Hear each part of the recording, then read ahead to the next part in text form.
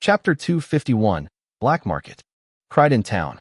Ezra and Lucy quietly walked through the streets alongside countless commoners who were busy going about their daily lives. Although Crichton was officially classified as a town, the amount of activity filling its streets made it feel closer to a small city. Horse carriages rolled across the stone roads. Merchants called out to passing customers, and people moved from one shop to another without paying much attention to those around them. Everyone seemed occupied with their own lives. No one wasted time watching strangers. As the two continued walking, Ezra calmly observed everything around him. Newspaper vendors loudly advertised the latest headlines while children darted between the crowd carrying baskets filled with bread and fruit. Small restaurants lined several corners of the street, and the pleasant aroma of freshly cooked food drifted through the chilly winter air. At first glance, the town didn't seem particularly different from many other small cities in Britannia. But the longer they walked, the more obvious the contrast became. Near the roadside, several homeless children wandered through the moving crowd with worn-out bowls in their hands, quietly asking passers-by for spare coins.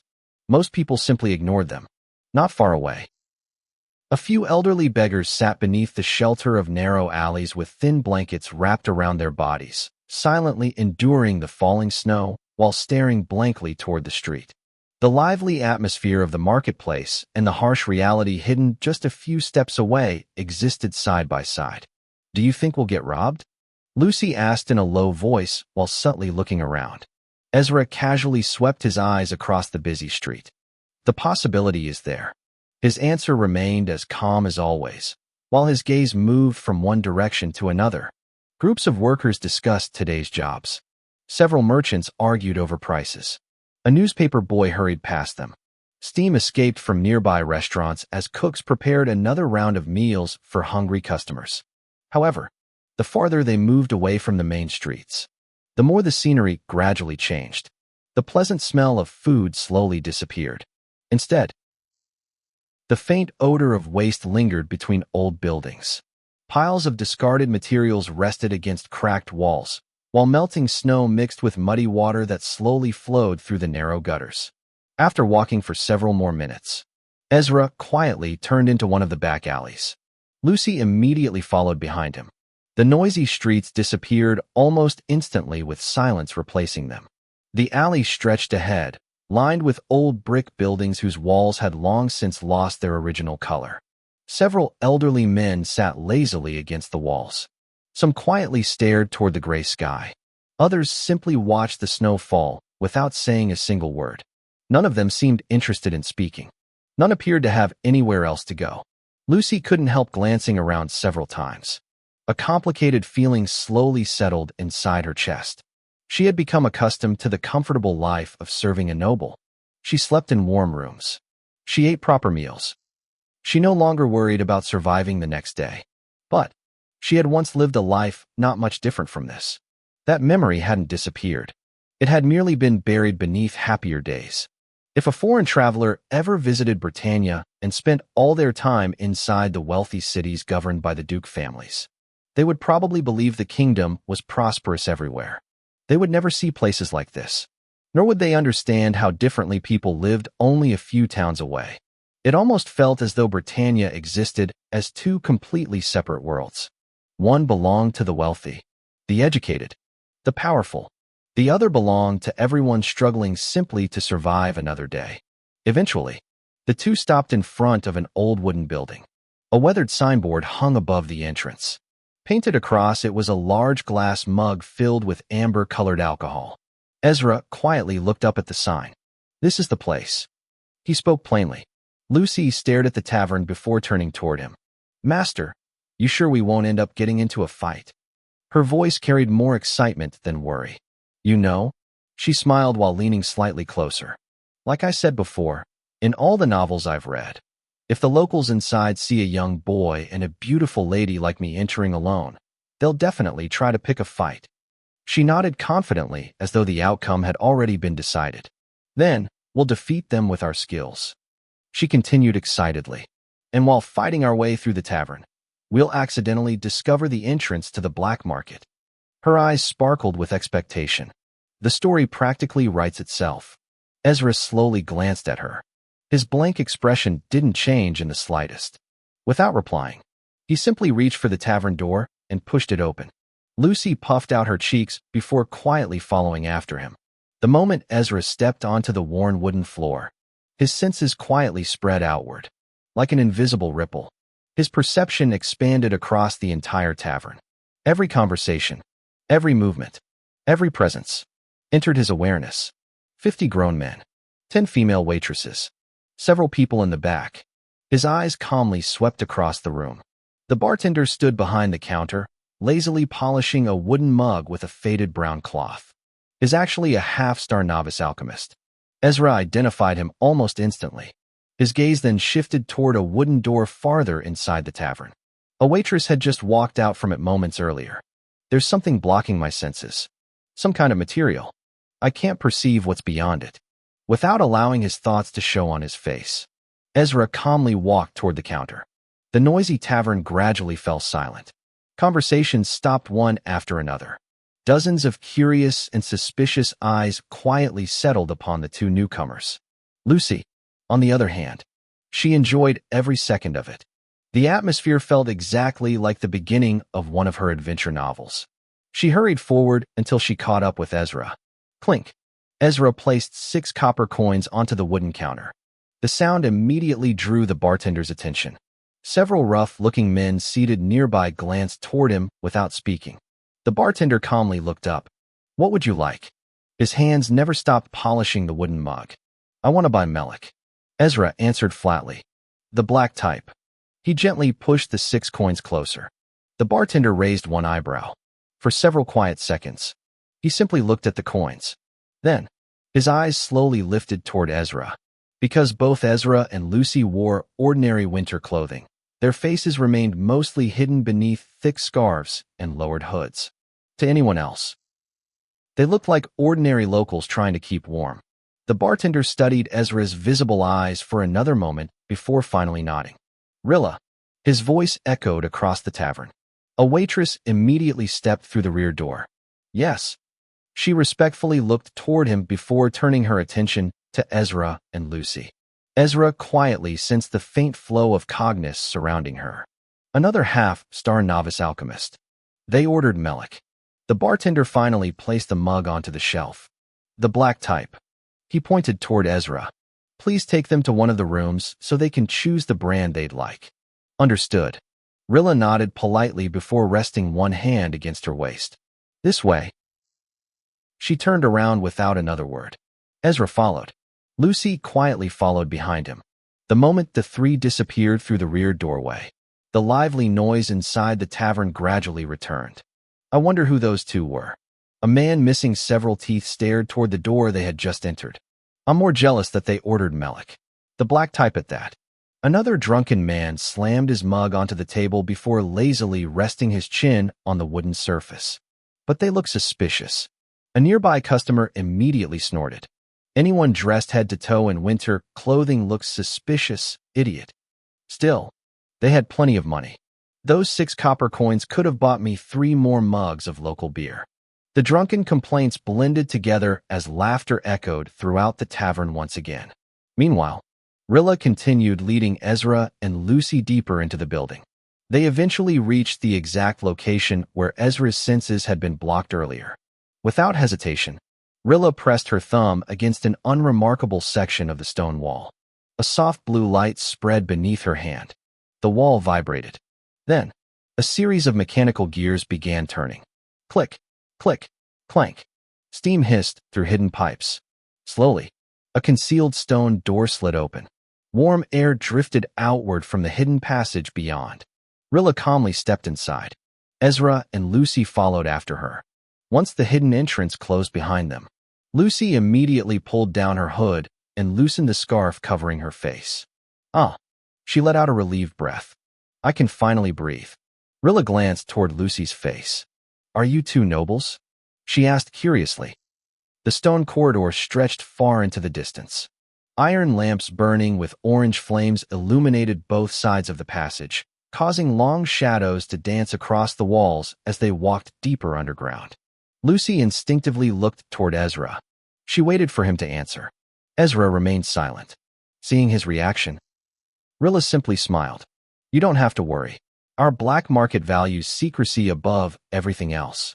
That's exactly why everyone entering must be inspected. A short distance later, they arrived at a checkpoint guarded by several heavily armed security personnel. The guards carefully searched Ezra for recording devices. Meanwhile, Rilla respectfully searched Lucy. After finishing, she stepped back. Please keep your Starlix, phone, or para devices inside your space bags. She calmly listed the remaining rules. No fighting. Payments may be made physically or through Skynet transactions. No releasing cogniz. And you alone are responsible for your belongings. She stepped aside before gesturing toward the massive entrance ahead. Enjoy your time in the black market. Ezra nodded once. Let's go. He calmly walked forward. Lucy quickly caught up beside him. The moment they stepped through the final entrance, both of them paused. A vast underground marketplace stretched before them. Instead of ordinary streets, rows upon rows of shops filled the enormous cavern. People wandered from stall to stall while merchants loudly advertised their rare merchandise. It reminds me of the marketplace back at the trial base. Lucy slowly looked around in amazement. Only, she smiled. Much bigger. Then another thought struck her. She looked toward Ezra. Master, how are we supposed to find that metal in a place this huge? Ezra calmly observed the countless shops before answering. We'll just have to start looking. His tone remained flat. He immediately began walking. Lucy hurried after him while sighing. Maybe we should have asked Rilla where the metal shops are. The deeper they walked, the stranger the merchandise became. Animals rested inside reinforced cages. Alchemy scrolls filled entire shelves. Firearms, rare medicines, illegal drugs, steam carriage components, outdated Starlix and phone devices. Even discontinued para models could be found among the countless stalls. Different voices continuously called out to them from every direction. Come and have a look. Rare alchemy scrolls. Best prices in the market. Quality steam carriage parts. One merchant after another enthusiastically waved toward the two, hoping to draw them into their shops. Some remained behind their counters, loudly advertising their merchandise, while others stepped directly into the street with welcoming smiles, trying to persuade Ezra and Lucy to stop and browse through their collections. A few sellers even attempted to begin conversations. Young man, I have something you'll definitely like. Miss, these accessories would suit you perfectly. Don't leave just yet. At least take a look. The bustling voices blended together, filling the underground marketplace with constant noise that echoed beneath the stone ceiling. Despite the relentless invitations, neither Ezra nor Lucy stopped. They continued walking at a steady pace. Not because they were wandering aimlessly. It was far from it, since Ezra already had a destination in mind. Although he had never visited Britannia's black market before, his previous life's experiences with comics, novels, and various adventure stories had taught him a common pattern shared by almost every hidden market. The deeper one ventured into the marketplace, the rarer the merchandise became. Ordinary goods occupied the outer districts. Items that were difficult to obtain appeared farther inside. As for the truly valuable treasures, the forbidden materials, the illegal creations, and the things that couldn't be sold openly anywhere else in Britannia, those were almost always hidden in the deepest parts of the market. Whether fiction reflects reality or not, Ezra believed it was still worth testing. So, the two calmly continued walking deeper into the black market without allowing the noisy merchants to distract them. Even so, their journey wasn't entirely without stops. Along one of the quieter streets, Ezra's footsteps suddenly came to a halt. Lucy, who had been following closely behind, almost bumped into him before quickly stopping herself. She looked toward the shop that had caught his attention. It was a small bookstore tucked between two larger stores. Unlike the surrounding merchants who constantly shouted for customers, this old bookstore remained unusually quiet. Rows of worn wooden shelves could be seen through the entrance, each packed with books of different sizes and ages. The faint scent of old paper drifted into the street, carrying with it the familiar atmosphere of a place that had preserved knowledge for many years. Without saying a word, Ezra stepped inside. His calm eyes slowly moved across the shelves until a particular book immediately caught his attention. He reached toward it without hesitation. The cover looked old, with slight wear around the edges, yet it had been carefully maintained. After opening a few pages, his black eyes remained fixed on the contents. The book recorded the history of Andraver, the legendary son alchemist of Britannia. Inside were detailed historical accounts of his life, the era in which he lived, several documented achievements, and records surrounding the development of sun alchemy itself. Ezra quietly turned another page, then another. The more he read, the more interested he became. Without giving it further thought, he closed the book and calmly walked toward the counter to purchase it. Lucy simply smiled to herself while looking at her master. She had already become accustomed to moments like this. Whenever Ezra encountered a book or anything containing useful knowledge, no matter where they were, he almost never left without buying it or studying it. Once the transaction was completed, Ezra carefully stored the book inside his space bag before the two quietly left the bookstore and continued their journey deeper into the mysterious black market of Britannia. Chapter 252, Black Market Part 2. Young man. A sketchy-looking old man stood in front of his shop, waving both hands toward the stream of people passing through the underground marketplace. His rough beard had long since turned gray, while the wrinkles on his face made him appear even more suspicious than the loud voice he was using to attract customers. His patched coat hung loosely over his thin body, and the crafty smile resting on his lips only made him resemble the stereotypical dealer one would expect to meet inside a black market. Of course, he wasn't the only one. Nearly every merchant lining both sides of the street looked just as suspicious in one way or another. Some wore masks that concealed everything except their eyes. Others hid beneath thick hooded cloaks. Several covered the lower halves of their faces with scarves, while a few openly displayed scars that stretched across their cheeks and necks. Despite their different appearances, they all shared the same purpose: to convince passing customers to spend their money. Young master, I have genuine military-grade alchemy materials. Rare beast meat. Freshly arrived. Looking for forbidden books? Top-quality firearm parts. The lively voices blended together until they became one continuous wave of noise that echoed throughout the enormous underground market.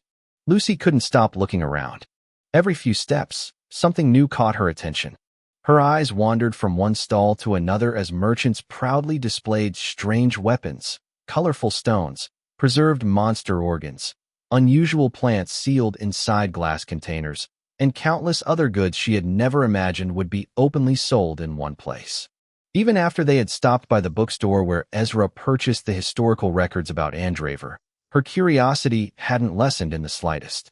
Instead, it had only grown stronger.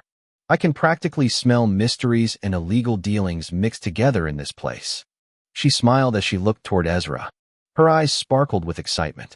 This is exactly how I imagined a black market would feel. Ezra didn't answer. He simply continued walking straight ahead with his usual calm expression, completely ignoring the overly excited maid walking beside him. His attention remained focused on the layout of the marketplace instead. Every section had been carefully organized. Although the atmosphere appeared chaotic at first glance, there was actually a hidden order governing everything. Weapons occupied one district, alchemy materials another, books, medicines, foreign artifacts. Every category had gradually become separated as they ventured deeper into the marketplace. After quietly studying the surroundings for several more moments, Ezra finally stopped. We should be there now. He raised one hand, pointing towards the distance. Lucy's gaze followed the direction of his finger. Standing several streets ahead was an enormous shopping complex. Compared to every shop they had passed so far, the difference couldn't have been any greater. The surrounding stores consisted mostly of worn stone buildings, old wooden structures, and small stalls squeezed tightly together. This building looked completely different. Several floors rose high above the surrounding marketplace. Large crystal windows reflected the warm glow of countless lamps. Elegant decorations lined the exterior walls, while polished metal pillars supported a broad entrance that looked more fitting for an upper-class shopping district than somewhere hidden inside Britannia's largest black market. The only thing preventing it from looking completely out of place was its location, surrounded by old alleys and suspicious merchants. Its luxury almost felt unnatural. Lucy blinked several times. That's it. She tilted her head. I honestly expected something much creepier. She scratched her cheek. The deeper we came into the black market, the more I imagined the buildings would become darker and more suspicious. Instead, she looked toward the luxurious structure once again. It looks like somewhere rich nobles would casually go shopping. Ezra calmly observed the building. I think this is even more obvious. His voice remained flat. If someone wanted to hide the rarest goods, they wouldn't make the place difficult to find. Plus, this makes it easier in terms of security. Lucy thought about his words. A few seconds later, she slowly nodded. That actually makes sense. Even so, she couldn't hide the slight disappointment on her face. This feels so different from the novels. She quietly muttered to herself. Ezra had already begun walking again. Let's go. He spoke without looking back. Wait for me. Lucy hurried after him. The two crossed the wide stone street before eventually arriving at the entrance of the massive shopping complex. Two security guards in black suite lazily watched over the doorway. One sat comfortably on a chair with a cigarette resting between his fingers. Thin trails of smoke drifted upward as he occasionally took another puff. The other leaned against the stone wall with both arms folded across his chest, while his eyes remained closed. Anyone unfamiliar with him would probably assume he had fallen asleep while standing.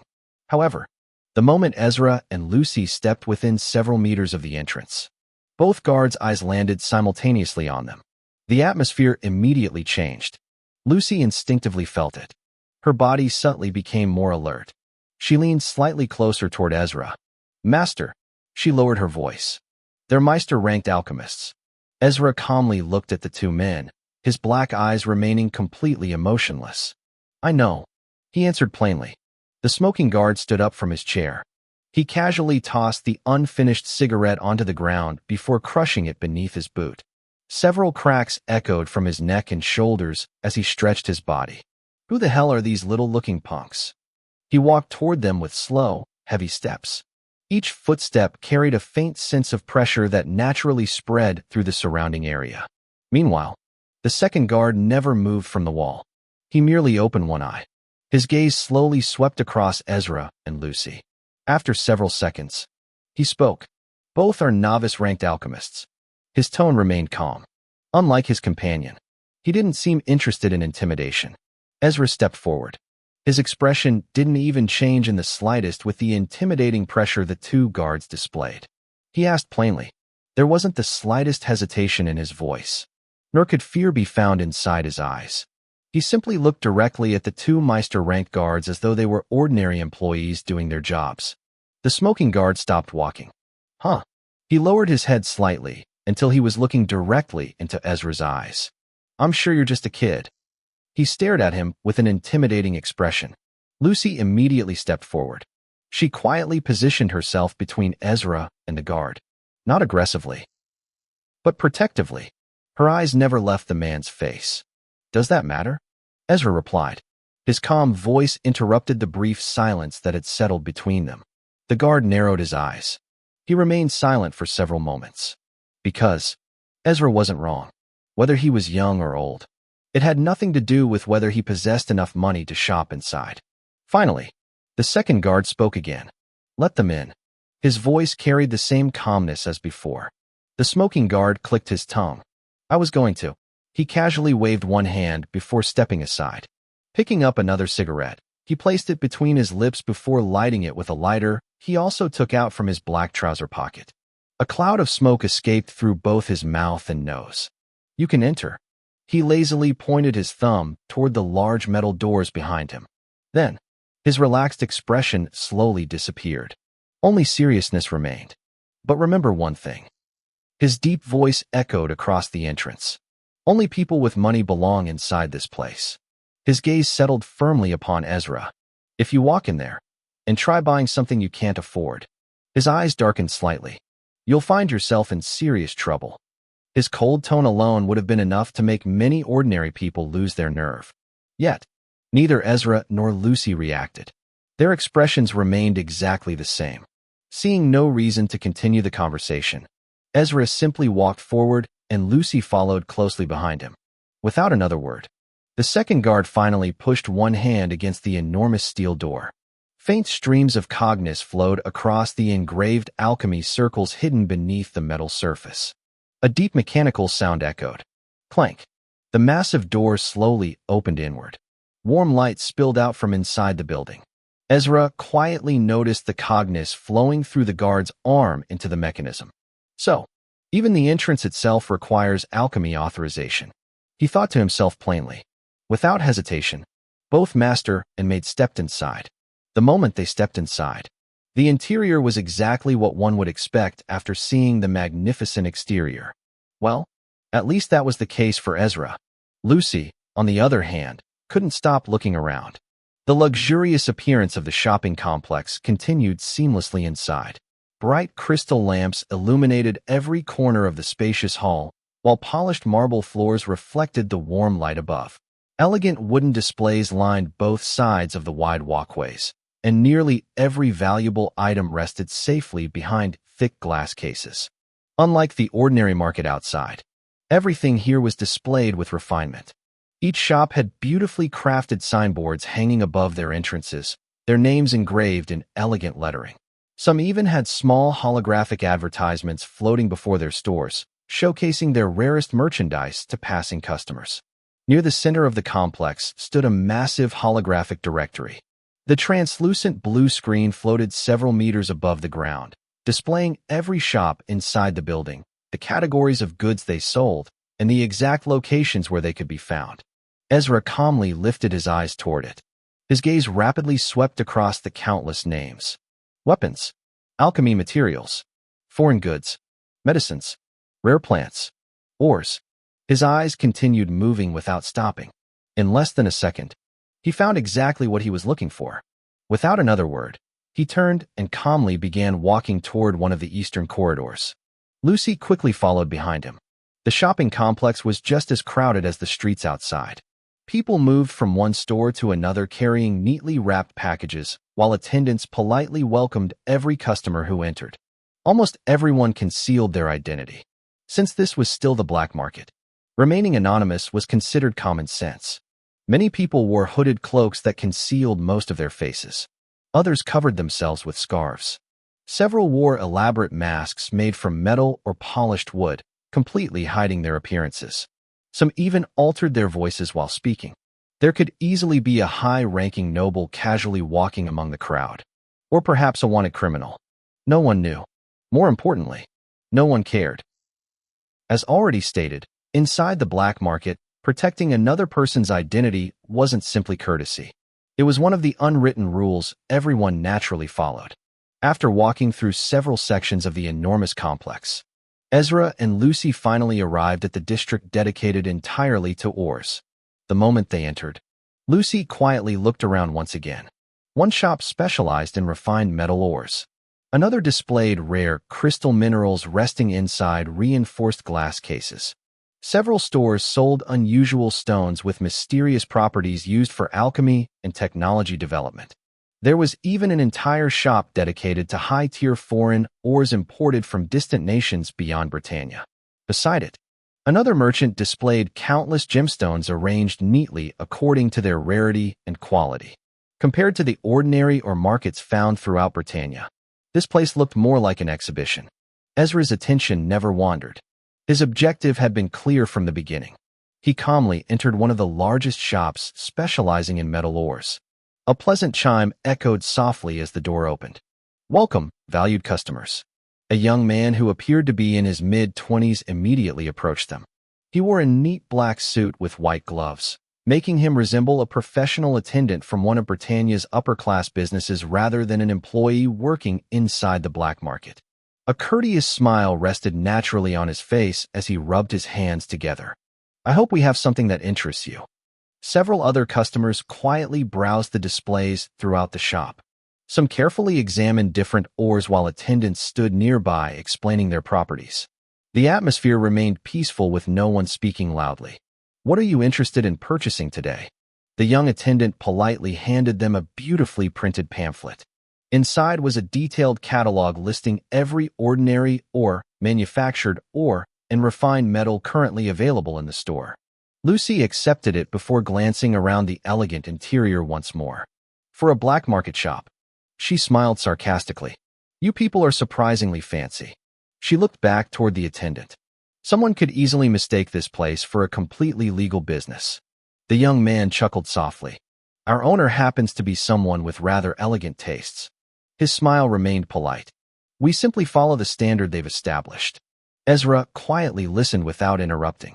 With this level of management, it's obvious most of these shop owners are nobles or backed by them. The thought naturally crossed his mind. Only someone with significant influence and wealth could maintain such a high standard inside a place like the black market. Lucy unfolded the pamphlet across the display counter. Ezra leaned slightly closer. The two calmly scanned through the long catalog together. There were dozens of ordinary ores, several manufactured alloys, countless refined metals. Even materials Ezra had only encountered inside Ashcraft's research and development facility appeared on the list. Finally, his finger stopped.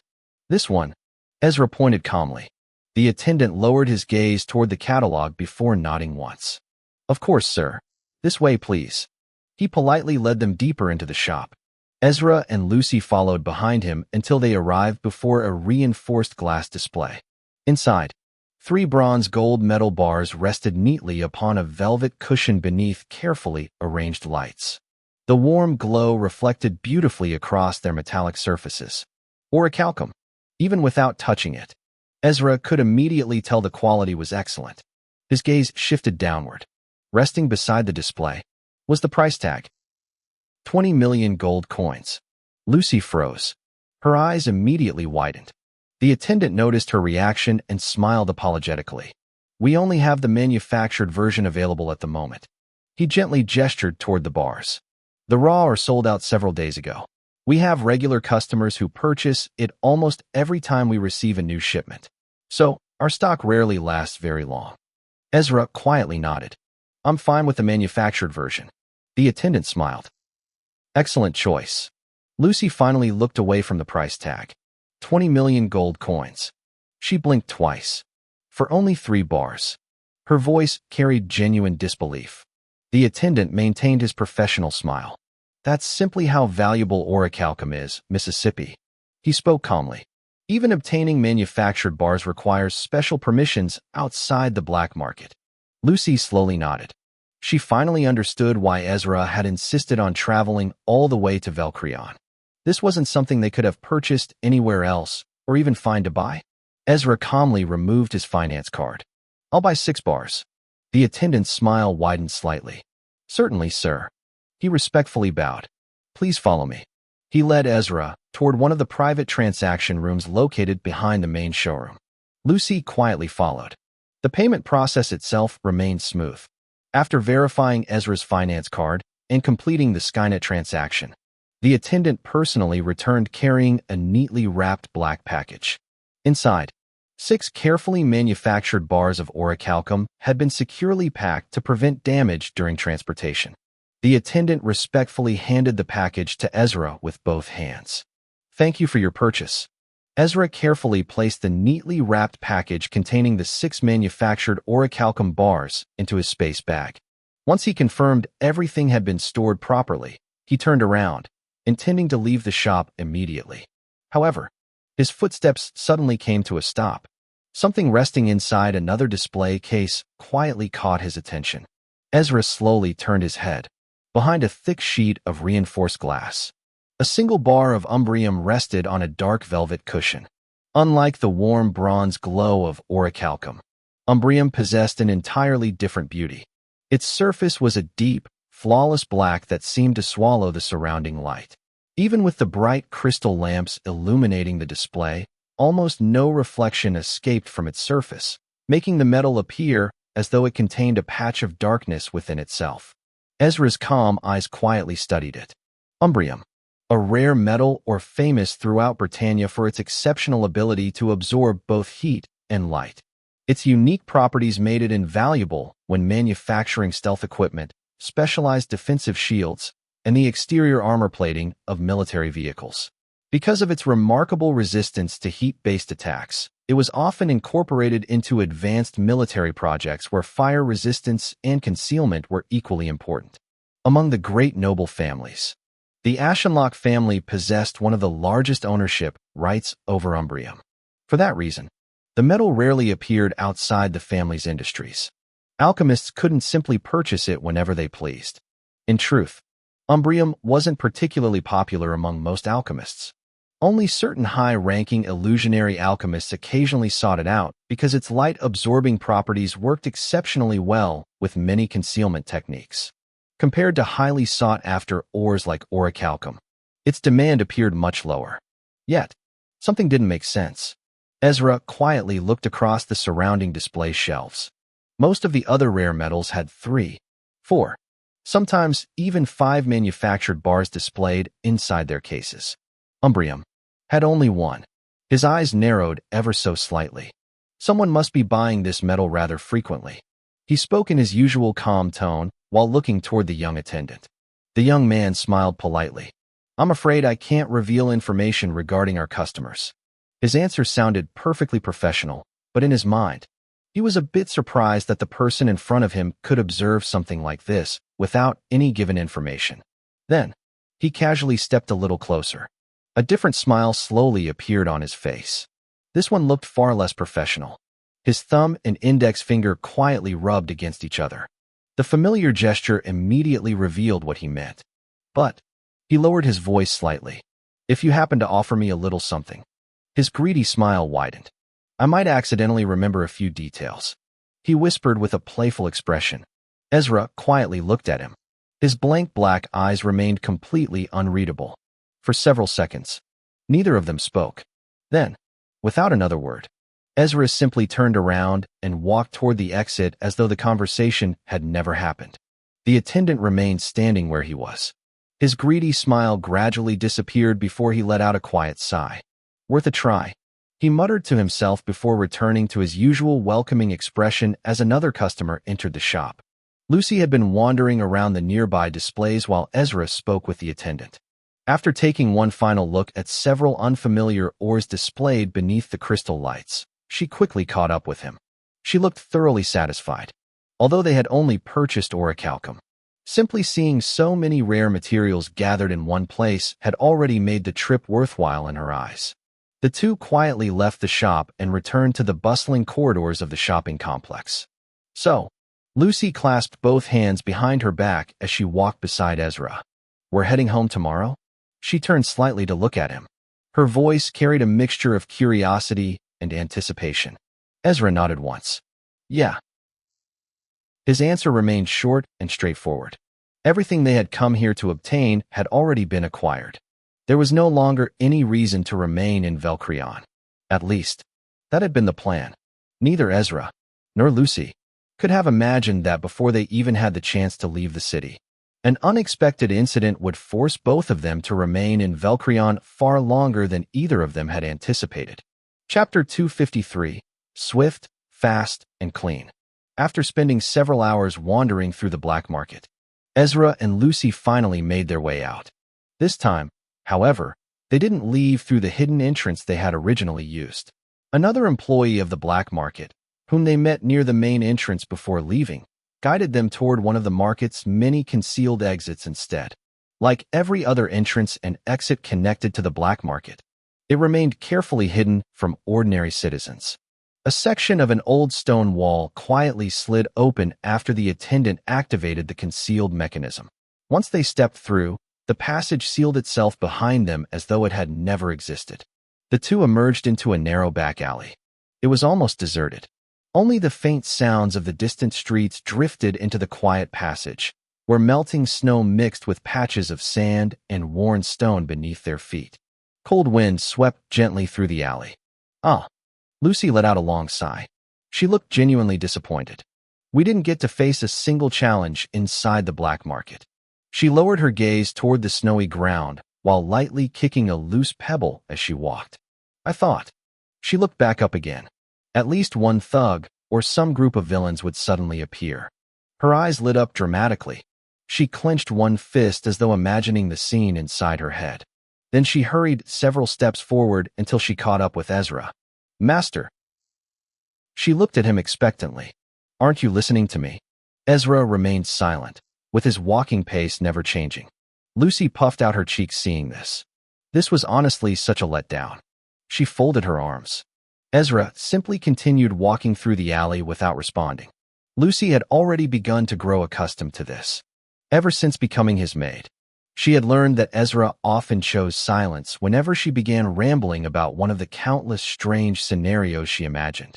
Although, that never stopped her from talking anyway. She continued enthusiastically. We did meet those scary-looking men. She stretched both hands outward while speaking. But nothing happened. Nothing at all. She sounded almost offended by reality itself. I really thought. She suddenly passed a small amount of cognizance towards her feet. Whoosh. Her figure flashed beside Ezra in an instant. She immediately deepened her voice. Show your face, kid. Lucy widened her eyes and put on what she believed to be a terrifying expression while trying to imitate the smoking guard from the shopping complex. She quickly moved to Ezra's other side. Then she crossed her arms while speaking in another exaggerated voice that seemed to be her image of how Ezra would reply. Huh? You think I'd listen to you? Smokey. She finished with an expression that clearly showed how proud she was of her performance. For the first time since leaving the black market, Ezra finally looked toward her. He slowly stopped walking, his eyes narrowing ever so slightly. Lucy remained completely immersed in her acting. How dare you call me Smokey? She shouted dramatically while pretending to charge toward an imaginary opponent. Flick. Ezra calmly raised one finger. His fingertip landed squarely against Lucy's forehead. Ouch. Lucy immediately covered her forehead with both hands. She looked at him with watery eyes. You actually flicked me. She protested. You seriously used your cognizance just to do something like this? Ezra replied in his usual flat tone. His face remained completely expressionless. Lucy rubbed her forehead. You shouldn't hit a lady, master. She complained. Ezra ignored her. Without another glance, he simply resumed walking. Lucy dusted off her clothes before quickly following after him. You're a bully. She pouted playfully. Ezra remained silent. Then, boom. A heavy crash suddenly echoed from the alley to their right. The sound resembled a body smashing violently into wooden crates. Ezra immediately stopped. Lucy did the same. Both calmly turned toward the source of the noise. A young boy flew through the air before crashing heavily onto the ground several meters ahead of them. Fragments of broken wood scattered across the alley. Young master, a frightened female voice screamed. Arg. The boy struggled to push himself up. His entire body trembled from the impact. Even so, he stubbornly forced himself back onto one knee. Cough. Cough. Fresh blood spilled from his mouth before dripping onto the snowy ground beneath him. Loud laughter followed shortly afterward. Ha ha ha. 5 older men slowly walked into view from the opposite side of the alley. Their dirty clothing, rough appearances, and arrogant expressions made it obvious what kind of people they were. Common street thugs. Amongst them was a massive man with an enormous belly. Although fat covered much of his body, his thick arms remained packed with visible muscle. In one arm, he held the struggling young woman tightly around her waist. No matter how desperately she twisted her body, she couldn't escape his grip. Her clothes had already been torn in several places. Part of her shoulder and chest had become exposed. The large thug shamelessly squeezed her left breast while wearing a disgusting grin. Let her go. The injured boy shouted hoarsely. Cough. Cough. His voice cracked from both pain and anger. Ezra quietly looked at the scene. Then, his eyes shifted toward the frightened woman. Finally, toward the 5 men. What a troublesome situation. The thought crossed his mind only briefly. Without saying anything, he simply continued walking. Straight ahead, passing directly by the injured boy. The young man finally noticed Ezra and Lucy. He stared blankly at them. Lucy also noticed Ezra continuing forward. Without hesitation, she followed behind him, before either of them could walk much farther. You. One of the thugs suddenly pointed toward them. His grin widened. Stop right there. His loud voice echoed through the alley. Another man standing beside the big thug laughed. They think they can just show up and leave like nothing happened? He waved his arm. Get them. Yes, boss. The remaining 3 immediately burst into laughter. Another pair of prey. I hope one's a girl. The three rushed toward Ezra and Lucy. Even after hearing the order, neither Ezra nor Lucy changed their pace. They continued walking as though the approaching footsteps behind them didn't exist. Lucy glanced toward Ezra. Master, she asked calmly. Master, shouldn't we just run since you don't want to get involved in whatever is going on? Her playful expression from earlier had completely disappeared. Only seriousness remained. Ezra didn't even look back. Why would I run? He answered plainly. At that moment, the injured boy forced himself up once more, ignoring the pain throughout his body. He stumbled toward Ezra and Lucy before spreading both arms in front of them. You too. His breathing became uneven. You should run and call the local guards. His body visibly shook. Fear remained obvious inside his eyes. Yet, he still chose to stand in front of complete strangers, trying to protect them.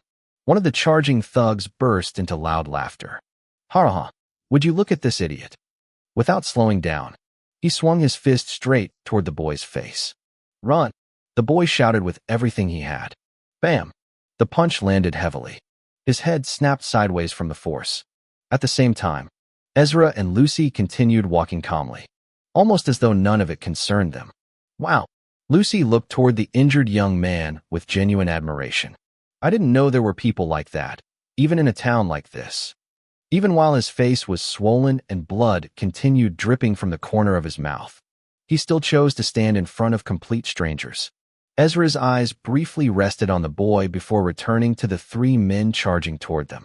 There will always be kind people in this kingdom, he answered calmly. No matter where you go. Lucy smiled faintly. They're only a few meters away now. She slowly cracked her fingers one after another, while a calm expectation remained on her expression. Ezra continued walking nonchalantly without turning back, since they're the ones attacking first. His voice remained perfectly flat. Make it quick. We need to leave this town before nightfall. The heavy footsteps behind them rapidly grew louder. Two thugs were already within striking distance. Yes, master. A bright smile appeared on Lucy's face. She immediately stopped walking, smoothly turning her body. The thug in front stretched out his hand, intending to grab Ezra's scarf. Huh. His fingers had barely reached forward. Lucy moved. There wasn't the slightest unnecessary motion. She stepped forward once and her left hand already intercepted his wrist. Crack. The sound of bone breaking echoed sharply through the alley. Lucy didn't simply squeeze his wrist. She crushed it. Yeah. The thug let out a blood-curdling scream. His entire body instinctively bent forward from the unbearable pain. The second thug, who had been charging behind him, froze for a split second. Shock flashed across his face. How dare you? Rage immediately replaced it. He pulled a small pocket knife from his belt before lunging toward Lucy. The blade reflected the afternoon sunlight as he thrust it toward her neck. Lucy didn't retreat. She didn't even dodge. A narrow dagger silently slipped from the sleeve of her opposite arm. Its movement was so smooth it almost looked effortless. Slash. A silver arc quietly passed across the first thug's throat. His scream abruptly stopped. Blood burst from the clean cut before splattering across the snowy ground. His hands instinctively flew toward his neck. His eyes widened in disbelief. He staggered backward. His knees buckled. Then, his entire body collapsed onto the ground, twitching violently as blood rapidly spread beneath him. The second thug's pupils contracted, although his charge didn't stop. Instead, his anger only intensified. I'll kill you, he roared. Lucy calmly stepped to the side. Her body disappeared from his line of sight. The thug blinked. Huh. His vision suddenly tilted. The sky, the buildings, the snowy alley. Everything seemed to rotate strangely before him. Only then did he notice it. A headless body, still running several steps forward. His own. A fountain of blood erupted from the neck before the body finally collapsed onto the frozen ground. His severed head struck the stone pavement with a dull thud before rolling several meters away. Lucy had already walked past him, never once looking back. Instead, her attention shifted toward the third thug. He remained several meters away. Unlike the first two, he stopped chasing them. Instead, he stayed back, repeatedly kicking the injured young man lying on the ground. Each kick landed heavily against the boy's ribs. The thug laughed while doing it. You think you're some hero? He sneered. Another kick landed. Then, the scream of his companion echoed through the alley. The thug instinctively turned. His mocking grin slowly disappeared as he watched Lucy's figure come to a stop. Then, his companion's head separated cleanly from his body. Blood sprayed into the air. The grin on his own face instantly transformed into horror. What the hell? He blurted out. Lucy calmly began walking toward him. Every step remained steady. Neither hurried, nor slowed. The thug's entire body stiffened immediately. His survival instincts immediately took over. He spun around and fled instantly. No, no, no way, never. He shouted while running with everything he had. But before he managed more than several steps, the injured young man suddenly lunged forward, ignoring every injury covering his body. He wrapped both arms tightly around the thug's leg. The thug stumbled violently. His body nearly crashed into the ground. Only by slamming both hands against the frozen earth did he barely stop himself from falling. You bastard! He screamed in panic. Let go. Without hesitation, he drove a brutal kick straight into the young man's face. Bam! The impact forced the boy's grip loose. Arg! He cried out in pain before rolling across the snowy ground. The thug immediately pushed himself back onto his feet. His breathing had already become uneven. Fear completely filled his face. He no longer cared about his companions. He only wanted to survive. He ran with everything he had. His legs barely obeyed him anymore. Even so, he continued sprinting toward the opposite end of the alley, toward his boss, and toward the strongest member of their group. At that moment, the large thug had already forced the young woman onto the ground. One massive hand pinned both of her wrists above her head. The other kept her body from moving. Beside him, the boss laughed while unfastening his trousers. The young woman's struggles gradually weakened. Tears streamed down her face. She finally stopped resisting, not because she had accepted her fate, but because she understood that continuing to fight would only get her killed. The fleeing thug finally reached them. His terrified scream immediately drew both men's attention. The boss frowned. What the hell are you doing? He shouted angrily. The large thug also looked up. The fleeing thug pointed behind himself. They are. His words never finished. A cold flash quietly crossed the space between them. The movement was so clean and so swift that neither the boss nor the large thug immediately understood what had happened. For a brief moment, the fleeing thug remained standing. Then, his head slowly slipped from his shoulders. It struck the ground before rolling across the snow. Only afterward did the headless body collapse beside it, blood pouring from the cleanly severed neck. The blood splattered across the frozen ground. Dark red droplets scattered over the thin layer of snow before slowly melting into it, creating a sharp contrast against the white surface beneath. Lucy calmly lowered her dagger. Her eyes remained fixed on the remaining two men. Forcing yourself on a lady, she spoke in a cold, emotionless voice, is disgusting, you know. With a light flick of her wrist, she swung the dagger through the air. The fresh blood coating its blade scattered away in crimson droplets before the polished steel became clean once more. The hell? The boss stared at her in disbelief. Cold sweat instantly formed across his forehead. He had watched one of his subordinates die within only a few breaths. The death had been swift and the strike had been clean. There hadn't been a single wasted movement.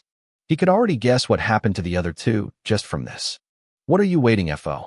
He angrily turned toward the large thug beside him. His voice suddenly stopped. His eyes widened. A throwing dagger had buried itself perfectly between the man's eyebrows. The blade sank deep into his forehead. The huge thug remained standing for only a brief second. His eyes slowly lost focus. Then, his massive body crashed heavily onto the ground. Thud. The impact shook the snow beneath him. What? The boss blinked repeatedly. His thoughts had become completely blank. His breathing turned uneven. For the first time in many years of his life as a thug, fear completely overwhelmed him. He hurriedly turned back toward Lucy, who was still walking towards him. Step, step, step. Her movements weren't hurried. She walked toward him at an ordinary pace. Yet every step made the boss's heart pound harder inside his chest. Run. The thought finally appeared inside his mind. He instinctively pushed himself backward. However, the moment his foot moved, Lucy disappeared. His pupils contracted violently. Too fast. She had vanished from where she had been standing. A sudden chill crawled up his spine. Before he could even react, Lucy had already appeared directly beside him. She hadn't used cognition. She simply relied on the terrifying speed she had built through countless hours of daily physical training. Flash. The silver blade quietly swept through the air. It was so smooth and so effortless that the boss didn't even feel pain. For a brief moment, he remained standing. Confusion filled his face. Then, his vision slowly tilted. The alley, the sky, the falling snow, everything rotated before his eyes. Only then did he realize his body was no longer beneath him. His severed head struck the frozen ground before rolling several meters away. Behind it, his headless body collapsed to its knees before finally falling forward as blood poured from the cleanly severed neck. Lucy calmly watched the corpse fall. Without changing her expression, she crouched beside it, using the dead man's clothing. She carefully wiped the blood from her dagger. Every movement looked practiced, as though she had repeated it countless times before. Once the first blade was clean, she walked toward the large thug. The throwing dagger remained embedded deep inside his forehead. Lucy gripped its handle.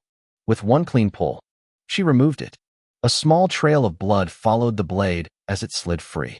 She wiped it clean using the thug's clothing as well before calmly returning both daggers to the concealed sheaths hidden beneath her sleeves. Only after everything had been put away did she quietly let out a satisfied breath. Ah!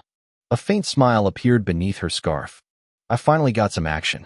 She looked around at the motionless bodies scattered throughout the alley. Well, she shrugged lightly. At least it was something. Her tone sounded almost disappointed that the fight had ended so quickly. Not far away, the young woman slowly pushed herself up from the snowy ground. Her trembling hands hurriedly pulled her torn clothing back into place. Even after escaping, her body refused to stop shaking. Tears continued running down her cheeks. Moments earlier, she had believed her life was over. Now, the men who had cornered her all lay dead around her. She looked toward Lucy. Fear, relief, and gratitude. Several emotions mixed together inside her eyes. Thank you. Her voice trembled. Thank you very much. She bowed deeply. Lucy casually turned toward her. It's fine, she answered simply. It's not like I killed them to save you. The young woman lowered her head once again. No. She shook her head repeatedly. Thank you. If you hadn't arrived. Her voice broke. She couldn't continue speaking. Instead, she bowed once more. Lucy quietly looked at her. Only now did she properly notice the young woman's face. Earlier, the big thug had blocked the full view of the young woman's face for Lucy to see her properly. But now, with the woman's face fully exposed, Lucy finally saw her clearly. Her expression froze. The calm look in her eyes immediately disappeared. Gwen. Lucy's eyes widened in genuine surprise. Chapter 254, Meeting an Old Friend. Gwen blinked repeatedly in surprise. The mysterious person standing before her, whose face had been hidden beneath a scarf and had only moments ago, had suddenly called out her name. Her heart skipped a beat. She instinctively took several small steps backward. Sorry. Her voice trembled slightly. Do I know you? Even after being saved, she couldn't bring herself to lower her guard completely. The image of those thugs still lingered in her mind, and the frightening speed with which this mysterious woman had killed them only made her feel even more uneasy. Lucy immediately noticed the fear in Gwen's eyes. Without the slightest hesitation, "It's me." Her voice softened. "Lucy." She reached up with both hands, gently pulling down the scarf that covered the lower half of her face before lowering the hood resting over her head. Long familiar hair slipped free. Her entire face was finally revealed. Gwen's eyes widened so much that tears immediately began gathering inside them. "Lucy," she whispered. For a brief moment, she simply stared, as though afraid the person standing before her would disappear if she blinked again. Then, "Lucy." She covered her mouth with both hands. Fresh tears overflowed almost instantly. You're alive." She no longer cared about anything else. Not the torn clothes exposing part of her shoulder. Not the blood surrounding the alley. Not even the corpses lying only a few steps away. She immediately rushed forward. The cloth she had been desperately using to cover herself slipped from her fingers and fell onto the snowy ground. She threw both arms around Lucy. Her body trembled violently. Lucy! Her voice cracked. Sob, sob. She could no longer hold back her tears. I really thought I'd never see you again. She hugged Lucy tightly, as though afraid that letting go would make everything disappear. Lucy lowered her head slightly. She quietly looked at the familiar girl in her arms. Gwen. A gentle smile slowly appeared on her face. Countless memories surfaced inside her mind. The two of them searching for scraps of food together, running through the streets to avoid dangerous adults, taking turns looking after each other whenever one became sick, sleeping beneath broken roofs while hoping tomorrow would be kinder than today, and the memory of them being forcefully taken away by strange, covered men working for the largest red house in Britannia. Those difficult days had become memories she rarely thought about anymore. Yet, meeting Gwen again brought all of them rushing back. Lucy slowly wrapped both arms around her friend. Tears quietly rolled down her own cheeks. I thought I lost you too, she whispered. The two girls remained locked in their embrace. Neither of them cared how much time passed. Not far away, Ezra silently watched everything unfold. He sat calmly on an abandoned wooden crate resting beside one of the old stone walls. The crate had long since been discarded after transporting goods. Its rough surface creaked faintly beneath his weight. His expression never changed. He simply allowed the two old friends their reunion without interrupting. The quiet moment lasted only briefly. Gee, Gwen, are you okay? A worried voice suddenly echoed through the alley. The young boy struggled to remain standing. Blood continued dripping from both his nose and the corner of his mouth. His right eye had swollen noticeably. The left side of his face wasn't much better. Bruises covered his cheeks while several cuts remained visible across his arms and forehead. Even so, he stubbornly forced himself to walk toward Gwen. Each step looked painful. His breathing had already become uneven. That single call immediately pulled both girls out of their emotional reunion. Young master, Gwen gasped. Her face immediately filled with worry. Only now did she remember the boy who had desperately risked his own life trying to protect her. She hurried toward him without another thought. Lucy also turned around. Only then did she notice Ezra. Her master remained seated on the wooden crate. His arms rested calmly across his chest, while his usual blank eyes quietly watched everything happening before him. Master. Lucy scratched the back of her head awkwardly. A nervous smile appeared on her face. Lucy, you idiot. Why did you reveal yourself so quickly? She silently scolded herself. Normally, she would never expose her identity inside a place like this to anyone or in any situation. Yet the moment she recognized Gwen, everything else had disappeared from her mind. Still, her hands quietly tightened. She lowered her eyes. I really thought Gwen had died. I had already accepted that. Meeting her again had completely overwhelmed her emotions. Now, she couldn't help wondering whether Ezra was disappointed in her. She slowly looked down at the snowy ground. For once, she didn't dare meet his eyes. Then, a calm voice broke the silence. Is she an old friend of yours? Ezra asked plainly. Lucy slowly raised her head. She looked toward him. As expected, his face remained exactly the same as always.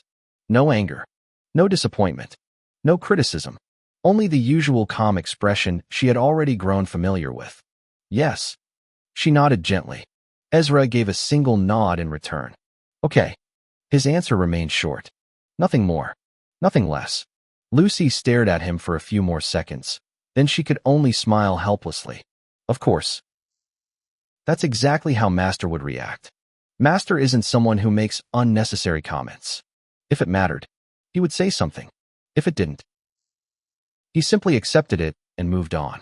How could I forget something like that? Lucy quietly let out a small sigh before looking back toward Gwen.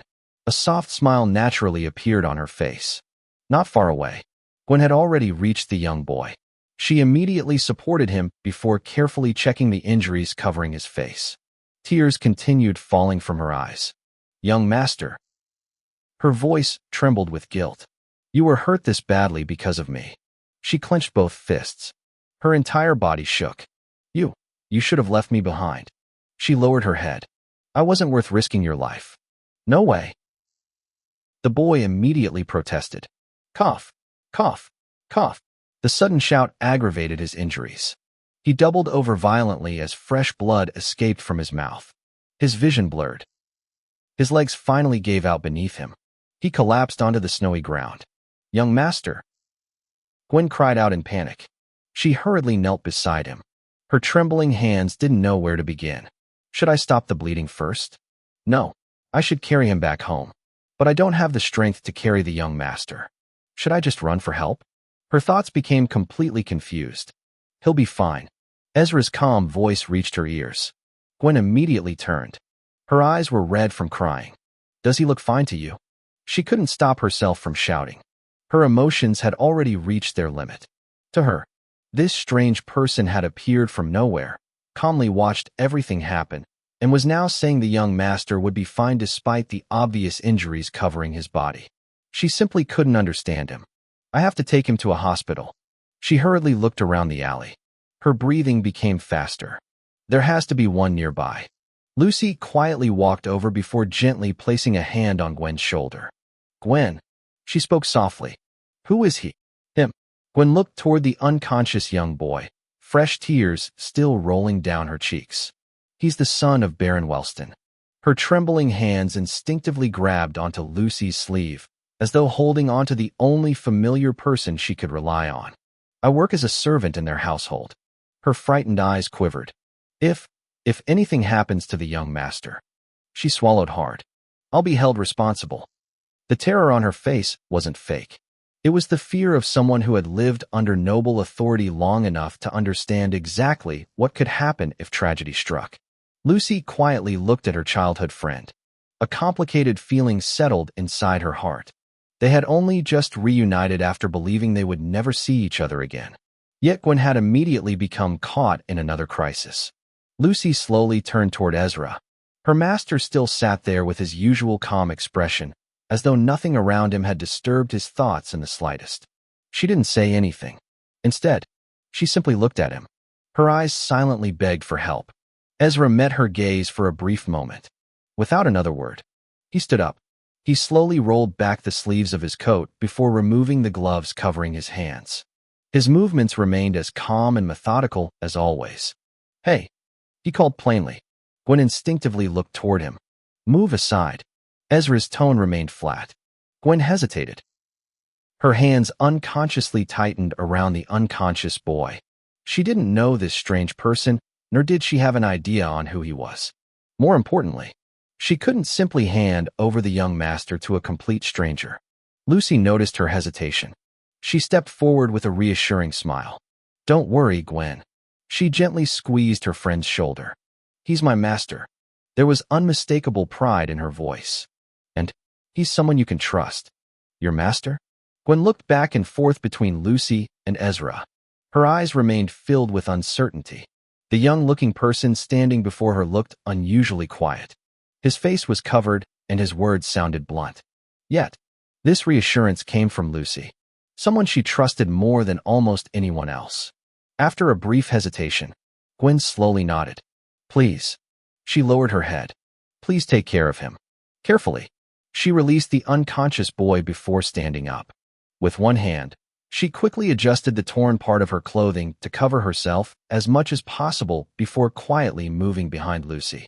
Ezra didn't respond. There was no need. He simply crouched beside the injured boy.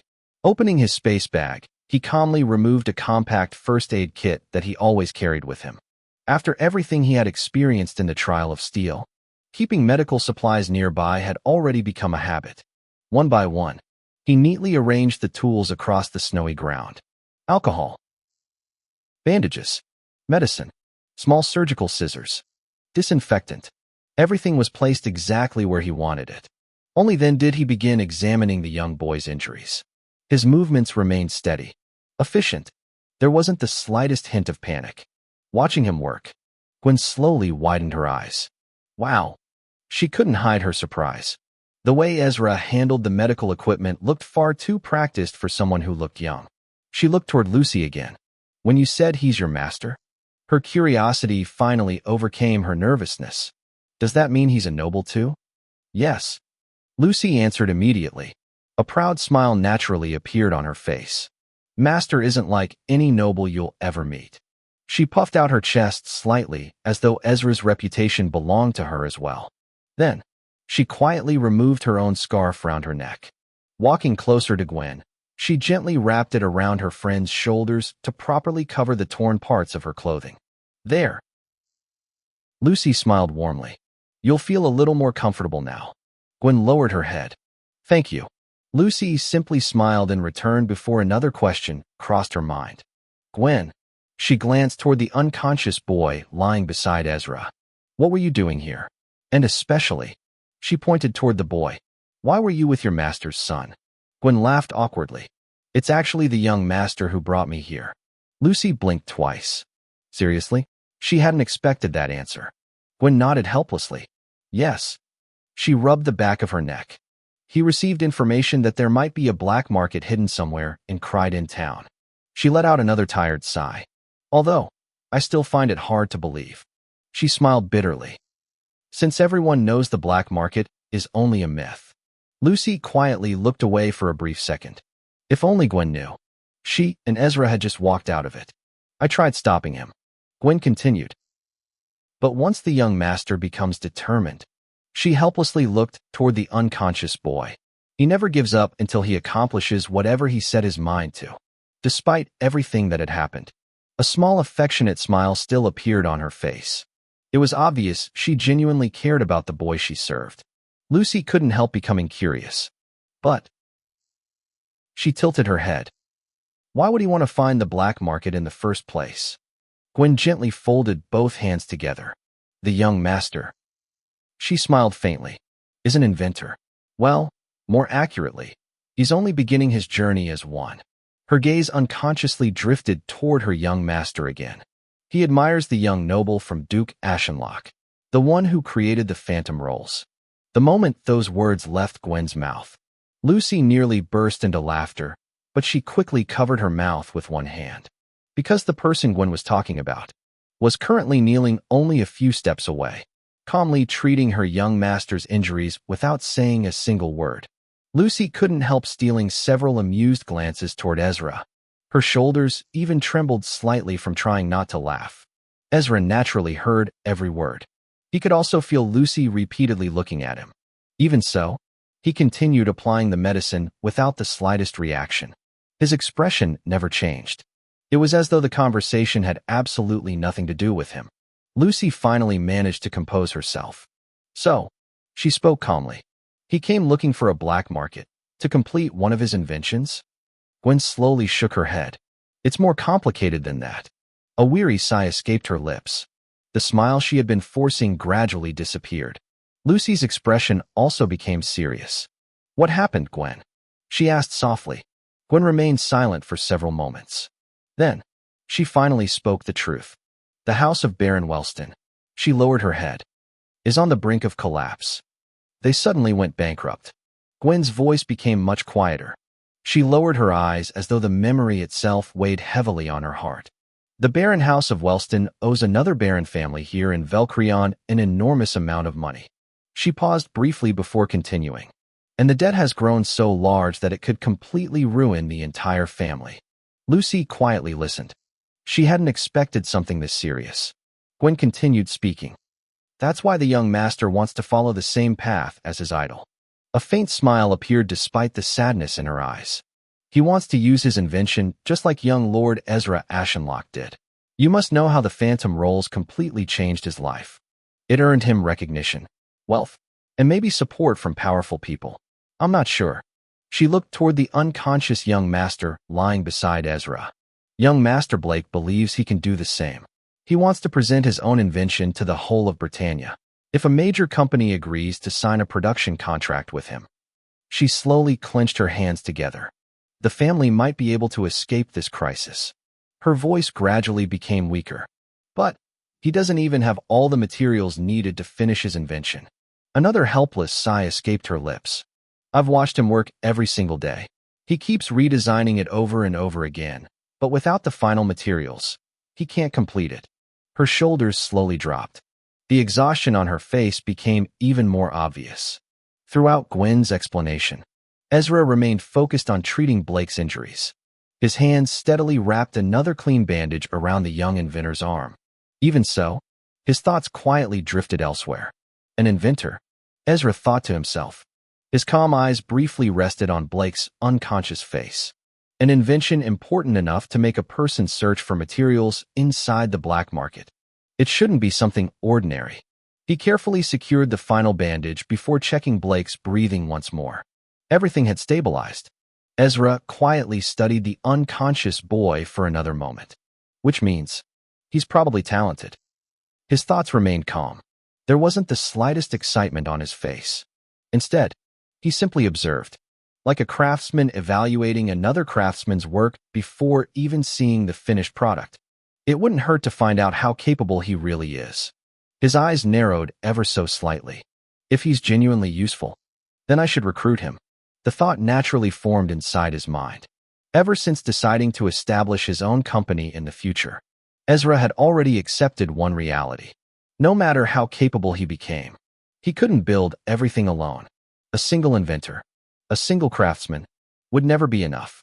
He would eventually need talented people around him. Craftsmen, researchers, alchemists, people capable of turning ideas into reality. Someone like Blake, if he truly possessed talent and usefulness, would be worth nurturing. Finding an inventor still in the early stages of his growth wasn't much different from discovering an untouched rare ore. Its true value only revealed itself after proper refinement. Several moments later, after Ezra finished applying the final treatment, he calmly inspected every bandage one last time before giving a slight nod to himself. "I'm done," he spoke in his usual flat tone. Standing up, he picked up the white cloth lying beside the first aid kit and slowly wiped the remaining traces of blood from the white gloves he wore before applying the first aid on Blake. After making sure everything had been cleaned properly, he neatly packed each medical instrument back into the first aid kit. The box disappeared into his space bag once again. Really? Gwen immediately stopped talking to Lucy. Without wasting another second, she hurried over and carefully knelt beside Blake. Her trembling hands gently examined the bandages covering his injuries. The bleeding had completely stopped. The swollen areas had already been treated. Every wound had been cleaned thoroughly before being wrapped with surprising precision. Even someone with professional medical training would have struggled to find fault with the treatment. Gwen slowly raised her head. Her eyes gradually became moist once more. She looked toward Ezra. Then, without hesitation, she lowered herself onto both knees. Her forehead almost touched the snowy ground. "Thank you." Her voice trembled with sincerity. "Thank you very much." She bowed even lower. Lucy quietly looked at her friend. She understood exactly why Gwen was reacting this way. To Gwen, Ezra hadn't simply treated Blake. He had protected the last hope of Baron Wellston. Ezra looked down at the kneeling girl. His expression remained as calm as ever. "You shouldn't thank me," he replied plainly. Then, he slowly raised one hand. His finger pointed toward Lucy. "You should thank her." His voice remained flat. "If she hadn't wanted to help, I would have already been walking home." Chapter 255, Baron House of Wellston. Gwen quickly turned toward Lucy. Her hands came together in front of her as she lowered her head deeply. "Thank you, Lucy." Her voice trembled with gratitude. She bowed even lower, making Lucy panic almost immediately. "Gwen, stop it." Lucy hurried over and gently grabbed both of Gwen's shoulders before helping her back onto her feet. A helpless smile appeared on her face. "We're friends, remember?" She looked directly into Gwen's tearful eyes. "When we were little, we always helped each other whenever times became difficult." She smiled warmly. "So now, it's my turn to help you. Like old times." After saying those words, Lucy subconsciously turned toward Ezra. She had already opened her mouth to ask him something. Before she could speak, "I know what you're about to say, Lucy." Ezra spoke first. His usual calm voice interrupted her thoughts. Lucy blinked. He looked at her with his dull black eyes. "We'll follow them." His answer was as simple as always. Without waiting for another response, Ezra casually threw away another white cloth he had just used to wipe his hands again. Although he had worn gloves while treating Blake's injuries, Sweat had still gathered on his palms during the treatment. The chilly breeze drifting through the alley quickly cooled his fingers. He quietly rubbed both hands together in order to warm his hands before slipping his black gloves back on. The familiar leather fit comfortably around his hands once again. Lucy's eyes immediately brightened. Really, the joy on her face was impossible to hide. Gwen also stared at Ezra in surprise. You want to come with us? She looked back and forth between Lucy and Ezra. Lucy immediately nodded with confidence. Don't worry, Gwen. She pointed at herself proudly before placing one hand on her chest. My master and I will make sure both you and your young master return home safely. Her bright smile naturally carried an indescribable sense of reassurance. Seeing how confidently Lucy spoke, Gwen slowly relaxed. Thank you again, Lucy. She smiled softly. Then she respectfully turned toward Ezra. And thank you as well. She lowered her head once more. Master of my friend. It's fine. Ezra replied plainly. He raised his head toward the evening sky. The sun had already begun sinking beyond the distant rooftops.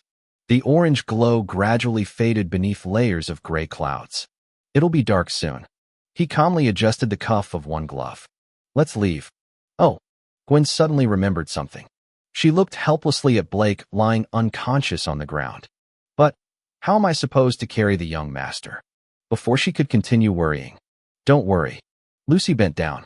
With one smooth movement, she lifted Blake onto her shoulder as though he barely weighed anything. I've got him.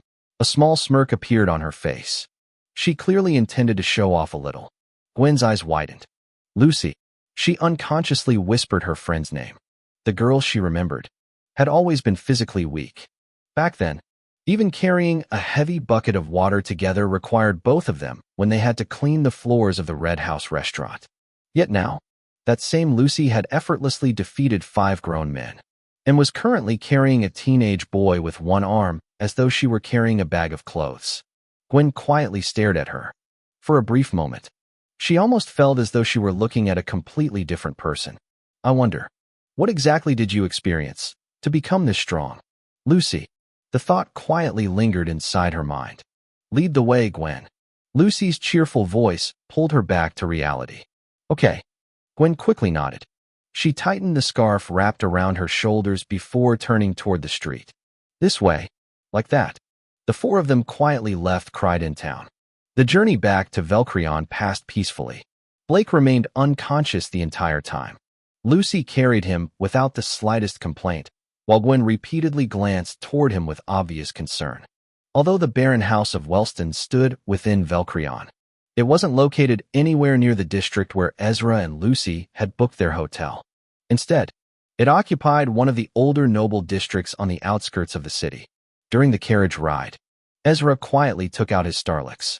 Using the hotel's customer service line, he sent a brief message explaining that neither he nor Lucy would be returning that night, since their belongings still remained safely inside their room. There was no need for unnecessary concern. After sending the message, he calmly returned the device to his pocket. Several hours later, the horse carriage gradually slowed before finally coming to a stop. We're here, Gwen softly announced. Lucy carefully stepped down first before helping Blake remain balanced across her shoulder. Ezra quietly followed. The moment his feet touched the stone pavement, his eyes naturally moved toward the estate before him. The barren house of Wellston. At first glance, it still possessed the appearance expected of a noble residence. Tall stone walls surrounded the estate. Iron gates marked the entrance. The mansion itself stood proudly beyond the front gardens. Yet, the signs of decline had already begun revealing themselves. Even from outside, only a single guard stood watch at the main gate. He leaned against a worn wooden spear instead of a standard polished military weapon commonly issued to noble guards. The uniform he wore had clearly been repaired several times. When he noticed Lucy carrying Blake, his expression instantly changed. You, young master. The guard rushed forward in panic. His footsteps echoed loudly across the stone road. Before anyone could explain, he immediately lowered his spear toward the group. Who are you people? His voice thundered through the entrance. What have you done to the young master? His grip tightened around the wooden shaft. Veins bulged along his arm. His eyes burned with both fear and anger. "You filthy dogs from Baroness Orvain!" he shouted furiously. "How dare you attack our young master?" The sharp tip of the spear pointed directly toward Lucy. The Lord only told them to come after him, and him alone. His breathing had already become uneven. "How dare you? Wait, wait." Gwen hurriedly stepped between both sides before the misunderstanding worsened. She raised both hands. "Uncle Pear." Her voice carried obvious urgency. "They're not enemies." She smiled gently despite her exhaustion. "They saved both the young master and me." Pear froze. "Gwen." The tension gradually disappeared from his body. His spear slowly lowered. Then he released a long breath. "I'm sorry." He bowed respectfully toward Ezra and Lucy. "I acted too hastily." Lucy quickly waved both hands. "It's all right." She smiled politely. "You were only doing your job." Pear nodded gratefully. "Thank you for understanding." He quietly walked to the gate and pushed open the iron gates before stepping aside. "Gwen will take you to meet the Lord, while the other servants will take care of the young master once you're inside." Behind them, the horse carriage quietly departed after receiving its payment. Throughout the entire exchange, Ezra remained silent. His attention had never been on the misunderstanding itself. Instead, his black eyes slowly moved around the estate. He quietly observed everything surrounding him. Every detail, every sound, every movement. The moment they entered the estate grounds, he had already begun piecing together the condition of Baron Wellston. Only one guard remained at the entrance. That alone already revealed part of the family's situation. As they continued walking through the stone pathway, Ezra subtly expanded his hearing. Footsteps, conversations, doors opening, kitchen sounds. The number of voices reaching his ears was far below what a barren household should normally possess. They must have dismissed many of their servants, probably to reduce expenses. His thoughts remained calm. His gaze drifted toward the gardens. The grass had grown unevenly. Several flower beds had begun drying out. Even the decorative trees looked neglected. Normally, a noble household employed gardeners to maintain every corner of the estate. Here, that responsibility had clearly become a luxury. The deeper they walked, the more obvious the family's financial decline became. As they stepped inside the mansion, the first thing that greeted them was silence. The place felt unusually spacious, not because the mansion itself was particularly large, but because so many of the things that normally gave a noble residence its dignity were no longer there. The walls remained standing proudly. The polished stone floor was still clean. The chandeliers still hung from the ceiling. Yet, the expensive paintings that usually decorated noble halls were gone. The antique statues had disappeared. Several display shelves stood almost empty, leaving only faint marks where valuable ornaments had once rested. Even the luxurious furniture expected inside a baron's residence had been replaced by simpler pieces. The mansion still possessed the structure of nobility, but much of its soul had already been sold away. Lucy quietly looked around. Her eyes moved from one empty corner to another.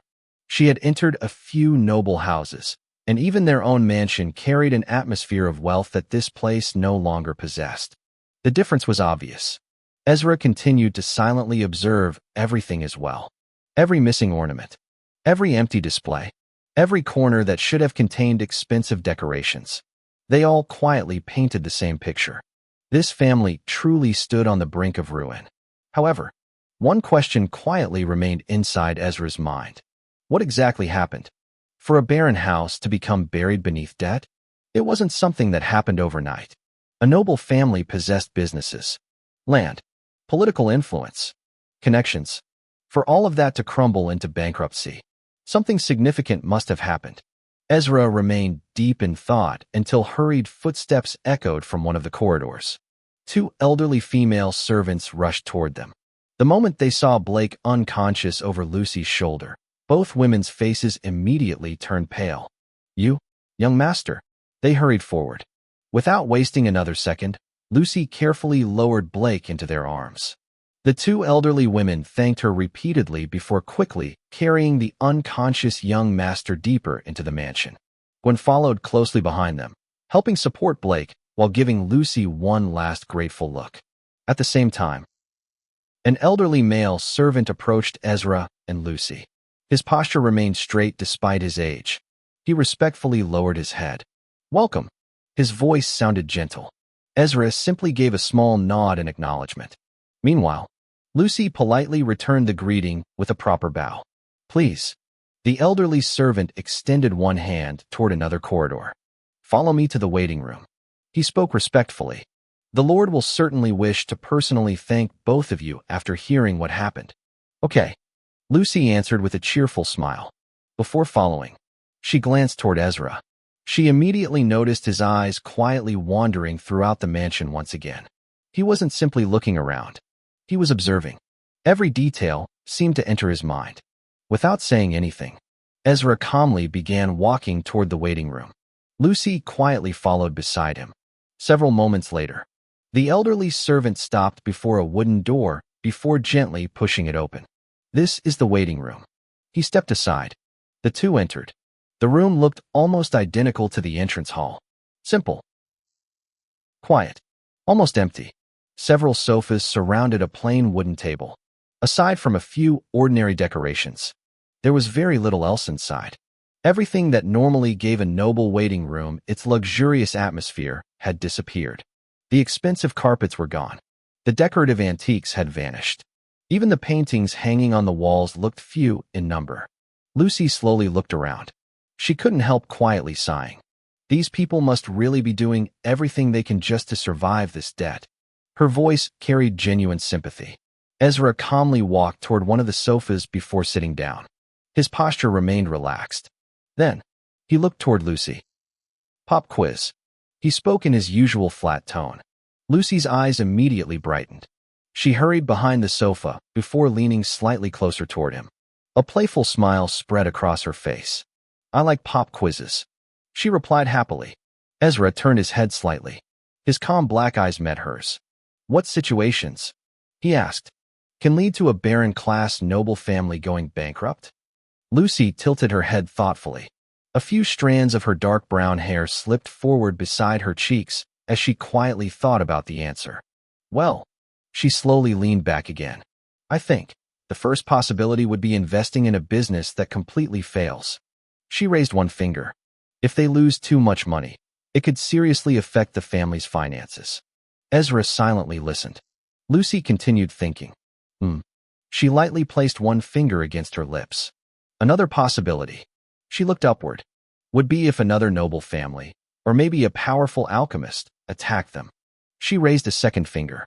"If they spent all their money trying to recover afterward, I think that could ruin them too." She looked back toward Ezra. Her expression almost seemed to ask whether her answer made sense. "Continue," Ezra replied calmly. Lucy nodded. "The third," she raised another finger, "would be excessive spending." She counted carefully. Then, loss of their main source of income. Family disputes. Legal penalties too. She paused briefly. "I think those could also weaken a noble family." Finally, she raised one last finger.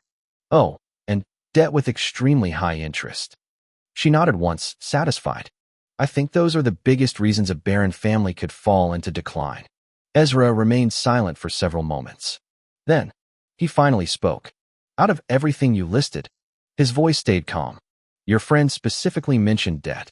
He looked directly at Lucy. "What does that tell you?" Lucy folded her arms. She quietly thought about it for several seconds. "It feels suspicious." She slowly waved one hand while organizing her thoughts. A barren family shouldn't fall into overwhelming debt unless something major happens. She frowned slightly. If they weren't terrible at investing, or if something unusual didn't happen, I don't think it should reach this level. She looked toward the closed door of the waiting room before lowering her voice. "Doesn't that mean the Baron himself might actually be the problem?" she asked carefully, making sure no one outside could overhear their conversation. Chapter 256, Poaching. "That's exactly what I'm trying to figure out," Ezra replied in his usual calm tone, though there was a trace of thoughtfulness hidden beneath it. He remained seated on the sofa with his arms folded loosely across his chest, his blank black eyes resting on the polished wooden table between them. His mind continued piecing together every detail he had seen since entering the barren house of Wellston. "Your friend mentioned that the family owes money to another barren house." He paused for a brief moment before raising his eyes toward Lucy. and from what the guard at the entrance shouted. His words naturally trailed off. Lucy immediately understood what he was trying to say. Theo Baroness Urvain. She completed his sentence without hesitation. Ezra gave a slight nod. First, he calmly adjusted his sitting posture, leaning back against the sofa. Meet Baron Wellston himself. His gaze shifted toward the closed door of the waiting room. Observe him to see if he's truly is the reason behind his family's decline.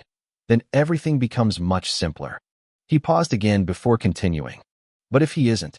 His fingers lightly tapped against the armrest. Then we'll have to investigate House Urvain instead. I want to understand what really happened between both families before drawing any conclusions. Lucy nodded slowly. Okay. She understood the logic behind his decision. However, another question quietly appeared inside her mind. She tilted her head slightly. But she looked at Ezra curiously. Why are you interested in helping this family, Master? Her tone carried genuine confusion. She knew Ezra a bit better than most people, since she now spent the most time with him, eating and sleeping under the same roof. If it hadn't been because Gwen was her childhood friend, Ezra wouldn't even have treated Blake. He would have basically continued his journey back to the hotel. Helping strangers wasn't something he normally sought out. Yet now, he was voluntarily planning to involve himself in another noble family's problems. That was unlike him. Ezra quietly looked at her. His expression remained as calm as ever. I'll tell you later. His answer remained short. Lucy blinked helplessly. Again, Master is still keeping things to himself. Before she could ask another question, Ezra's eyes quietly shifted towards the door. He had already sensed several people approaching long before they arrived.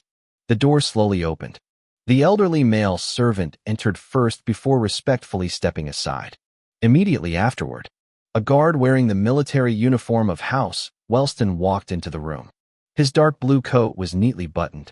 The Wellston family crest had been embroidered onto the right side of his chest. His posture remained disciplined. Every movement showed years of military training. Only after the guard had entered did another figure appear. Baron Wellston himself. He calmly walked into the waiting room. Behind him, a young maid pushed a serving trolley carrying fresh cookies alongside a crystal bottle of wine and several elegant glasses. The aroma of freshly baked pastries quietly spread throughout the room.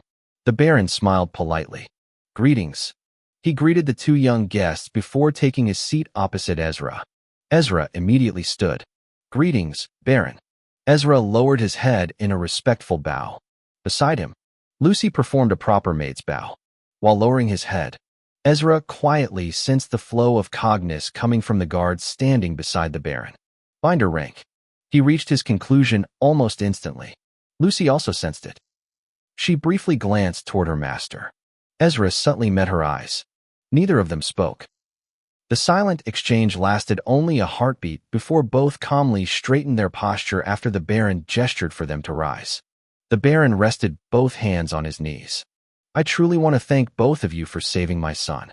His voice sounded calm. However, the exhaustion hidden beneath it couldn't be concealed. Dark circles rested beneath both eyes. His hair looked slightly unkempt despite clearly having been combed earlier. Even his smile appeared forced. He was trying his best to maintain the dignity expected of a Baron, but the burden weighing on him had already begun showing itself. Ezra simply nodded once sitting back down. I understand. The Baron smiled faintly. Then, the smile slowly faded. However, his expression gradually became serious. His gaze fixed itself upon Ezra. You appear to be a young noble. He carefully chose each word, especially judging from your bearing. But, his eyes narrowed slightly. Your face remains hidden, and considering the timing of your appearance, I can't help becoming suspicious. He let out a tired sigh. I'm truly sorry. I know these words sound ungrateful toward the people who rescued my son. But, he slowly placed both hands together. I no longer have the luxury of trusting mysterious people inside my household. As he finished speaking, he subtly glanced toward the guard standing behind him. The guard immediately understood. His right hand quietly drifted toward the space bag hanging from his waist. Not enough to draw attention, yet close enough to react instantly if Ezra or Lucy made any suspicious movement. Ezra calmly observed everything. He had already expected this reaction, since, till now, His face remained hidden beneath both his hood and scarf. On top of that, he and Lucy had appeared immediately after Blake had been attacked. Any cautious father would naturally become suspicious. The Baron looked directly into Ezra's eyes. "Please tell me." His tone became firm. "Who are you? And what exactly do you want with my family?" Silence filled the waiting room. The Baron watched Ezra carefully. Ezra calmly returned his gaze with his usual blank expression. Behind the Baron, the guard remained prepared. His fingers rested only inches away from his space bag. Meanwhile, Lucy quietly watched the guard. Her body remained relaxed. Yet she was already prepared to react the instant he made a hostile move. The maid standing beside the serving trolley unconsciously swallowed. She could feel the invisible pressure building inside the room. Even breathing suddenly became difficult. After several quiet moments, Ezra finally spoke. "Please forgive my mistake, Baron." His voice remained calm. He slowly reached up. First, he lowered the hood covering his head. Then, he gently pulled his scarf down, revealing his face. "My name," he gave another polite bow, "is Ezra Ashenlocke." The moment his face became visible, the Baron's eyes widened. The guard froze. Even the maid gasped softly. Every one of them immediately recognized the young face before them. Not because they had met him personally, but because his face had spread across Britannia. Articles on Skynet. Newspapers. The live broadcast of the Phantom Rolls auction. The rising young inventor of House Ashenlocke. Ezra Ashenlocke. The Baron whispered in disbelief. The inventor of the Phantom Rolls, and a member of Duke Ashenlocke's family. Realization struck all three of them at once. The guard immediately lowered his head. The maid hurriedly bowed as well. Even Baron Wellston quickly adjusted his posture. His entire attitude doing a complete 360. "It is an honor." He spoke respectfully. "To welcome a member of House Ashenlocke into my home." A trace of panic entered his voice. "I sincerely apologize for my earlier words. I had no idea such a distinguished guest had come to Velcrion, much less the young inventor whose name is already spreading throughout Britannia. I have truly spoken out of turn." He lowered his head apologetically. Ezra gently waved one hand. "It's all right, Baron Wellston." His tone remained exactly the same as before. Calm, flat, and unchanging. Hearing that emotionless voice, the Baron slowly looked into Ezra's eyes. Those blank black eyes quietly met his own. For some reason, that made him feel even more guilty. He couldn't shake the feeling that he had unknowingly offended someone he absolutely shouldn't have. Normally, when a low-line member of a Duke family, whether they were an ordinary guard, servant, craftsman, or worker serving one of the Duke's industries, met a noble from a lower-ranked house that wasn't affiliated with any high-status noble family, the lower-ranked noble would usually show extra respect. It wasn't because of the low-line member's personal status. It was because of the powerful family standing behind them. No sensible baron or viscount would willingly create unnecessary friction with a Duke family over something so trivial. Now, Ezra wasn't simply a low-line member of House Ashenlocke. He had already become one of Britannia's most talked-about young craftsmen. His name had spread throughout the kingdom because of the Phantom Rolls. On top of that, he was also recognized as one of the promising young alchemists of the Ashenlocke family. His value was far beyond that of an ordinary lowline. "Baron Wellston." Ezra spoke calmly, noticing the Baron's worry. "As I said before, it's fine." He lightly waved one hand. "This is simply how I speak, so please don't mind it." His voice remained as flat as ever. Baron Wellston looked at the young boy with mixed emotions. He still couldn't understand how someone could speak so calmly without revealing the slightest emotion. Yet, after thinking about Ezra's achievements, he unconsciously convinced himself there was a reasonable explanation. Perhaps this is simply the confidence born from success. After all, he's accomplished things many adults could only dream of. The Baron quietly sighed inwardly. "My son even admires this child more than anyone else. I wonder what Blake's reaction will be when he wakes up and discovers that the person who saved his life is actually his idol." The thought alone brought a small smile onto his tired face. "Mr. Ezra." The Baron spoke again. His shoulders had visibly relaxed compared to earlier. "I want to thank you once again for saving my son." This time, he slowly stood from his seat. Then, He gave Ezra a proper bow worthy of his gratitude. Even Lucy couldn't help blinking in surprise. A baron personally lowering himself before someone younger than his own son wasn't something she could ever see happen in her life. The Wellston guard also looked slightly stunned. He had served Baron Wellston for years. He knew how much dignity the man usually carried. Yet today, he willingly bowed without hesitation. Ezra quietly watched him.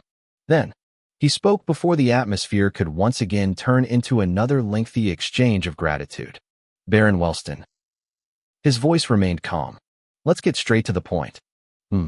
The Baron slowly raised his head. Confusion immediately appeared across his face. What could someone like him possibly want from my family? He wondered silently. The Wellston guard beside him also glanced toward Ezra. Curiosity had replaced the caution that had filled his eyes moments ago. Ezra calmly met the Baron's gaze. I heard that your son is an aspiring inventor. The Baron nodded subconsciously. Yes.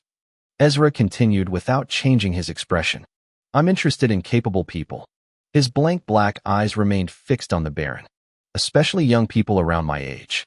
I prefer seeing talent before it fully blooms. His tone stayed steady, almost as though he were discussing today's weather.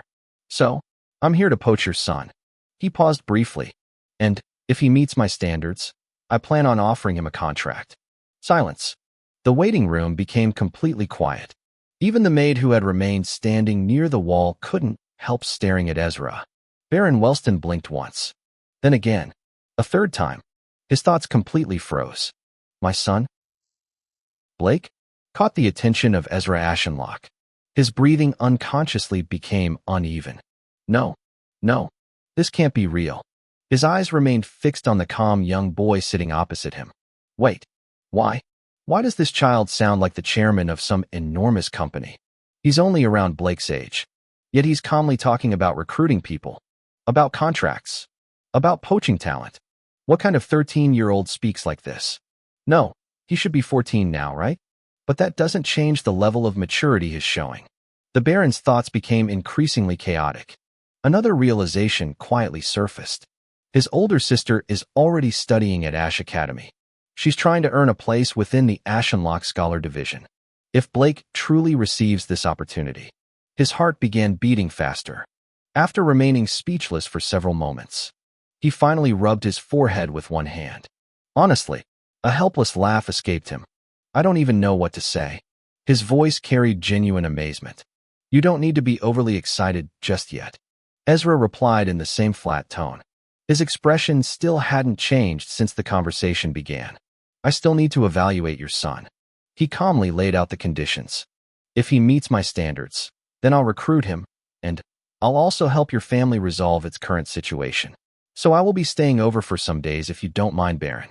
He spoke as though discussing an ordinary business proposal. Nothing more, nothing less. Baron Wellston's pupils trembled. His hands instinctively tightened into fists. Excitement surged through his chest.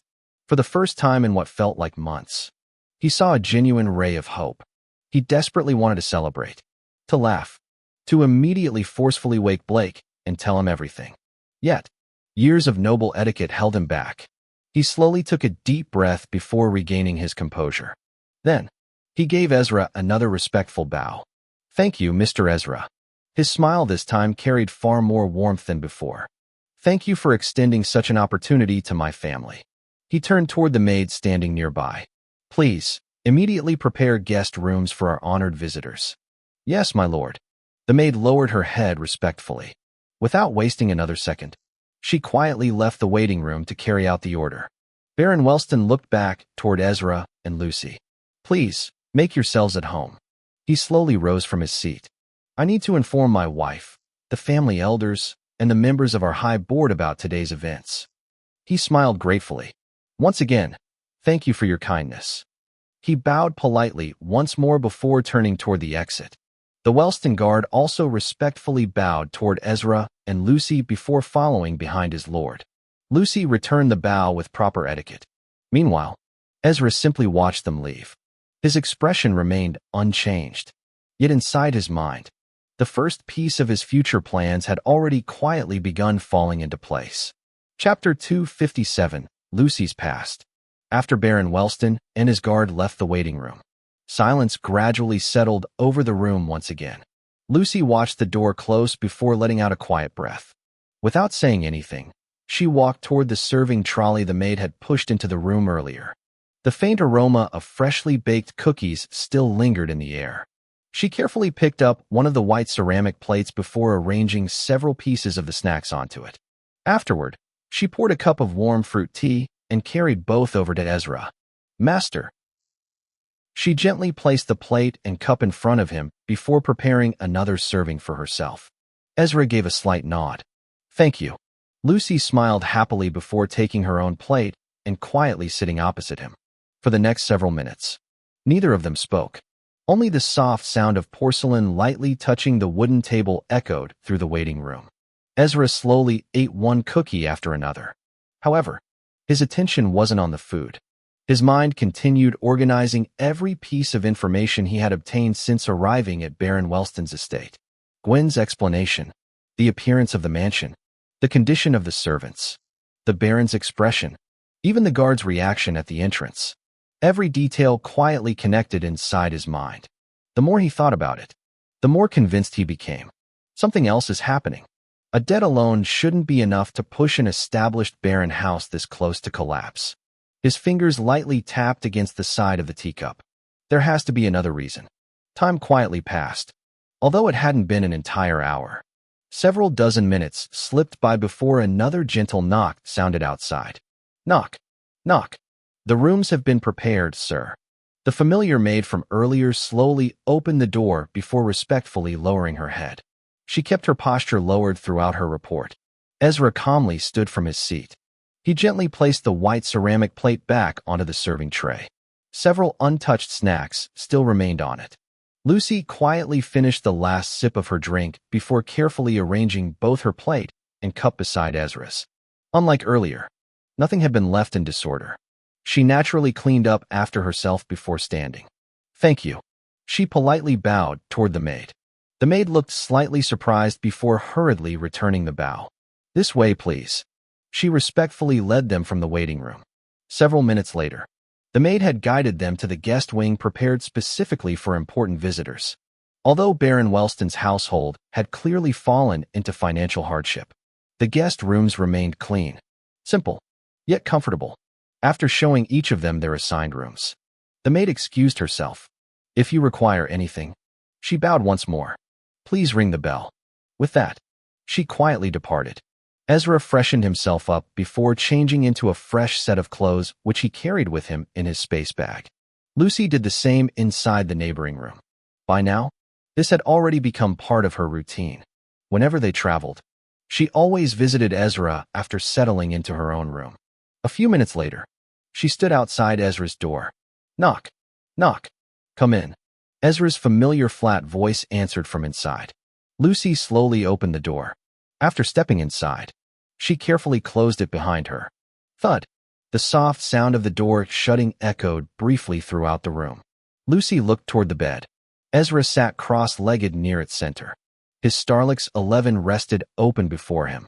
The blue glow from its holographic display illuminated part of his face. Several articles floated above the screen. Most contained information regarding Velcrion. Others displayed records of the noble families currently residing within the city. Lucy slowly walked forward. Her hands remained clasped behind her back. Each step she took was unhurried. "Master," she finally spoke. Ezra didn't immediately answer.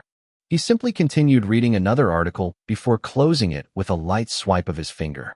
Lucy stopped beside the bed. "I've been wondering about something." She tilted her head slightly. Before she could continue, "You're wondering?" Ezra calmly interrupted. "Why I'm interested in helping Baron Wellston's family to this extent again." Lucy blinked twice. "Yeah, I already asked the question before." Ezra finally looked toward her. His expression remained as calm as ever. Lucy scratched her cheek awkwardly before laughing softly. "Well, it's really been bothering me a lot." She sat down gently at the edge of the bed. Her curious eyes remained fixed on Ezra. "Knowing you, you never involve yourself in problems that don't concern you." She hugged one knee lightly. "At first, I thought you agreed because I asked you to help Gwen." She smiled helplessly. "My childhood friend. Her smile gradually faded. But now, it feels like you're doing something completely different. She looked straight into Ezra's eyes. It almost feels as though you've already decided to involve yourself with the Wellston family. You did say you will tell me the reason later. Ezra quietly looked back at her. For several seconds, neither of them spoke. The room fell completely silent. Only the faint ticking of the wall clock continued echoing. Finally, Ezra answered, I'm doing all of this because I want to recruit Baron Wellston's son. His tone remained flat. I'm fairly certain I already said that in front of the Baron. Lucy blinked. Once. Twice. Only then did she remember. Right? Master really did say that. She quietly lowered her head. Truthfully, she had heard him. She simply hadn't wanted to believe that was his main reason. Deep inside, she had hoped Ezra was helping because of Gwen, because of her request. Instead, everything had returned to Ezra's original objective, recruiting talent. Lucy smiled awkwardly. I really let my emotions get ahead of me. Ezra had already returned his attention to the Starlix. Another article appeared before him. Lucy quietly watched him. She didn't speak again. Several peaceful minutes passed. Only after Ezra finished reading another report did Lucy finally gather the courage to speak. Master. Ezra looked toward her. Aren't you? She hesitated briefly. Going to ask me about my past? Her voice sounded much softer than before. Ezra remained silent for a brief moment. Then, he calmly closed the Starlix before setting it aside. You wish to tell me, Lucy. His dull black eyes quietly met hers. I'm listening. Lucy couldn't help smiling helplessly. Exactly as expected. Master would never force someone to speak. She slowly lowered her eyes. Then, she finally began. I was born in Merc Hollow. Her voice became much quieter. It's one of the smaller cities within Mercurialis. She gently rested one hand on her lap while the other supported her body against the bed. If you remember, when we were leaving the trial base on the bus, I mentioned it once. Ezra nodded slightly. I remember. Lucy smiled faintly. There were many children like me. Her eyes gradually lost focus as distant memories resurfaced. Children without parents. Children who only had each other. She quietly let out a small breath. Around the small districts of Merc Hollow, small groups were formed. We called them creeks. Around the district I lived in, there were 5 different creeks. Each one had its own leader, vice leader, and several people responsible for protecting everyone else. Her smile carried both warmth and sadness. Every creek controlled its own territory. She continued. We had to. If we didn't, we wouldn't have enough food or a place to sleep. She lowered her gaze. Sometimes, one creek would invade another, and huge fights would break out because everyone was trying to survive. A faint laugh escaped her lips. I was only 5 back then, so I couldn't fight. Gwen and 2 older girls, they always protected me. They treated me like their little sister. She smiled proudly. Although, I still helped whenever I could. Her smile gradually weakened. We stole bread from market stalls. We ran from angry shop owners. Sometimes, when some of us got caught, they were beaten so badly, they never woke up the next morning. Her fingers slowly tightened around the fabric covering her knees. Sometimes children froze to death because of the cold weather. Sometimes they starved to death. Sometimes they simply became sick and died because of it. Her voice quietly trembled. And almost every day, someone disappeared. Lucy lowered her head. We were only children. She whispered. So, what were we supposed to do to survive? Lucy gritted her teeth. Her fingers slowly tightened around the fabric of her nightwear resting on her lap. The memories she had buried deep inside her heart quietly resurfaced one after another, making it difficult for her to keep the smile she normally wore. Ezra remained silent. He didn't interrupt. He simply listened. His blank black eyes stayed fixed on Lucy, patiently waiting for her to continue in her own time. After several quiet seconds, "Ha!" Lucy suddenly laughed. The laughter sounded dry. It carried more bitterness than happiness. She awkwardly scratched her cheek. I'm getting emotional for no reason. She forced a smile onto her face, trying to brush away the heaviness that had settled inside the room. Ezra still didn't speak. He neither comforted her nor interrupted her thoughts. He simply continued looking at her with his usual calm expression. That silence somehow made it easier for Lucy to continue. Well, she took a slow breath. Everything changed after I turned 8. Her eyes slowly drifted toward the ceiling. The plain white surface gradually disappeared from her sight as old memories quietly filled her mind.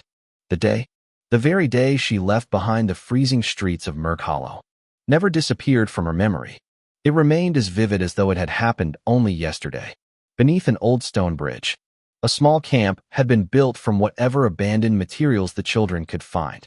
Old wooden planks, broken barrels, pieces of torn cloth tied together to block the cold wind, stacks of worn sacks that served as beds. The bridge protected them from the falling snow, but it couldn't keep away the freezing air that slipped through every crack. Even so, to the children living there, it was home. Around 20 children gathered beneath the bridge. The oldest among them looked no older than 18, while the youngest had only recently turned 8. Everyone quietly prepared for another cold night. A 17-year-old boy walked around carrying a woven basket.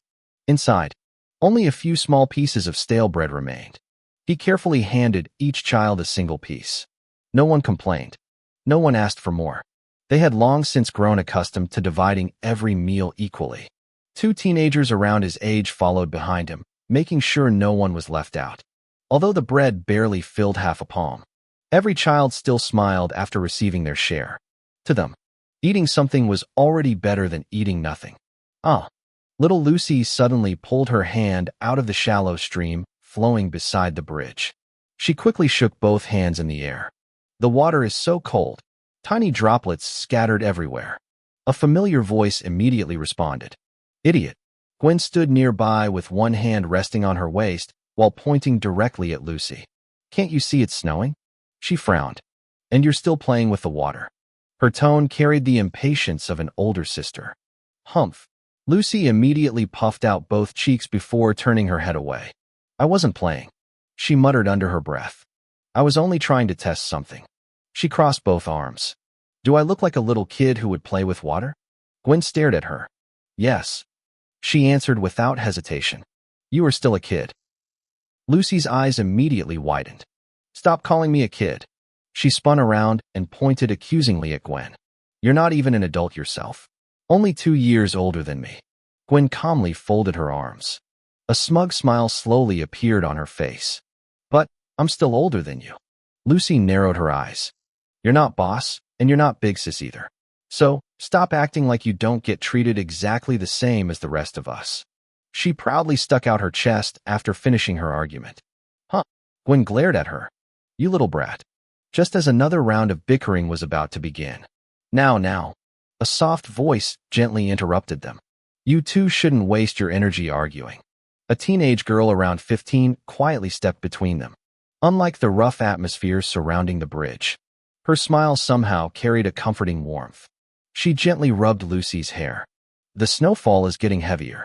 She looked toward both girls. You should warm yourselves by the fire before your hands freeze. Big sis. The moment Lucy saw her, her entire expression brightened. She happily leaned forward, rubbing her forehead against the older girl's side like an affectionate kitten. The older girl couldn't help laughing softly. She slowly knelt before wrapping both arms around Lucy. Lucy immediately hugged her back with a bright smile. The warmth of that embrace made her temporarily forget the cold surrounding them. Gwen watched everything unfold before folding both arms. See? She wore a victorious smile. You're still just a little kid. Lucy immediately looked back at her. She stuck out her tongue. You're only jealous because big sis likes me more. Lucy. The older girl gently tapped Lucy's nose with one finger. That's not a nice thing to say. She smiled patiently. I care about every one of you in the creek. Her voice remained gentle. To every child beneath the bridge. She wasn't simply another member of the creek. She was someone who quietly looked after everyone else like the mother of the creek. But we all know you care more about the leader more than everyone. Gwen said with a teasing tone and a mischievous smile. What are you saying, Gwen? The older girl's cheeks flushed pink of embarrassment. Standing back up, she reached for Lucy's hand, ignoring Gwen's teasing. Then, she stretched her other hand toward Gwen. Gwen stared at it for a moment. Although she pretended to look unwilling, she still reached out and accepted it. The older girl smiled. Come on. She lightly squeezed both of their hands. Let's go join everyone else. The fire should be warm by now. Okay. Both girls answered together. Lucy smiled brightly. Meanwhile, Gwen still tried to maintain her tough expression. Even so, she quietly tightened her grip around Big Sis's hand just a little more. One of them smiled brightly. The other continued pretending to be tough. Despite the freezing weather, despite surviving on nothing more than a few pieces of stale bread every day, these little moments were enough to make life beneath the bridge feel warm. Lucy quietly held onto Big Sis's hand. A bright smile naturally spread across her small face. Living together with everyone really is peaceful, she thought happily. At least, that's what the 8-year-old Lucy believed. What are you smiling about, Lucy? A boy around 10 years old walked over with a curious look on his face.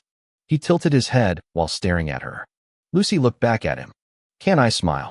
She narrowed her eyes suspiciously. The boy immediately became flustered. He scratched the back of his head awkwardly. I was only wondering. His voice gradually became quieter. What made you smile so cute? Lucy blinked. She tilted her head. Cute. Her small finger gently rested against her lips as she seriously thought about the unfamiliar word. What does cute mean? She genuinely looked confused. Seeing her innocent reaction, Gwen couldn't hold herself back anymore. She burst into laughter. Pointing directly at the embarrassed boy, she bent over slightly while holding her stomach. She doesn't even know what it means. Her laughter echoed beneath the bridge. The poor boy's ears immediately turned red. He looked at Gwen helplessly. Is that really something you should be laughing about? Before Gwen could answer, the other children nearby had already started laughing as well. As expected of our dense Lucy. Another boy around the same age rolled around on his sack bed while laughing. Better luck next time. Several girls covered their mouths while teasing the embarrassed boy. One younger boy suddenly walked over before placing a comforting hand on his shoulder. I know exactly how you feel. He nodded with complete seriousness. She did the same thing to me before. A dramatic tear seemed ready to fall from his eye. We're comrades now. The older boy looked at him. Then, the two boys silently nodded at each other. It was as though they had just formed some great alliance. That only made everyone laugh even harder. Lucy simply looked from one person to another. She still had absolutely no idea what everyone found so funny. Strange people, she quietly muttered to herself. Before another round of teasing could begin. All right, a firm but gentle voice called out. The 17-year-old leader clapped both hands together. The sound immediately gathered everyone's attention. That's enough. He smiled at the younger children. We all need to sleep. We still have a lot to do when we wake up early tomorrow. Okay, the children answered together. The laughter gradually faded away. One after another, everyone returned to their sleeping places. Some lay on old sacks. Others slept on flattened cardboard. A few children shared worn blankets because there weren't enough to go around. The small fire burning near the center of the camp crackled softly. Its warmth barely reached everyone. Even so, nobody complained, since this was already far better than sleeping outside beneath the snow. Lucy quietly crawled beneath her thin-looking blanket. Her sleeping place had been arranged beside Gwen's as usual. She stared at the underside of the stone bridge for several moments. Then, Gwen, she whispered softly. What? Gwen replied without turning around. Their beds were only an arm's length apart. Lucy hesitated for a moment before asking, what did he mean when he called me cute? Her voice sounded completely innocent. Gwen slowly turned her head. She stared at Lucy. 1 second, 2 seconds, 3 seconds. The more she looked, the more annoyed she became. Ever since Lucy had turned 8, the boys her age and slightly above inside the creek had started paying far more attention to her. Almost every week, someone would praise her appearance. Some even confidently declared that once Lucy became an adult, she would definitely become a beautiful lady. The girls would immediately tease her afterward. Some even joked that perhaps one day she would marry a nobleman and escape life beneath the bridge. Every single time, Lucy simply stared back with the same confused expression. She never understood any of it. Looking at that same innocent face again, Gwen suddenly felt irritated. Go to sleep.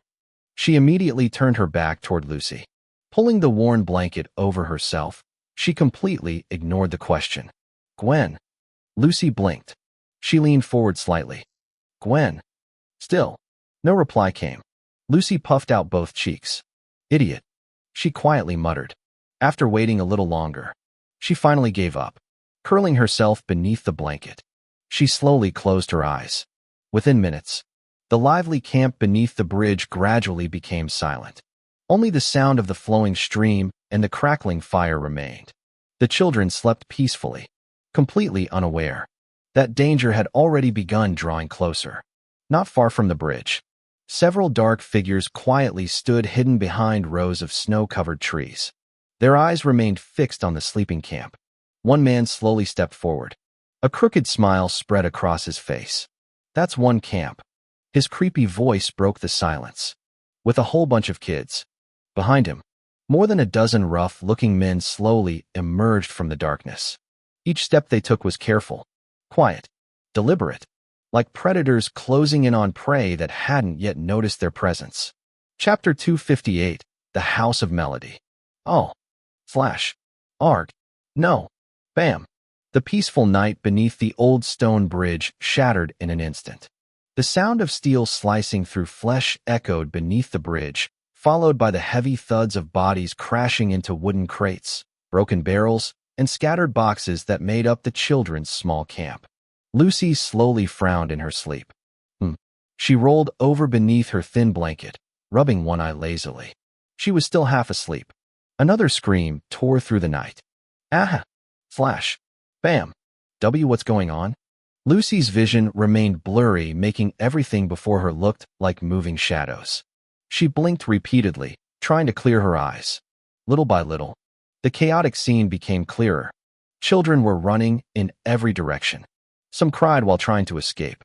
Others struggled desperately against several mysterious men dressed completely in black. The older members of the creek desperately fought back using wooden sticks, broken pipes, and anything they could grab. Unfortunately, they stood no chance. The men moved with frightening coordination. Every child who struggled too much was violently thrown onto the frozen ground. Others were lifted onto broad shoulders as though they weighed nothing. The entire camp had become complete chaos. Don't damage the goods, idiots. A rough voice roared across the camp. The leader of the men in black tightly gripped the wrist of the teenage girl everyone affectionately called Big Sis. She struggled with all her strength. Even after being restrained, she still tried kicking one of the kidnappers standing beside her. "Let me go," she shouted. Several tears streamed down her face. "You monsters." The leader merely frowned. His expression showed annoyance rather than anger. He twisted her arm behind her back. Big Sis immediately bit her lip in pain. "Behave," he coldly warned, "or I'll kill one of these little brats in front of you." Big Sis immediately froze. Her body trembled. She lowered her head. The leader smirked. "That's better." He looked toward the rest of his men. "Hurry up. We're already wasting enough time." "Yes, boss." The kidnappers answered together before continuing to ravage the camp. Only then did Lucy fully understand what she was seeing. Her pupils suddenly shrank. No. Her breathing stopped. Her small body trembled violently.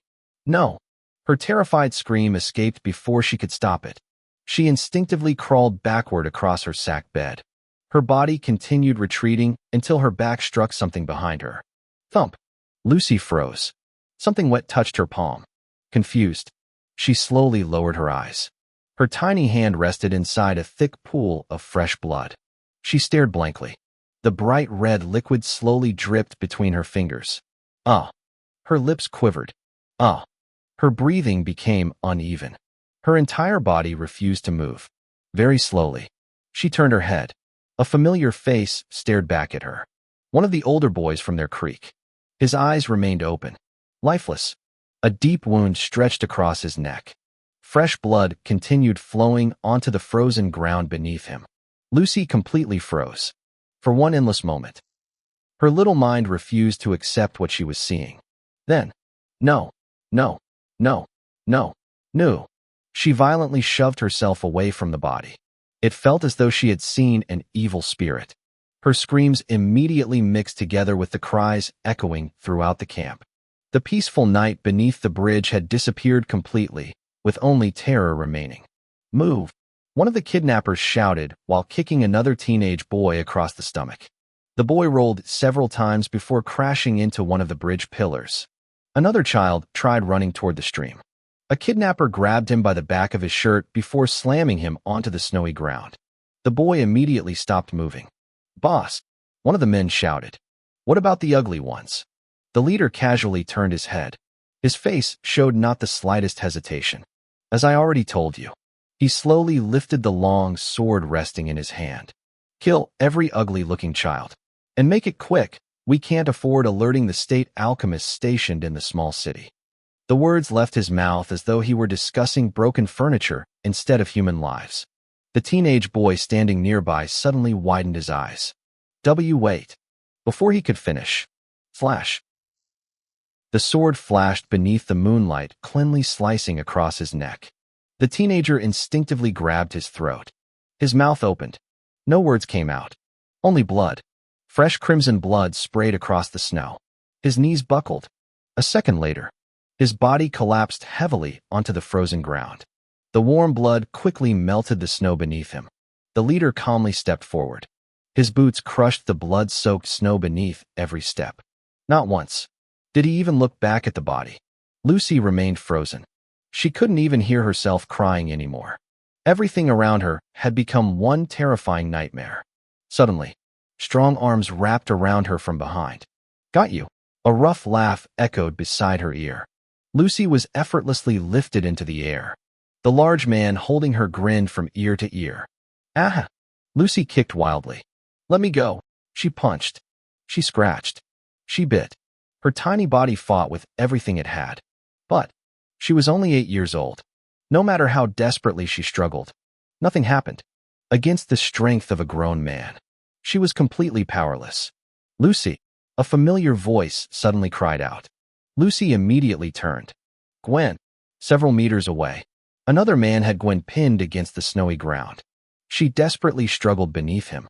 Nearby, a little girl around their age was being lifted into the air. Another kidnapper had both hands tightly wrapped around her neck. The girl's tiny legs kicked helplessly. Her face gradually turned purple. Lucy stared. Her mind became completely blank. Everywhere she looked, children cried. Children screamed. Children begged. Some fought.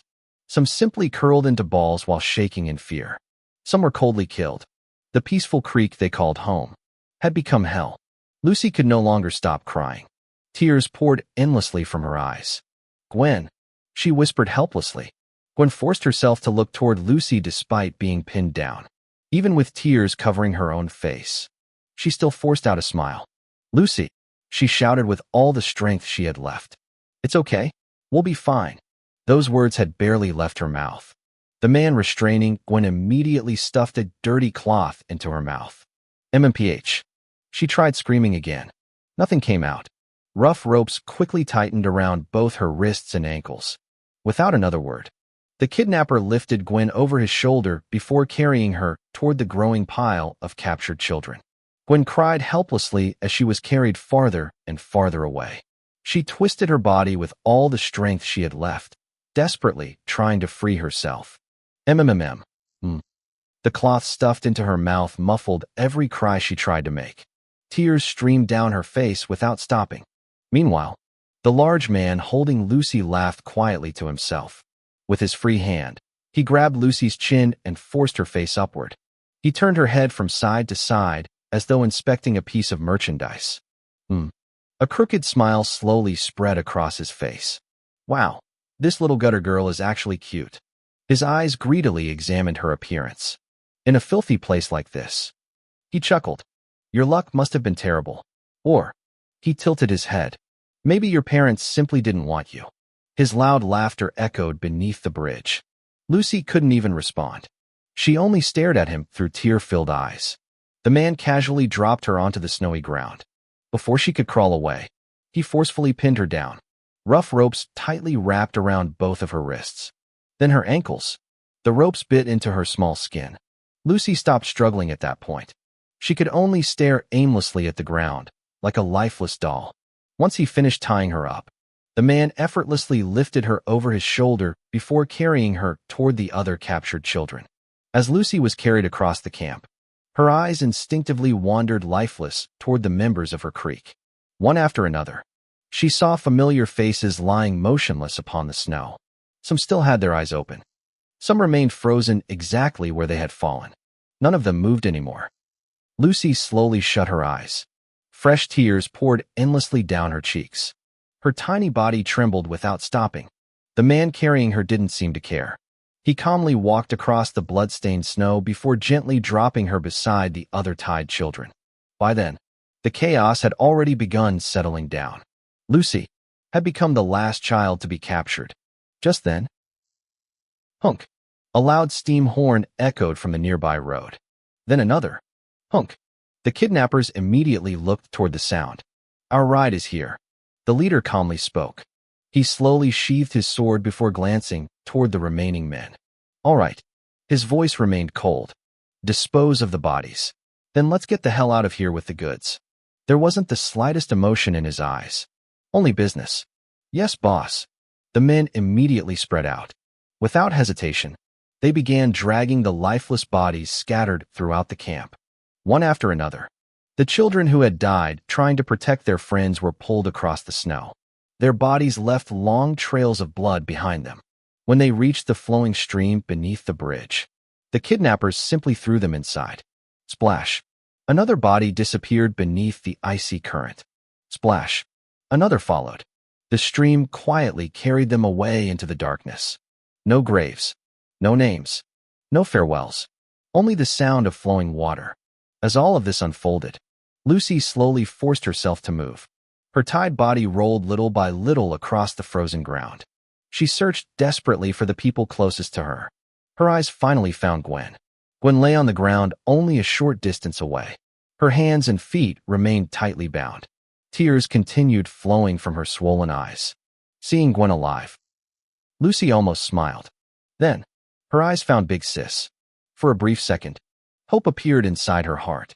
But the moment their eyes met, that hope immediately disappeared. Big Sis wasn't looking at Lucy. Her tear-filled eyes remained fixed upon the stream.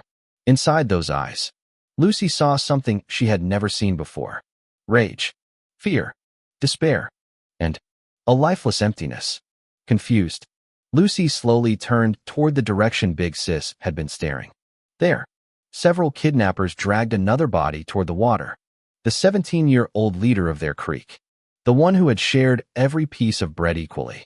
The one who always made sure the younger children ate first. The one who had protected them countless times. His body was casually thrown into the stream. Splash! The current immediately carried him away. Lucy's pupils trembled. Why? The question quietly appeared inside her small mind. Why is this happening to us? She couldn't understand. They hadn't stolen anything big from anyone to warrant this. They hadn't hurt anyone. They only wanted somewhere warm enough to sleep. They only wanted to eat food for the day in order to survive the next day. Why us? The thought repeated itself. Again and again. Why us? Why us? Why us? Her breathing became shaky. The world around her slowly faded. The kidnappers continued loading the captured children one after another into the back of the waiting steam truck. Each child disappeared behind the large iron doors. Lucy watched helplessly. Why? Why? Why? Why? Why us? The question echoed endlessly inside her mind. It refused to disappear. Soon, it became the only thing she could think about. Why? Why? Why? Why us? Finally, she was lifted from the ground. The kidnapper threw her into the truck together with the others. Small, frightened bodies crashed into one another inside the cramped cargo compartment. Nobody cried anymore. Everyone simply shook. Then, thud, the heavy iron doors slammed shut. Metal struck metal with a deafening sound. The echo lingered inside the cargo compartment.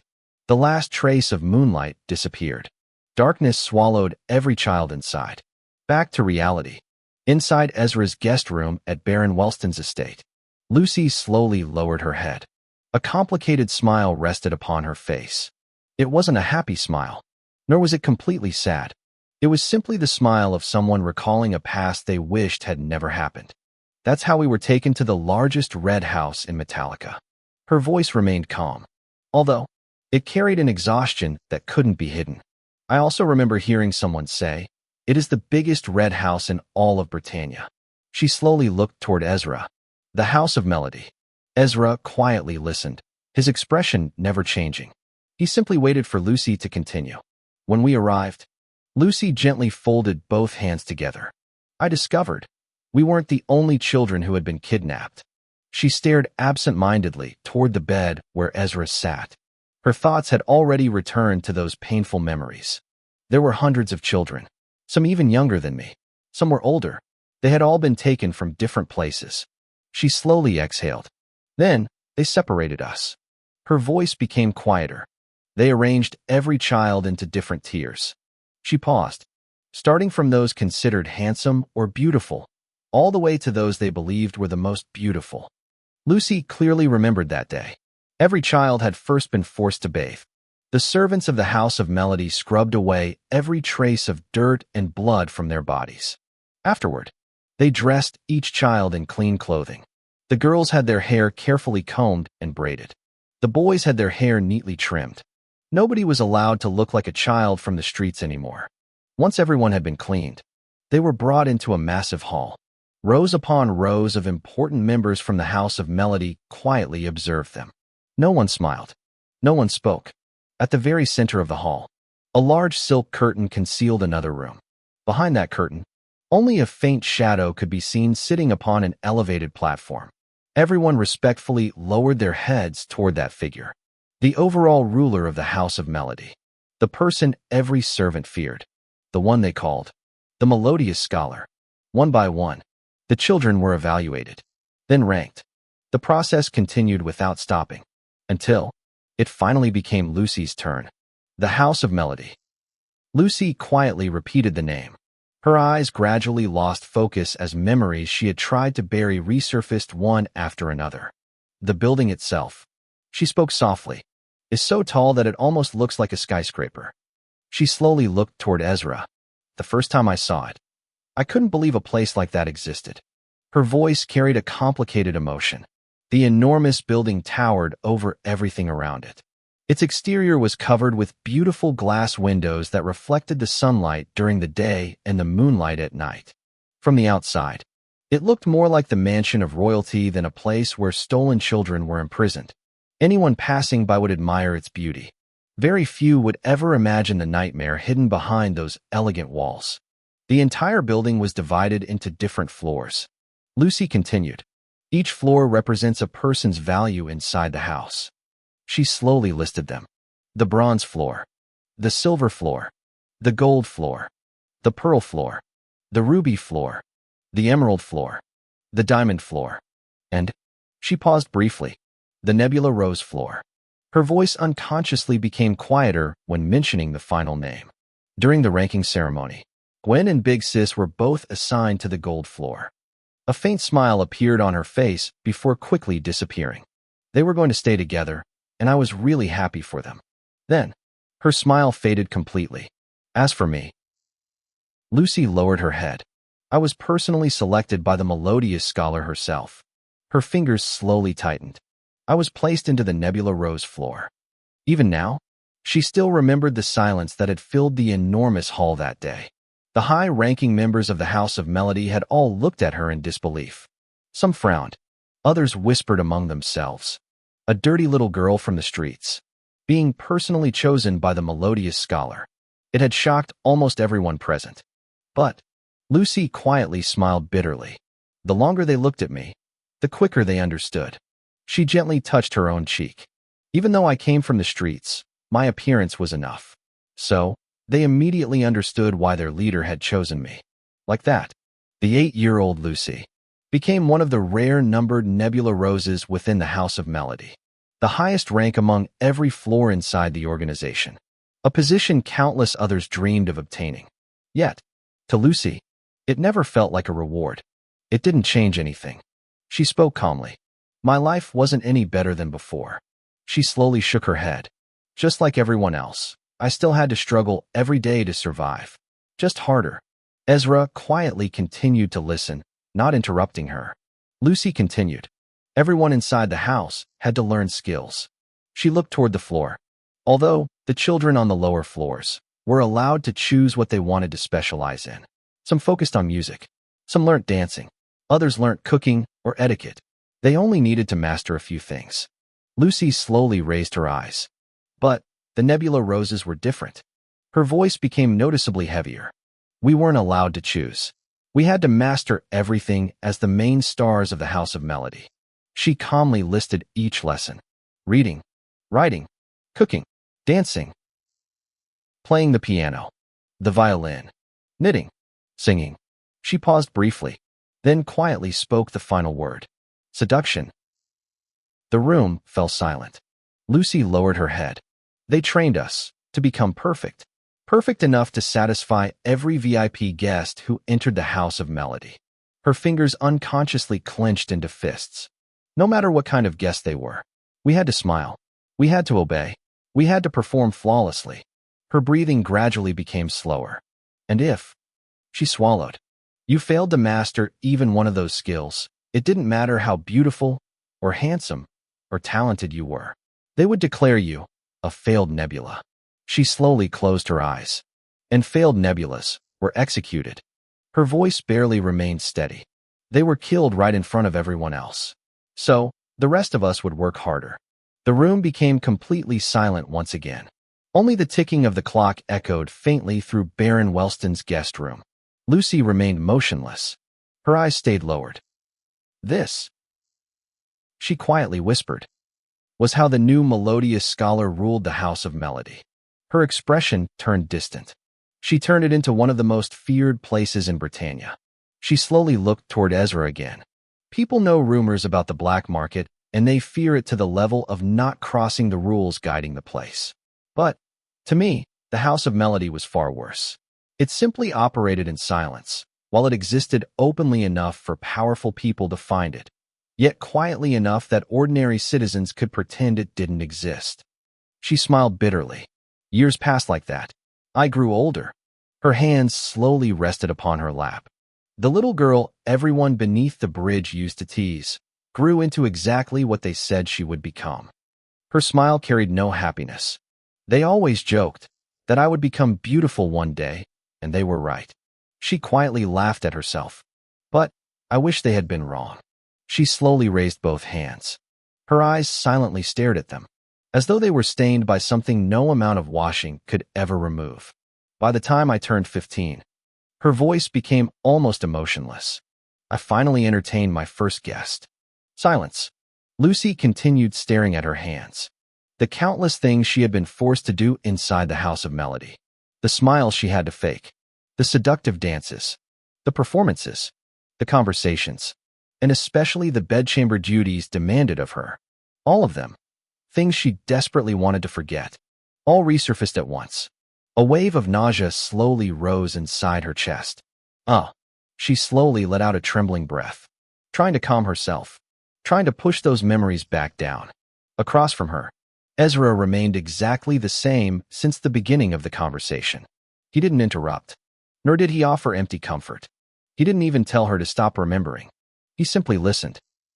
His calm black eyes remained fixed on Lucy, quietly and patiently, in the same silent manner he always had. Chapter 259, Hidden Genius Inventor. Lucy slowly lowered her hands. Her tired eyes remained fixed on her palms for several quiet moments. To anyone else, they looked like ordinary hands. Soft, clean, without a single scar worth mentioning. Yet, to Lucy, those hands carried memories she could never wash away. A bitter smile slowly appeared on her face. She quietly shook her head. Did so many things I could never be proud of.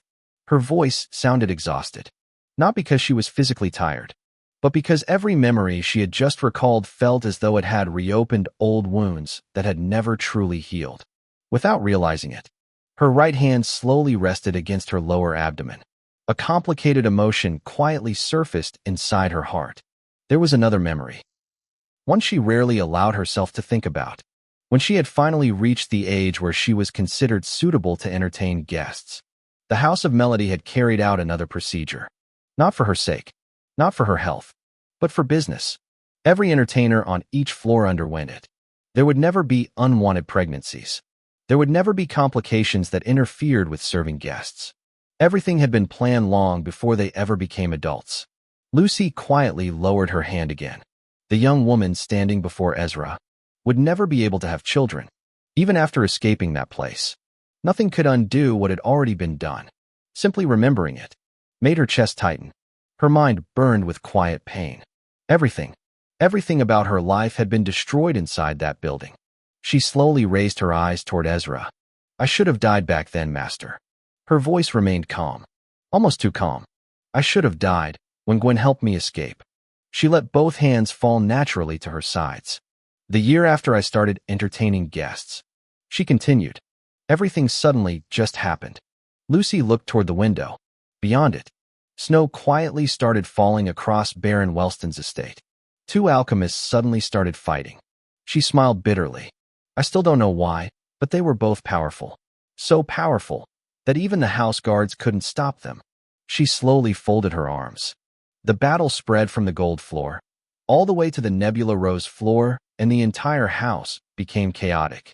People screamed. Servants ran everywhere. Guards rushed through the corridors. The orderly prison she had lived inside for years suddenly collapsed into confusion. Lucy softly laughed. And then, Gwen appeared. Her smile naturally became warmer. It honestly felt like something straight out of a novel. I hadn't seen her in years. Even though we were living inside the same building, the house was simply too large. She gently shook her head. I still don't know how she managed to find me. Her smile gradually faded. But her fingers unconsciously tightened. While we were escaping, I found out Big Sis had already died. The room became quiet again. Lucy lowered her head. She tried taking revenge. Her voice became softer. Against the man who killed Big Brother, the leader of our creek. Back then, Lucy had finally understood why Gwen used to tease their Big Sis a lot about caring too much about the leader, even though their Big Sis cared about everyone in the creek. Big Sis hadn't merely respected him. She had loved him dearly. Silently. Without ever telling him. By the time Lucy learned the truth, both of them were already gone. A lonely smile appeared on her face. It hurt. It really hurt. We escaped, but I knew I'd never see Big Sis again. She gently rubbed her left palm with her thumb. It had become an unconscious habit whenever painful memories resurfaced. Eventually, they caught up to us. Her breathing became slightly slower. They refused to stop chasing us. No matter how far we ran, they kept coming. They even started shooting at one point. Her eyes quietly lost focus again. I don't remember where Gwen was shot. It all happened too fast. The only thing I remember was her suddenly pushing me away. Lucy slowly closed her eyes. She threw me into a flowing river, so I could escape. Another long breath escaped her lips.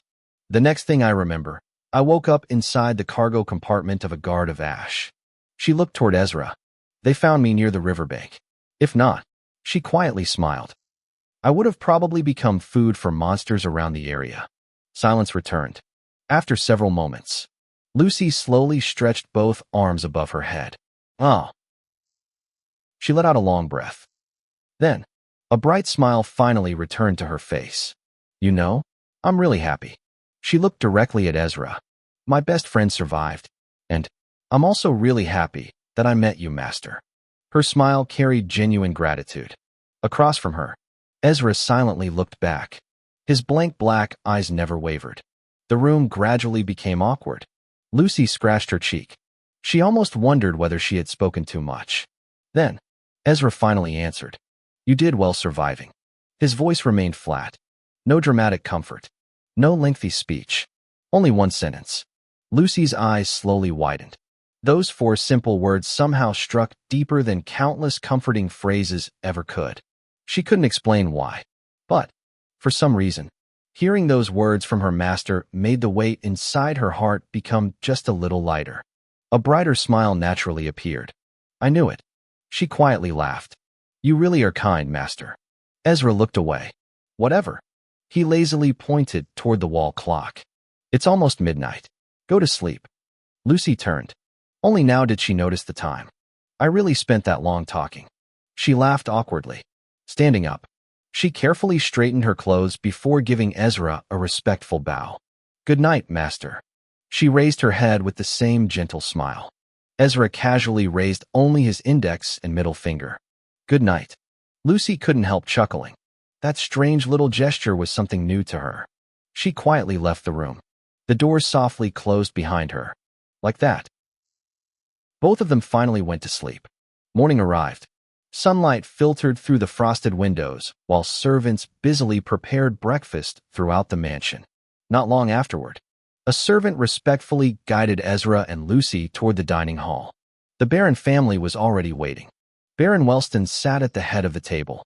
Beside him sat his elegant wife. Directly opposite them, Blake impatiently waited. The moment Ezra stepped inside.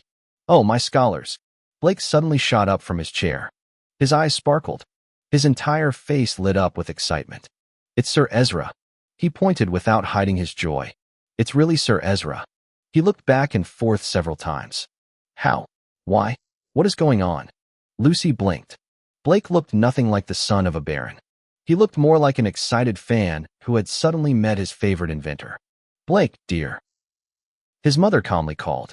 Manners. Her gentle smile never disappeared. Yet, Blake immediately stiffened. He swallowed.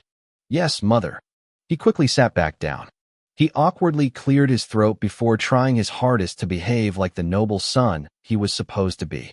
Ezra and Lucy approached the table. Both respectfully bowed. Good morning, Baron. Good morning, Baroness. Good morning, Child of Ash. The Baron and Baroness politely returned the greeting with slight bows of their own. Blake quickly lowered his head as well.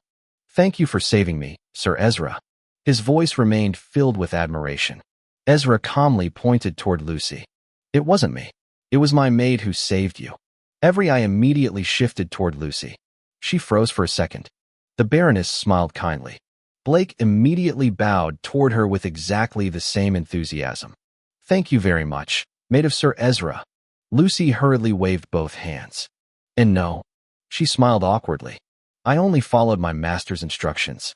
At that moment, several servants entered, pushing polished serving trolleys into the dining hall. Silver lids covered each meal. One after another, the servants carefully arranged every dish before neatly serving breakfast to everyone seated at the table. The delicious aroma quickly filled the room. As everyone prepared to eat, the Baroness looked toward Ezra. Mr. Ezra. She gracefully picked up her knife and fork. I would like to personally thank you once again. Her elegant smile reflected the upbringing expected of a noble lady. Our family is deeply grateful. The fact that you hold our son in such high regard means more to us than words can express. Unlike her husband, the Baroness still carried herself with remarkable composure. The family's decline had certainly affected her. Yet, she continued maintaining the elegance expected of the lady of House Wellston. Baron Wellston smiled gently. Let's eat. Everyone quietly began breakfast. Across the table, Blake repeatedly looked toward Ezra. His heart raced with excitement. His parents had already told him everything. Ezra Ashenlocke, his idol, wanted to evaluate his invention personally. If he succeeded, he might even receive a contract. Everything still felt unreal. He desperately wanted to start talking, to ask hundreds of questions, to immediately show Ezra every single blueprint he had ever drawn. Unfortunately, the moment he looked toward his mother, she quietly smiled. That innocent smile alone carried enough warning. Blake immediately lowered his head. Behave. He silently reminded himself. For now, he forced himself to calmly finish breakfast like everyone else. After breakfast, the servants quietly moved around the dining hall with practiced efficiency. One after another, they carefully gathered the empty plates, polished cutlery, and porcelain teacups before placing everything onto the serving trolleys. The soft clinking of dishes echoed gently throughout the room as the pleasant scent of the meal slowly faded away. The Baron waited until the servants had almost finished clearing the table before looking toward Ezra. So, Mr. Ezra. He folded his hands together on the table, his expression becoming more serious than before. What do you plan to do first? Ezra calmly picked up the white napkin resting beside his plate. He slowly wiped his hands before neatly placing the napkin back onto the table. His movements were unhurried, making it obvious that he had already thought about the matter. I still want to know. He raised his eyes toward the Baron. What truly caused your family's situation? His voice remained as flat as ever. Lucy, who had finished eating earlier, quietly helped one of the servants carry a few used plates onto the serving trolley before returning to her usual position. She walked behind Ezra and stood respectfully with both hands folded in front of her body. The Baron nodded. I was planning to tell you everything today. He sighed softly. I also wanted to discuss the contract you mentioned regarding my son. His tone carried both gratitude and caution. Although Ezra had already expressed interest in Blake, the Baron knew that nothing had been decided yet. Ezra looked toward him without changing his expression. Like I said before, I'll look at your son's work first. Only then did he continue. After that, I'll decide whether he's worthy of a contract. His blank black eyes slowly shifted toward Blake. The young noble immediately stiffened. That's a lot of pressure. Blake swallowed quietly. He tried his best to maintain a calm expression, but his heart was beating much faster than usual. As expected of Sir Ezra, he secretly admired him. He stood in front of the greatest craftsman in Britannia without looking nervous. There were even top scholars watching him during the presentation. Yet he looked at every one of them with those calm eyes. Blake unconsciously straightened his back. He's so cool. I wish I could become someone like him one day. His imagination had already begun running wild. Without realizing it, he completely drifted away from the conversation. Blake, dear. The Baroness gently called his name. Blake didn't respond. He continued staring into space while imagining himself presenting inventions before thousands of people, just like Ezra. Blake, she called again. Still, nothing. The Baroness slowly frowned. Her husband quietly looked away, pretending not to notice. Lucy also glanced at Blake before trying hard not to smile. The Baroness finally sighed. Blake.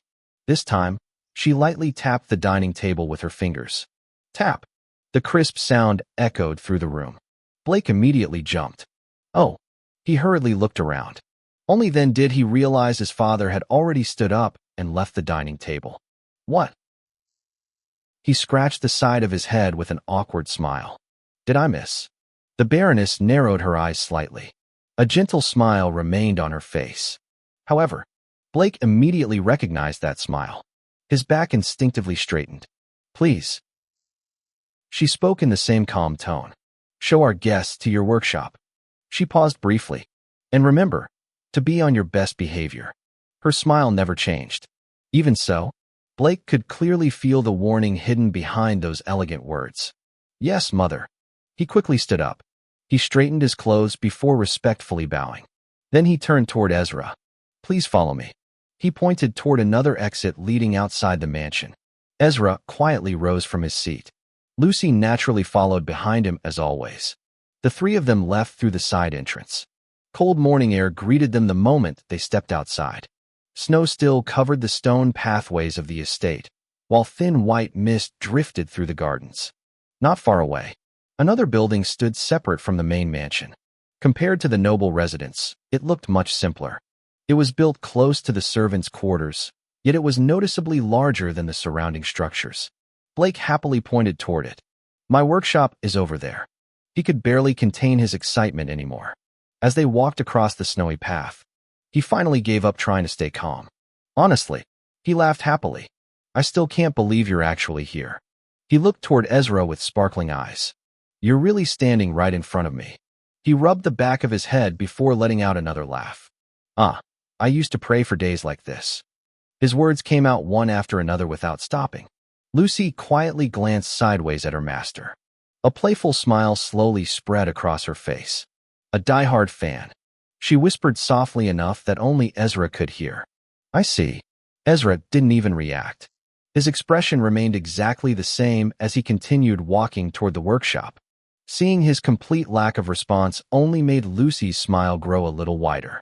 Meanwhile, Blake continued enthusiastically talking about Ezra's inventions, the phantom rolls, and how much he admired the young inventor, completely unaware that his idol was listening, but wasn't interested in what he was saying. Chapter 260, Hidden Genius Inventor Part 2. Oh, Blake finally stopped praising Ezra. He rubbed the back of his head with an embarrassed smile before suddenly remembering something else. Gwen told me your maid is her best friend. His eyes shifted toward Lucy. Yes, Lucy replied instead of her master with a gentle nod. Blake smiled. That's honestly amazing. He spoke with genuine admiration. Who would have thought that on the very day you came to Crichton Town, you would meet your long-lost friend just like that? He lightly laughed. It really feels like fate. His bright smile carried no hidden meaning. He was simply happy for the two girls. Lucy smiled back politely. If I may ask, young noble. She had barely begun speaking. Please. Blake quickly waved both hands. Call me Blake. His smile widened. A friend of Gwen is a friend of mine. He confidently gave Lucy a thumbs up. Lucy blinked once before smiling helplessly. All right, Sir Blake. From the side, Ezra quietly watched the exchange. His blank black eyes rested on Blake for a brief moment. He really reminds me of Veda. The thought naturally surfaced inside his mind. Both of them possessed the same cheerful personality, the same straightforward nature, the same habit of treating people sincerely without caring much about status. The only difference was that Blake's excitement showed itself much more openly and unrestrained, while Veda had an elegant way of showing his excitement. Ezra silently shifted his gaze away. His attention landed on the building standing a short distance ahead. Calling it a workshop would have been somewhat generous. Originally, it had clearly been nothing more than an ordinary storage building. Wooden walls, a simple roof, small windows that allowed only enough light to work during the day. After Blake had decided to become an inventor, the room had gradually transformed into his personal workshop. Sir Blake, if I may ask, where's Gwen? Lucy asked while looking around. Blake turned toward the building and pointed ahead. Oh, she should be inside. He scratched his cheek. I asked her to help me organize everything. He laughed awkwardly. The place is, well, kind of a mess. I can imagine. Lucy smiled knowingly. The three of them continued walking across the snowy path. Crunch, crunch. Their footsteps left clear marks behind them as the fresh snow compressed beneath their shoes. Just as they reached the entrance, the wooden door opened. Gwen carefully stepped outside carrying a medium-sized cardboard box filled with crumpled papers, broken wooden pieces, and various scraps she had gathered while cleaning. The box looked surprisingly heavy. She adjusted her grip before noticing the people standing outside. Lucy, her tired expression immediately brightened. She quickly placed the box on the ground before dusting both hands with a small handkerchief tucked neatly into the waistband of her maid uniform. The cloth had already become slightly dirty from all the cleaning. Good morning, Gwen. Lucy happily waved before walking over. I still can't believe it. Gwen pouted slightly. My girl's master is actually the Ezra Ashenlocke I've been talking about. She crossed both arms. And you never told me. Lucy couldn't help laughing. Ha. Of course I couldn't. She smiled apologetically. My master wanted to keep his identity hidden at that time. She gently placed one hand over her chest. So, as his maid, it is my responsibility to respect that. Gwen puffed her cheeks. Whatever. She looked away dramatically. I'm still annoyed. Even so, a smile quietly appeared at the corner of her lips. She bent down, lifted the cardboard box once more, and walked toward the nearby waste container. Wait for me. Lucy immediately followed after her. The two girls naturally began chatting as though they had never been separated for years. Their laughter occasionally echoed across the snowy courtyard. Blake watched the scene with a warm smile. They really are good friends. He slowly waved one hand in front of his face as though fanning himself. I always feel emotional whenever I see moments like this. He quietly sighed before looking toward Ezra. His smile gradually froze. Ezra didn't appear moved in the slightest. His attention had already shifted somewhere else. Blake awkwardly coughed. Well, he quickly changed the subject. Let me show you my work. Without wasting another second, he hurried inside the workshop. Ezra calmly followed behind him. The moment he stepped inside, his eyes quietly swept across the room. Compared to his own workshop, this place looked extremely simple. A single sturdy workbench occupied the center. Several wooden shelves stood against the walls. Most of them were filled with rolled blueprints, notebooks, scattered tools, bolts, gears, measuring rulers, and small metal components. The floor had scratches everywhere from constant experimenting. The air carried the faint smell of wood dust mixed with machine oil. Although Blake proudly called it a workshop, many essential crafting tools were missing. There were no advanced forging equipment, no precision cutting machines, no proper mold casting stations, no steam-powered furnace. Only ordinary hand tools remained neatly, or rather, half-neatly, arranged around the room. Still, Ezra wasn't surprised. Considering House Wellston's financial condition, having a place like this was already impressive. Please have a seat. Blake quickly wiped the work table with a cloth before pointing toward a nearby chair. I'll bring out the design I want you to see. He immediately hurried towards several large wooden boxes stacked in one corner. Each box contained dozens of tightly rolled design sheets. He enthusiastically searched through them. Meanwhile, Ezra quietly sat down. Lucy and Gwen soon entered as well. The two girls continued chatting softly, while Gwen occasionally glanced toward the mess Blake was creating. Young Master Blake. She slowly placed both hands on her waist. A helpless smile appeared on her face. I just finished organizing everything. Blake didn't even hear her. He continued digging through the mountain of rolled papers. Found it, he suddenly shouted happily, holding one rolled sheet high above his head like a treasured relic. He proudly turned around. Only then did he notice Gwen staring directly at him. His smile immediately stiffened. His eyes slowly lowered toward the floor. Papers, blueprints, and notebooks now covered nearly every part of the workshop again. I'm sorry. He quickly crouched down. Without another word, he hurriedly gathered every scattered sheet before stuffing them back into the storage box. Only after cleaning the area did he walk toward the workbench. He carefully unrolled one large blueprint. There. He took a small step back. This. He looked nervously toward Ezra. Is the invention I hope will amaze you. A weak smile appeared on his face. Although, he awkwardly laughed. I'm sure it won't surprise an incredible inventor like you. He scratched his cheek. But, I still hope you'll like it. Ezra quietly lowered his eyes toward the blueprint. Lucy leaned closer with curiosity from behind the chair Ezra, her master, sat on. Since Ezra himself had acknowledged Blake's potential, she had unknowingly raised her expectations. Several seconds passed. Then, what is this? Lucy blurted out. Confusion completely covered her face. Blake's shoulders immediately slumped. His expression visibly darkened. He instinctively assumed she disliked his invention. Seeing his reaction, Gwen frowned. Lucy. She folded her arms. Let the expert evaluate it first. Lucy quickly shook both hands. No. She looked back toward the drawing.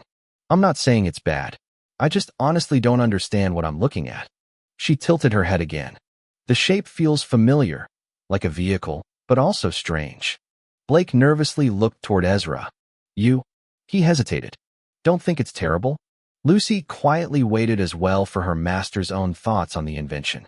Only Ezra remained calm and expressionless as usual. After studying the blueprint for another moment, he finally spoke. This.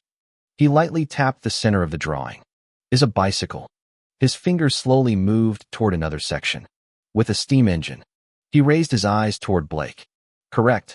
Blake's entire face brightened. Yes. He almost shouted. Lucy immediately looked between the blueprint and Blake several times. Wait. She blinked several times in disbelief. This is actually supposed to be a bicycle? Her surprise was completely understandable. When she first looked at Blake's blueprint, the exterior didn't resemble a bicycle at all. Instead, it looked more like a miniature steam carriage, almost the same size as the compact steam carriages that traveled around the Ashenlocke estate. In Britannia, a bicycle was simply a two-wheeled means of land transportation. Its design wasn't very different from the early bicycles of Ezra's previous life's world. The frame was mostly wooden, with metal used only on important supporting parts. It looked old-fashioned and required the rider to constantly push the pedals with both legs to keep the wheels turning.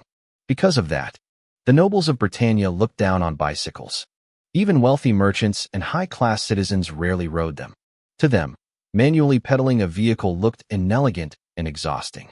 Only the middle-class citizens still used bicycles regularly, mainly because they were affordable compared to steam-powered transportation. Even then, the bicycle industry had been declining year after year, since it lacked much usage. People still preferred paying for horse carriage cabs instead of riding the bicycle. Ezra already knew all of this. He had spent countless hours reading books on Britannia's transportation systems while studying. Lucy leaned forward once more, carefully studying Blake's drawing.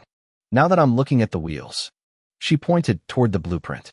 It's obviously a two-wheeled vehicle, so it really is a bicycle. Her eyes slowly moved across the rest of the design. But, she frowned thoughtfully. Even someone like me can tell this doesn't fully show the kind of bicycle upgrade you're trying to create. Her tone unconsciously became much more professional. Ever since she had spent time watching Ezra discuss inventions with the members of the BNC group during the auction preparations, she had gradually learned a little about craftsmanship. Not enough to become an inventor, but enough to understand basic concepts and ask reasonable questions. Blake awkwardly laughed. I know. He scratched the back of his head. It looks pretty bad. My biggest problem is the steam engine. He walked over to the blueprint and pointed toward the rough sketch attached to the bicycle's frame. I kept wondering how I could fit something this large into such a small body. He sighed helplessly. No matter how many times I redesigned it, I couldn't find a proper layout. The frustration in his voice was genuine. Before anyone could reply, he suddenly ran back toward the wooden storage boxes. He quickly pulled out another stack of rolled design sheets. Several of them slipped from his arms and scattered across the floor. Rustle, rustle. Papers spread in every direction. Oh. Blake froze for a second. Gwen immediately pinched the bridge of her nose. A helpless sigh escaped her lips. Without saying anything, she quietly walked over, crouched down, and began gathering the scattered blueprints again.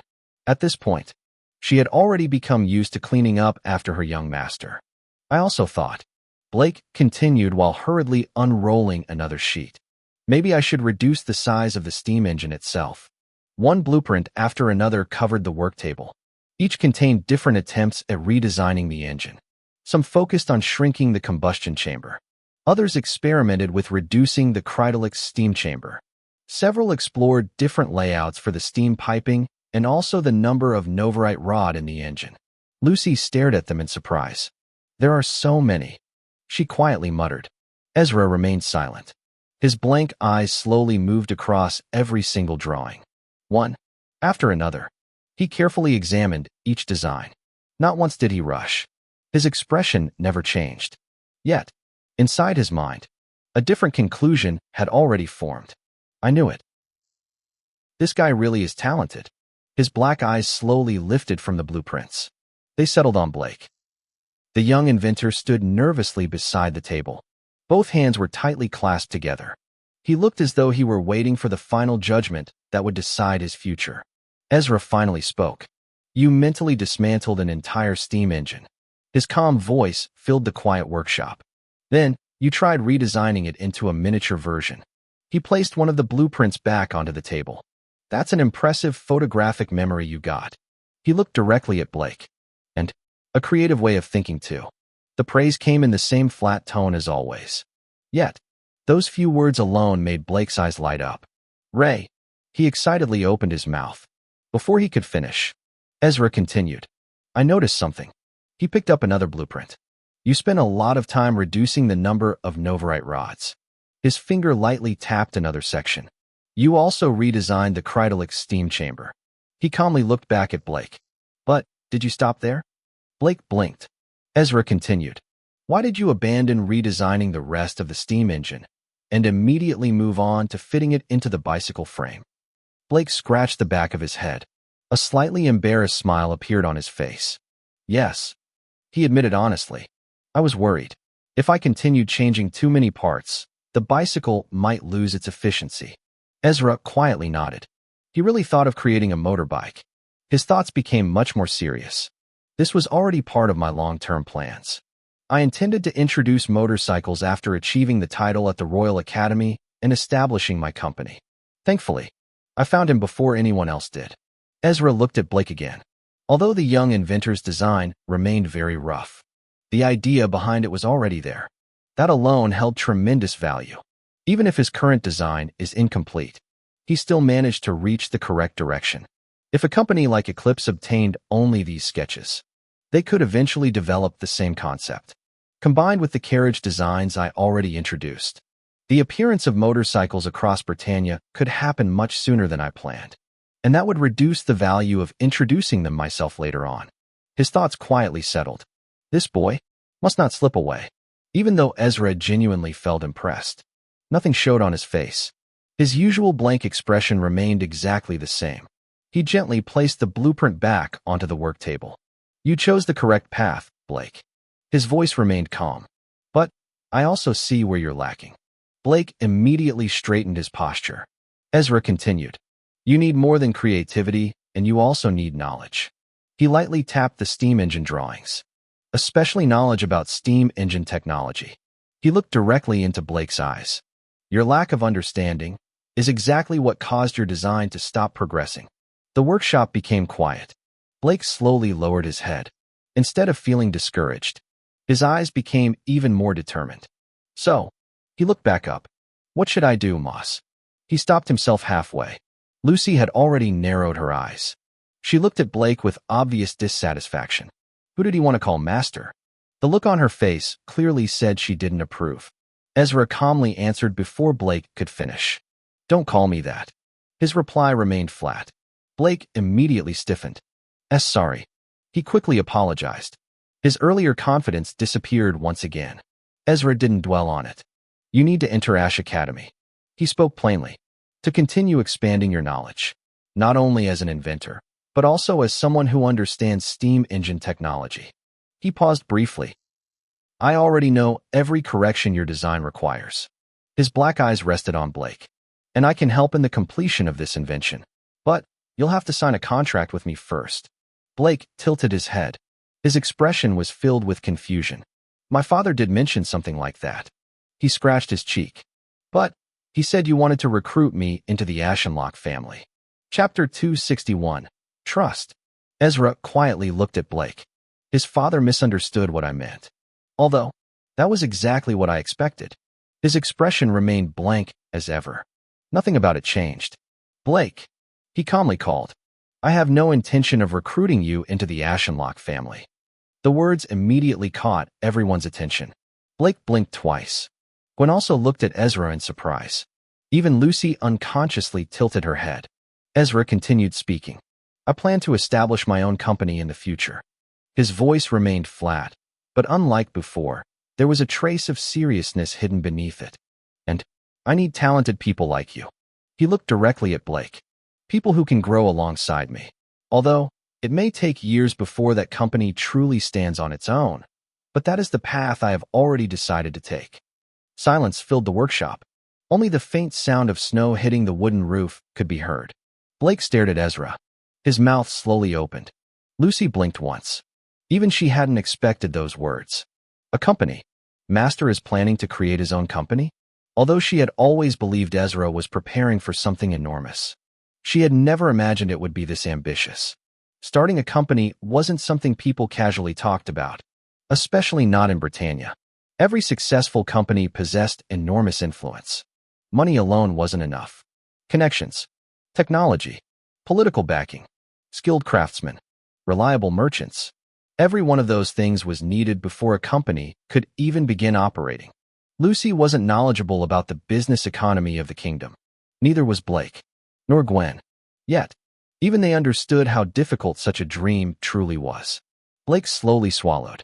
You're... His eyes shone brighter than before. Going to create your own company? His voice carried obvious admiration. He couldn't stop smiling. I never would have imagined something like that. He laughed softly, as expected of my idol. The respect in his eyes became even stronger. Lucy quietly looked at Blake. He really worships Master, huh? She couldn't help smiling. Ezra remained completely unmoved. So, he calmly returned the conversation to its original purpose. About the contract? Blake didn't hesitate. I'll sign it. His answer came immediately, without even thinking. Wait. Gwen suddenly stepped in the view of her young master. No. She firmly shook her head. You can't simply agree to something like that. Her voice became much more serious. She looked directly at Blake. Young master, don't forget. She pointed toward the blueprints spread across the work table. This invention is supposed to save the family. She slowly turned toward Ezra. Mr. Ezra may have praised your talent, but she inhaled deeply. That doesn't mean we should immediately hand everything over. Lucy frowned. She spoke confidently. So, there's nothing to worry about. Gwen immediately looked toward her. Resolve it. Her expression remained unconvinced. How? She folded both arms. Will your master personally pay off Baron Welston's debt? Her question made Lucy pause. I know he earned an incredible amount from the phantom rolls. She looked toward Ezra. It was a historic amount. An inventor has probably never received that much before. She acknowledged his achievements honestly. But that money isn't endless, since you don't even receive monthly profits from it. She slowly shook her head. Nor does the Ashenlocke family simply hand you unlimited funds. She looked back toward Blake. This contract is nothing more than a long-term investment. We don't even know if his company will successfully exist one day. She took another slow breath.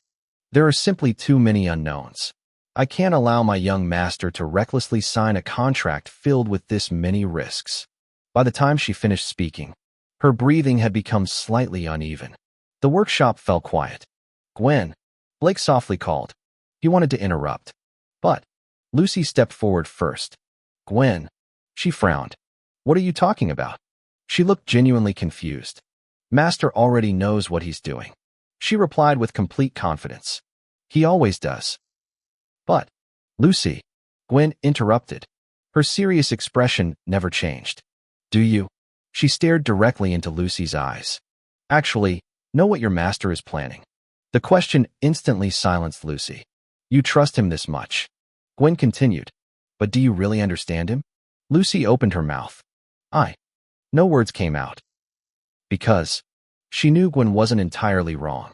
Even she didn't fully understand Ezra. In her mind, he was the type to always walk several steps ahead of everyone else. Every plan, every invention, every decision. He quietly prepared everything long before anyone else even realized something was happening. She had only just learned he planned to establish his own company. Something that enormous. Yet he had never mentioned it to her. Lucy lowered her eyes. Even so, she wasn't angry. Because after spending this much time with Ezra, she had gradually understood something. Her master wasn't hiding things because he didn't trust her. He simply didn't believe there was a reason to explain every plan before the time to act arrived. Whenever the proper moment came, she was always involved. Without exception, she slowly raised her head again. You only think like this because you've never truly seen him. She looked at Gwen seriously.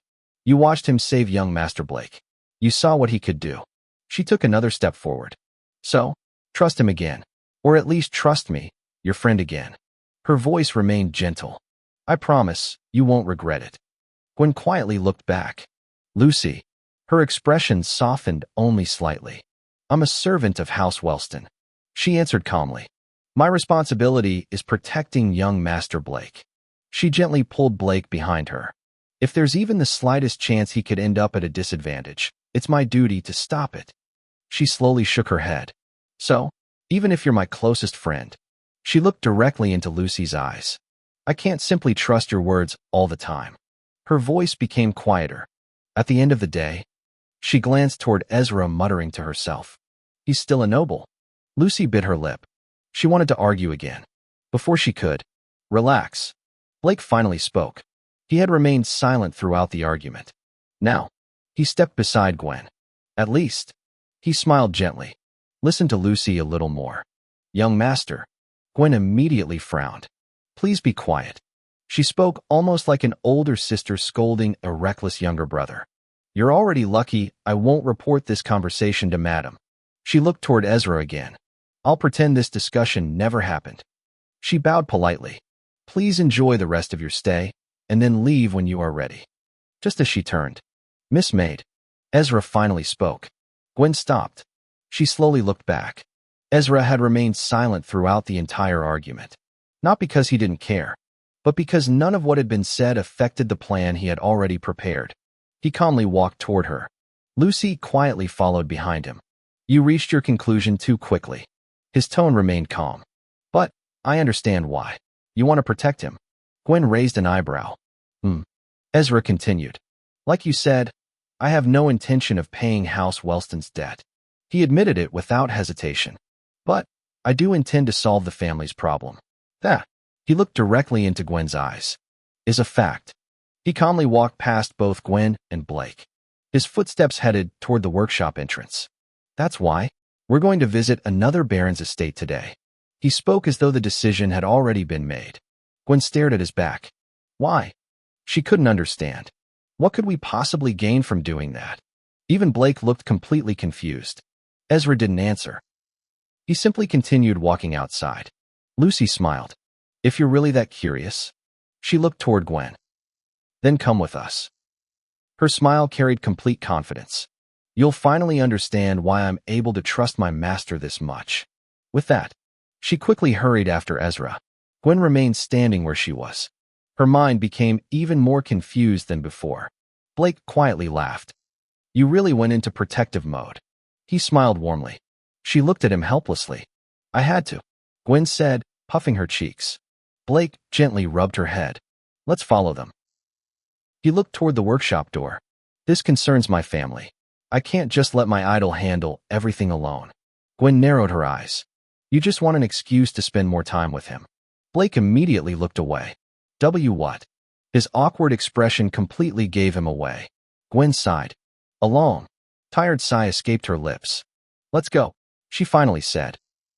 I'm also curious about what kind of person my friend's master really is.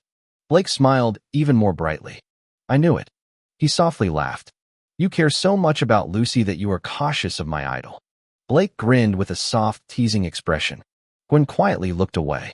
I do, she answered honestly. A faint blush slowly spread across the tips of her ears. Without waiting any longer, Blake happily grabbed her wrist. Come on. The two immediately hurried out of the workshop, chasing after Ezra and Lucy before they disappeared from sight. After informing the Baroness that they would be heading out together, the lady of House Wellston immediately insisted that several family guards that remained employed to the family accompany them. I'll feel much more at ease if a few guards follow behind. She looked at Ezra with a gentle but worried expression. My son isn't very experienced outside the estate. Ezra calmly shook his head. There's no need. His voice remained as flat as always. I don't need an escort. The Baroness hesitated for a moment. Her eyes naturally shifted toward Blake. She was obviously reluctant. After all, although Blake had survived yesterday's incident, the memory still lingered vividly in her mind. Seeing the concern in her eyes, Ezra quietly added, I'm also an alchemist. His expression remained unchanged. So I'll do my best to keep him safe. Those simple words carried an unexpected sense of confidence. The Baroness remained silent for several seconds. Finally, she sighed softly. I understand. She gave a small nod. In that case, I'll leave Blake in your care. She smiled gently. Please return safely. Ezra gave a small nod. Lucy bowed respectfully. So will we, madam. Blake also straightened his posture. I'll be careful, mother. Gwen lowered her head as well. I'll make sure the young master remains safe. The Baroness smiled at all four of them before watching them leave the mansion. Not long afterward, the four boarded a horse carriage waiting outside House Wellston. Unlike the luxurious steam carriages used by wealthy noble families, this one was an ordinary rented carriage. Its wooden body gently creaked as the horses slowly pulled it onto the main road. Ezra quietly sat beside the window. His eyes calmly watched the scenery outside. Blake, on the other hand, looked noticeably excited. He had wanted to ask Ezra countless questions ever since they left the workshop. Unfortunately, every time he opened his mouth, Gwen quietly stared at him. That single look was enough to make him obediently close it again. Lucy secretly covered her mouth. She found the entire situation strangely amusing. The carriage steadily traveled through Velcrion's busy streets. The journey lasted several hours.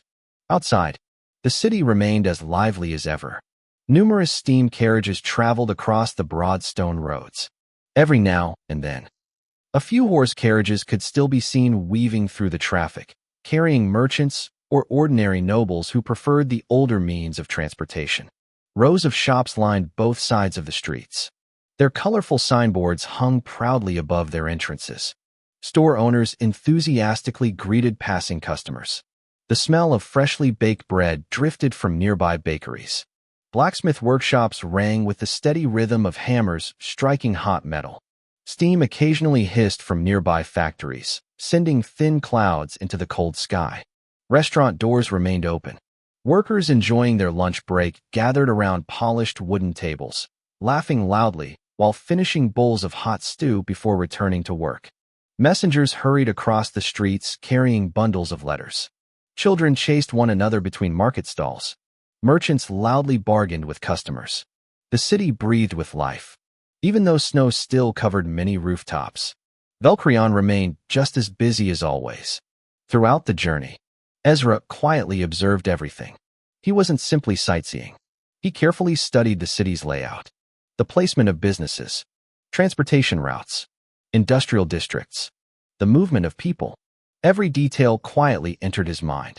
Eventually, the carriage gradually slowed. Blake looked through the window.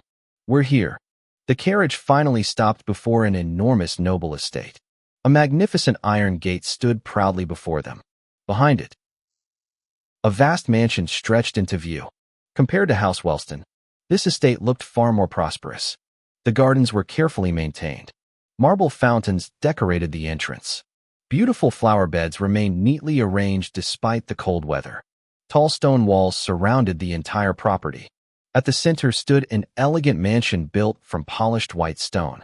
Its architecture immediately displayed the wealth and influence of its owners. This was the residence of the most powerful baron family in Valkyrion, the House of Miles. The four stepped down from the carriage. The moment they approached the main gate, several guards immediately crossed their weapons. "Halt!" Their voices remained calm but firm. Each guard held a repeater sword rifle comfortably in one hand, while the other rested near the weapon's trigger assembly. Their sharp eyes carefully observed the four visitors. First Ezra, then Lucy, then Blake, finally Gwen. After making sure no immediate threat existed, one of the guards stepped forward. His posture remained respectful. "Good afternoon." He gave a slight bow. "May I know your names and the reason for your visit?" The guard asked in that manner because their appearance was sudden without any set appointment, and they didn't wear anything that could identify them as high-status nobles, which they weren't in the first place. Before anyone answered, another guard quietly looked at Blake. He rubbed his chin thoughtfully. They're all young." He glanced between Blake and Ezra. Maybe they're friends of young Lady Miles. He spoke quietly enough that only the nearby guards could hear. "It wouldn't be strange. They're accompanied by attendants too," the other guard replied. Blake stepped forward first. He placed one hand over his chest in a proper noble greeting. "My name is Blake Wellston." He politely introduced himself. The guard's expressions changed slightly. Blake continued, "This is my maid." He gently gestured toward Gwen. Gwen immediately stepped forward. She gracefully lowered her head. "Good afternoon, sirs." Her etiquette remained flawless. The guards respectfully returned the greeting.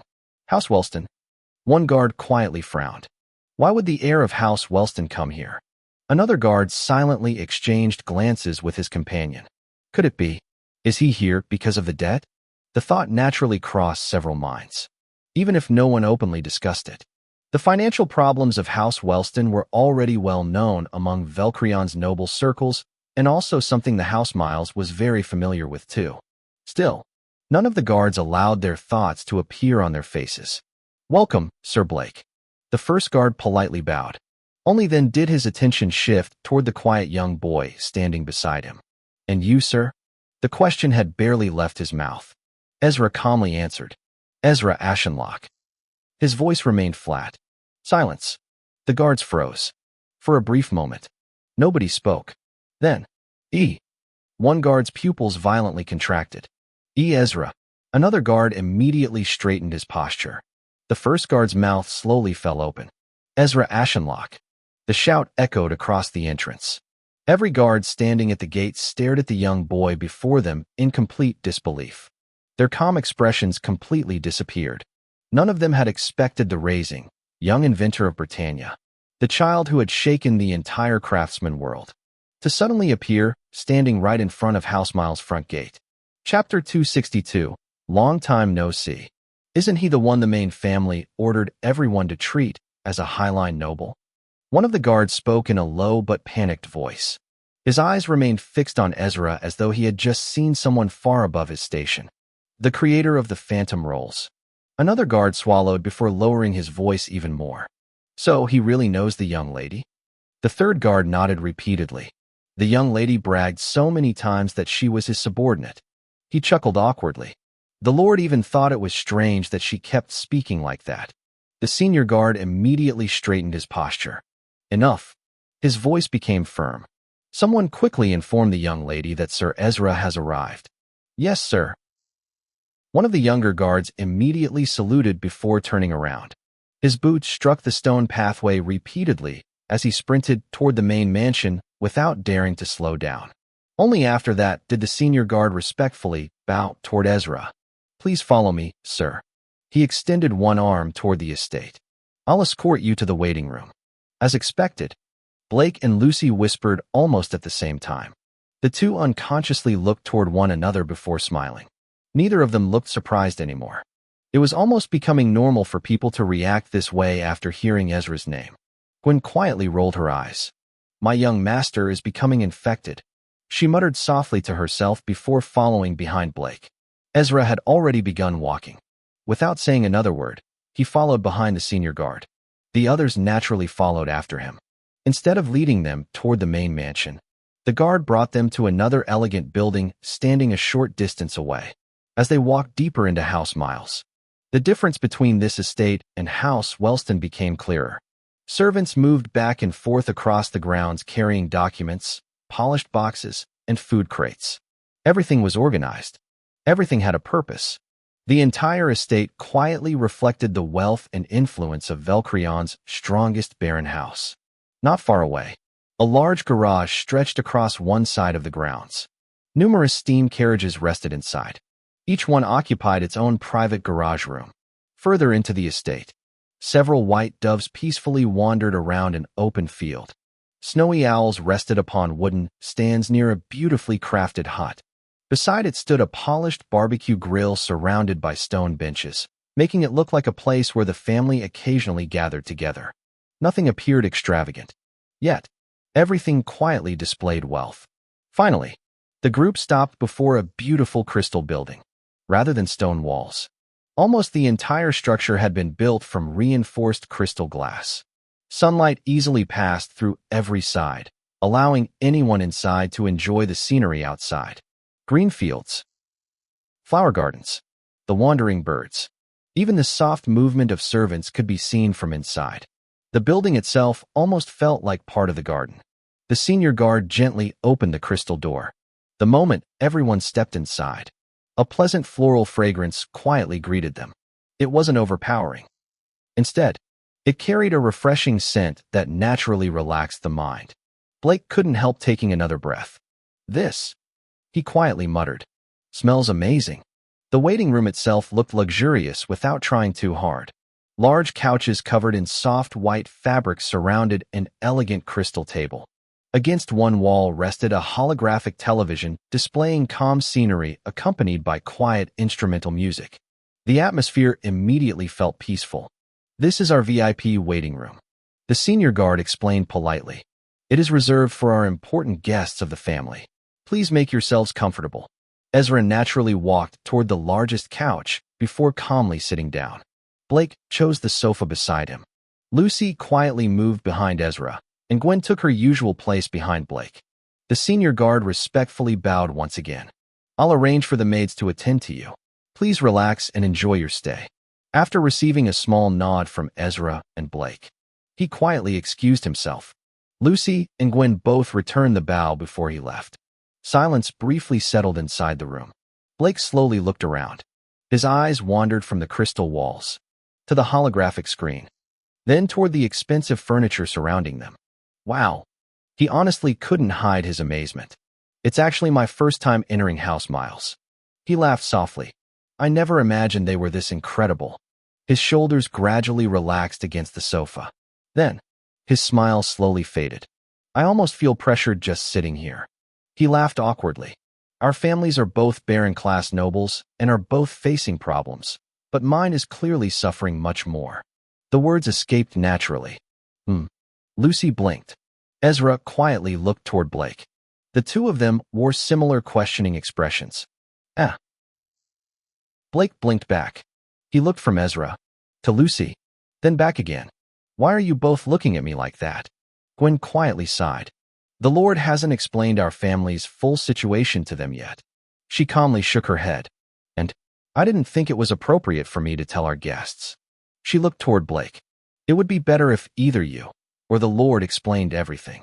Blake immediately nodded. Fair enough. He understood her reasoning. After thinking for a moment, he turned toward Ezra. But then, why exactly did you come here, Sir Ezra? Ezra answered immediately. I came here to gather information. He remained seated comfortably. Specifically, information regarding House Orvain. His black eyes calmly rested on Blake. House Miles and House Orvain are both low-line houses serving under House Ashenlocke. They must have maintained a close relationship for years. So, I believed House Miles would know something. Blake slowly nodded. That's actually true. He scratched his cheek thoughtfully. Now that I think about it, it makes perfect sense. Velcrion, one of Metallica's largest cities, stood close to one of Britannia's most dangerous monster-infested forests. That forest housed nearly 30 different monster species. Every so often, groups of monsters left the forest. They attacked nearby small cities, towns, and villages without warning. Only Velcrion rarely experienced such disasters. The reason was because 5 barren houses continuously protected the region.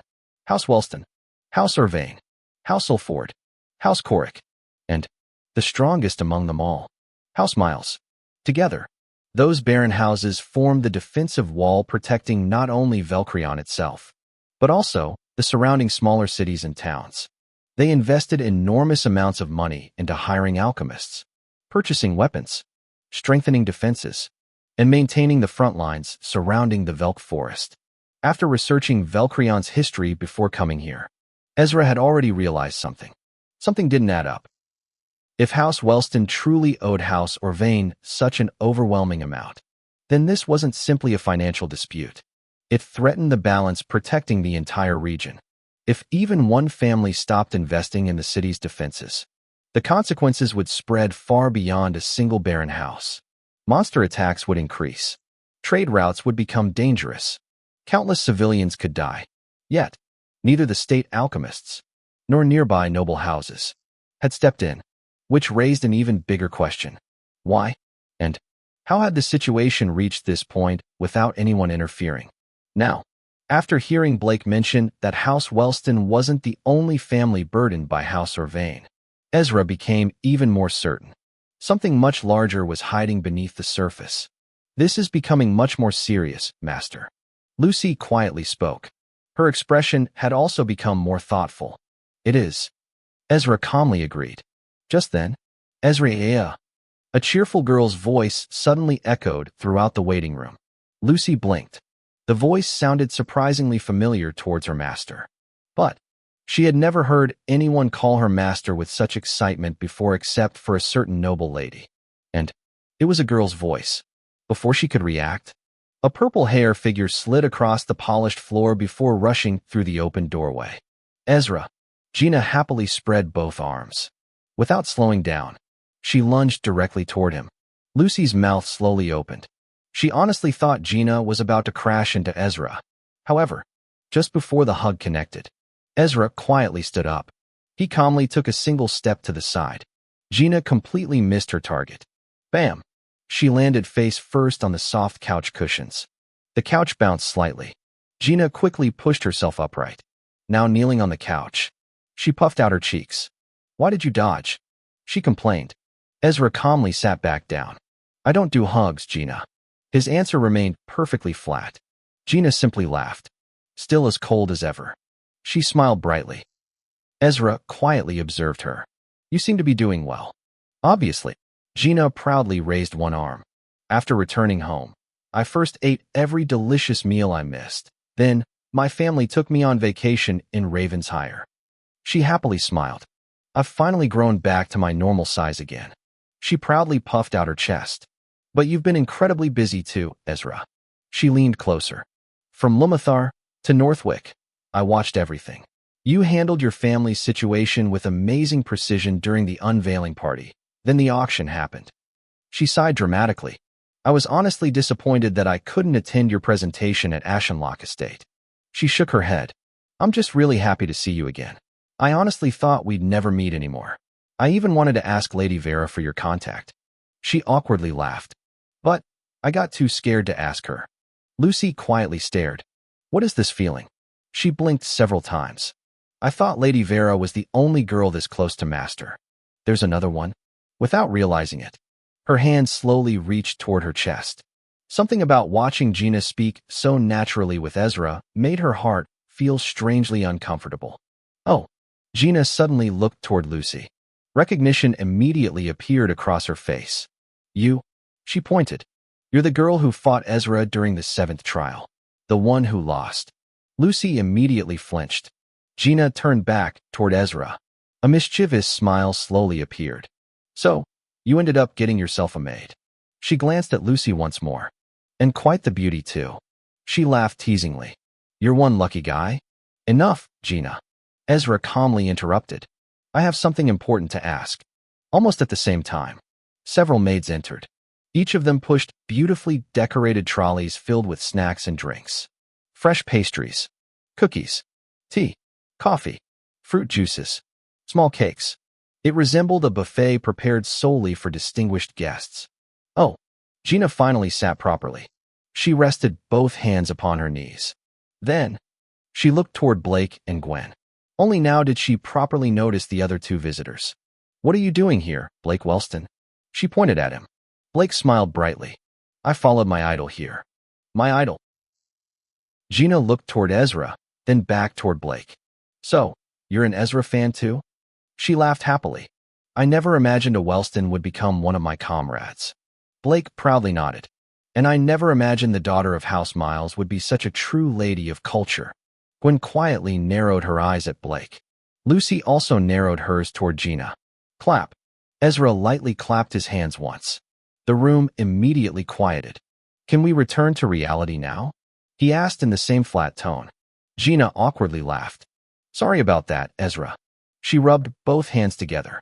The familiar feeling of the old trial days quietly resurfaced in her heart. Back then, Ezra would often come to her whenever he wanted information. It somehow felt nostalgic. So, she smiled. What exactly do you want to know? Ezra's expression remained calm. It's about House Miles, House Wellston, and House Irvain. He looked directly at Gina. I want to know everything about the situation your family is currently facing. The dead House Wellston owes House Irvain, and everything you know about House Irvain itself. His tone remained serious. The cheerful atmosphere inside the waiting room quietly disappeared. Even Gina's smile gradually faded. She now understood. Ezra hadn't come here simply to visit an old acquaintance. He had come because he was already investigating something much larger. Chapter 263, Bewitchment. Two servants of House Miles quietly approached Ezra and Blake. Their movements were well-practiced and graceful. They stopped before the two young nobles before bowing politely. Which snack and drink would you like, sirs? Ezra's attention never left Gina. His blank black eyes remained fixed on her as he calmly waited for her explanation. Nothing for now. He answered in his usual flat tone. The maid gave a small nod. As you wish, sir. Without another word, she stepped back and quietly returned to her position. At almost the same moment, I'll have the vanilla cookies, please. Blake smiled politely. One serving for me, and another for my maid. He glanced toward Gwen before looking back at the servant. What would you like to drink, sir? The maid asked again with the same gentle smile. Cold milk. Blake replied. Thank you. Certainly. She bowed once again before leaving to prepare his order. The room gradually became quiet again. Everyone's attention naturally returned to Gina. She slowly folded both arms. The cheerful smile she had worn earlier disappeared. Instead, a trace of irritation slowly surfaced on her face. The issue between our family and that trash Baroness Irvain. She frowned deeply as soon as she mentioned the woman's name. Her fingers unconsciously tightened against her sleeves. It was obvious she genuinely hated the Baroness. Around the same time your phantom rolls exploded across Skynet, and everyone in Britannia was talking about it. She continued. Our family suddenly received a debt letter. She sighed through clenched teeth. And not just ours. Her eyes shifted toward Blake. As you already know, the other 3 barren houses received one as well. She paused briefly, almost as though she still found the whole matter unbelievable. The letter stated that each of the 4 barren houses owed House or Vane 5,000 dals. 5,000. Lucy's eyes slowly widened. Dals, she instinctively repeated. Not gold coins, but dals. Wait, it's all 4 barons. Even Gwen's breathing paused for a moment. Blake quietly lowered his head. At that moment, the maid who took Blake's order came back with the snacks and drink. She carefully handed the plate to him and Gwen, then dropped the drink on a small glass table at his left side. Blake and Gwen nodded slightly before the maid walked back to her position. Lucy finally understood why House Wellston looked as miserable as it did.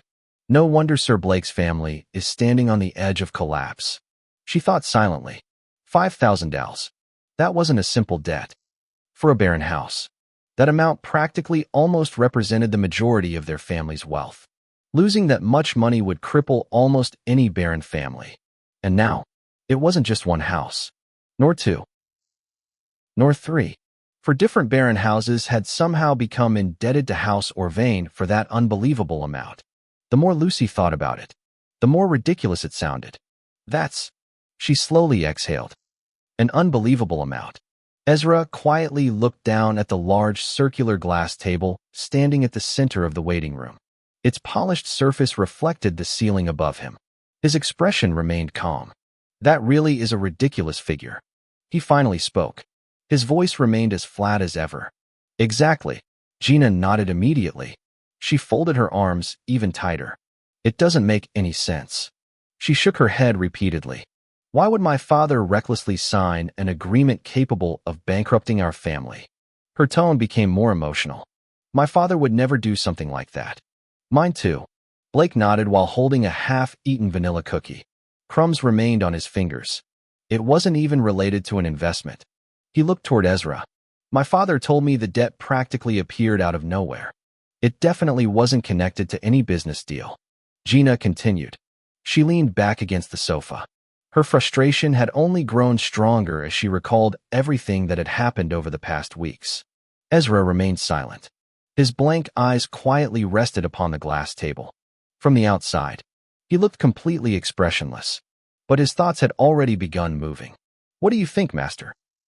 Lucy softly asked. She had already become used to Ezra noticing details everyone else overlooked.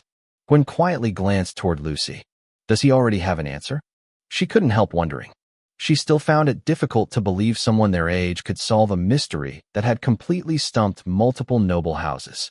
Ezra finally spoke. The debt letter. He calmly raised his eyes toward Gina. It contained your father's blood signature. Correct? Yes. Gina answered immediately. That's exactly the problem. She sighed heavily. Even though everything seemed absurd, it was impossible to challenge. She rubbed her forehead. No matter how strange everything looked, the signature was genuine. Lucy frowned thoughtfully. Miss Gina. She looked toward her. Didn't Lord Miles report it to the finance corps of the main family as fraud? He did. Gina answered without hesitation. Actually, the other barons did the same. They all went to the Velcrion Finance Bank to report fraud, and even took her to court for that. She leaned forward slightly. The situation was too strange. So, everyone immediately suspected Baroness Orvain was playing dirty. She clicked her tongue.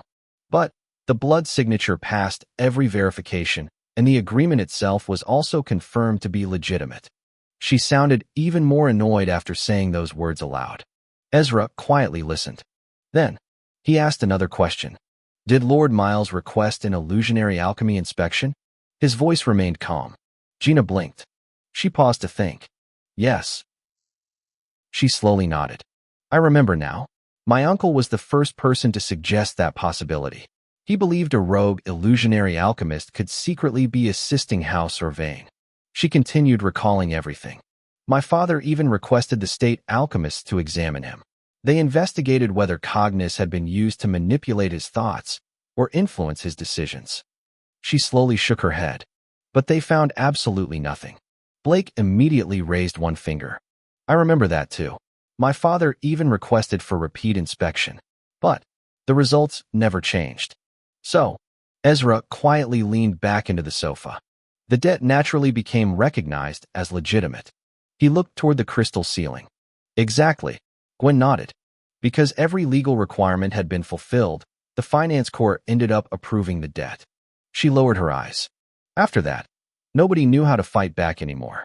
The room gradually became silent again. Blood signature. A perfectly laid out legal agreement. No traces of cognizance. Ezra quietly organized every piece of information inside his mind. This feels strangely familiar. A not too distant memory quietly resurfaced. A certain old man from House Ashenlocke. The contract. The attempt to force him into signing against his will. His eyes briefly shifted toward Lucy, then returned to the ceiling. Illusionary alchemy always leaves traces of cognizance behind. That was common knowledge among alchemists. Even if one attempted to erase those traces, some residue would always remain. Yet, the state alchemists had found absolutely nothing, which meant only one realistic possibility remained. Ezra slowly folded both arms. Drug. The conclusion quietly settled inside his mind. His reasoning came entirely from memories of his previous life. Back then, alcohol had often caused ordinary people to lose their judgment whenever it was drank excessively. He even remembered a fellow soldier once boasting inside their dormitory. The man had proudly explained how he intended to get a female soldier drunk before manipulating the situation in his favor. Several soldiers had immediately condemned the idea, because, no matter how the man justified it, it violated her consent. Yet, the man insisted, something unsettling. As long as he carefully guided the conversation, fed her enough alcohol, and allowed her emotions and desires to cloud her judgment, she would eventually agree to things she normally never would. Afterward, everyone would simply dismiss it as a drunken mistake. That unpleasant memory suddenly connected itself to the present. Ezra's eyes slowly narrowed. If alcohol can cloud judgment, then a specially designed drug could push that effect much further. A drug capable of placing someone into an extremely vulnerable state. A drug capable of making them obey. A drug capable of leaving memory fragmented afterward. Everything suddenly fit together. Ezra finally looked toward the others. The four barons attended the same gathering before those debt letters appeared. His tone remained calm. And, I'm willing to bet, that was the exact gathering where Baroness Orvain claimed the agreement had been signed. Unlike everyone else, Ezra didn't sound as though he were asking a question. He sounded completely certain. Gina slowly nodded. Yes. Her answer carried visible surprise. She had the strange feeling Ezra had somehow been present that day himself. But Ezra calmly continued. Your fathers can't remember what actually happened during that meeting. He looked at Gina and Blake one after another. They can't even remember what led them to sign the agreement. His blank black eyes remained steady. It's almost as though a part of their memories was forcibly erased. The room immediately fell silent. Oh, Gina's eyes widened. That's exactly what happened. She unconsciously leaned forward. My mother spent days trying to help Father retrace everything that happened during the meeting. She slowly shook her head. No matter what she asked, he couldn't remember. It was like that entire part of the day simply disappeared. Her brows knitted together. The more he tried to remember, the worse his headache became. Blake also looked stunned. My father was exactly the same. He looked toward Ezra with open admiration. He couldn't remember anything after arriving at the gathering. The next thing he remembered was already being back home. He paused briefly. I hadn't even told you that part yet. His eyes remained fixed on Ezra. But you still figured it out. Gwen quietly blinked several times. She stared at Ezra as though she had just heard something impossible. He deduced all of that, just from the little information we gave him. For the first time since meeting Ezra, she genuinely understood why Lucy trusted him so completely. He wasn't simply intelligent. His ability to notice details other people overlooked and calmly connected them together. It almost felt unnatural. Gina leaned even closer. Her earlier playful attitude had completely disappeared. Only worry remained in her beautiful blue eyes. Does that mean? She asked quietly. You already know what happened to my father? She tightly held the edge of the sofa. What could have caused all of them? to fall into that evil woman's scheme? Ezra answered almost immediately. A drug. His tone remained calm. The words themselves, however, immediately shocked everyone inside the room. A drug. Gwen gasped. Both of her hands unconsciously covered her mouth. How? She looked completely bewildered. How could a baroness use something like that? Her voice carried obvious disbelief. She had never imagined a noble of such standing would resort to methods like that. Drugs. Blake slowly lowered his head. He quietly repeated the word to himself. So, my father was drugged into signing the agreement. He slowly looked back toward Ezra. But, does a drug like that even exist? He genuinely looked confused. A drug capable of making a fully grown man vulnerable, while also making him lose his memory afterward. He found it difficult to believe. Lucy also quietly looked toward Ezra. She had never heard of such a thing before either. Ezra remained calm. I don't know what specific drug was used, he honestly admitted. But it is currently the explanation that best fits every piece of information we've gathered.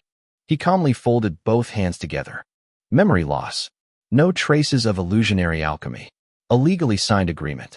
For different barons. He listed each point one after another. When those facts are combined, a drug becomes the most reasonable answer. Everyone quietly thought about his words. None of them could immediately refute his reasoning. Because it really explained everything. Gina suddenly stood up. Her chair slid backward slightly. If that's true, hope quickly appeared inside her eyes. Then we can expose Baroness Orvain. She looked at Ezra expectantly. Is there a way to prove father was drugged? If we can prove that, we can use it as evidence against her. Her voice became increasingly excited. For the first time in weeks, she felt like she had finally found a path forward. Unfortunately, Ezra slowly shook his head.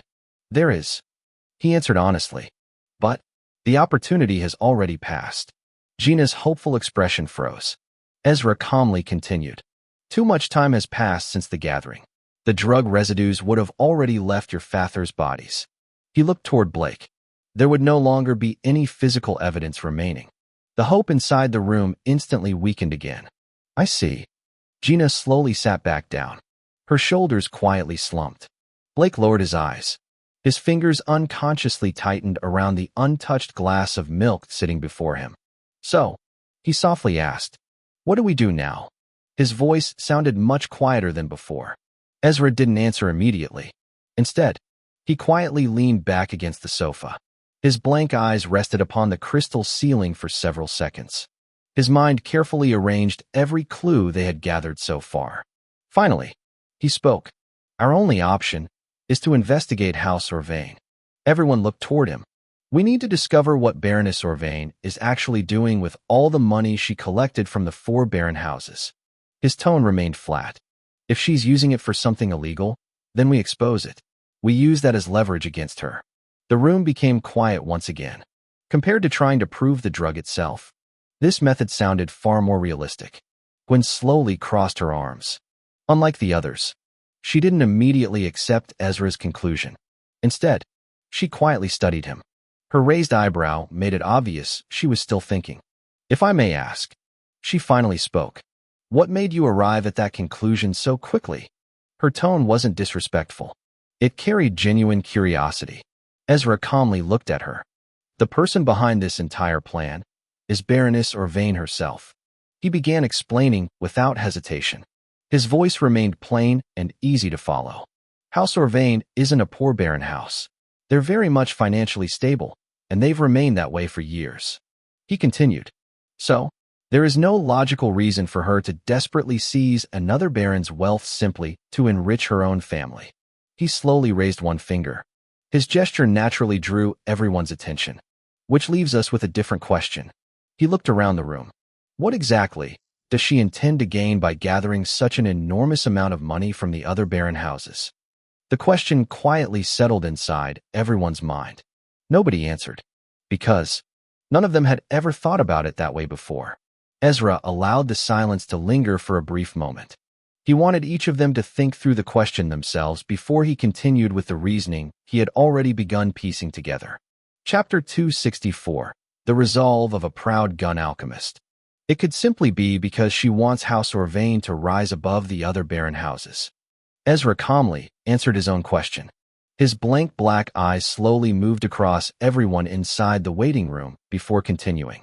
But the problem with that reasoning is that the defensive structure protecting Velcrion would collapse. He folded both hands together. As we all know, the 5 barren houses don't merely exist as neighboring noble families. They each protect different sections of the Velk forest. If only House Orvain remained, then the entire defensive network would lose its balance. Lucy quietly narrowed her eyes. She had already begun following Ezra's train of thought. And she suddenly spoke. If they really became the only remaining barren house. She slowly stroked her chin while organizing her own thoughts. They still wouldn't be able to properly protect the Velk forest. She looked toward Gina. Every barren house is responsible for different regions, patrol routes, logistics, and supply lines. They all work together to maintain the defensive seal around the forest. If one family disappears, the others can't simply replace everything overnight. Ezra nodded once. Exactly. He naturally continued the explanation. And even if he calmly raised one finger, House Orvain somehow managed to shoulder every responsibility alone, they would still only be a barren house. Their noble title wouldn't suddenly rise simply because they became wealthier. He looked toward Blake. Noble status doesn't only increase because of money. There are far more requirements than financial strength, political influence, sometimes military achievements, recognition, and contributions to Britannia. He listed them one after another. Even if House Orvain somehow fulfilled all those conditions, it would still take many years before they could even hope to rise in rank. He paused briefly. By then, the defensive line surrounding the Velk forest would have already weakened, and monster attacks would increase. Trade routes would become dangerous, and Velcrion itself could easily descend into chaos after a large-scale monster tide. The waiting room gradually became quiet, with everyone silently processed Ezra's reasoning. Even the maids serving inside the room unconsciously stopped what they were doing. Gina, Blake, Gwen, even the maids of House Miles, all looked at Ezra in complete disbelief. It wasn't simply because his conclusion sounded reasonable. It was because the way he analyzed the situation didn't resemble the thinking of an ordinary teenager. He understood noble politics. He understood military logistics. He understood economics. And somehow, he naturally connected every piece together into one complete picture. The level of understanding he displayed far exceeded what someone his age should possess. That's Ezra for you. Gina couldn't help smiling proudly. Lucy quietly noticed Gwen's expression. A satisfied smile slowly appeared on her own face. See, now you understand why I trust Master this much. Gwen quietly looked away. She didn't say anything, since there wasn't anything left to argue about. The Baroness isn't collecting this money simply to live a luxurious life. Ezra calmly adjusted his sitting posture. If that were her goal, this entire plan would have been absurdly excessive to her. He paused briefly. I could still be wrong, he honestly admitted. But I don't believe luxury is the reason. His fingers lightly tapped the armrest. In conclusion, he slowly looked around the room. The money collected from the 4 barren houses was most likely transferred into anonymous financial accounts. He calmly finished his deduction. From there, it's either being stored or invested into a hidden operation requiring an unbelievable amount of funding. Silence immediately followed throughout the whole room. Everyone quietly absorbed the conclusion. Then, what if? What if she's using the money to buy illegal things from the black market?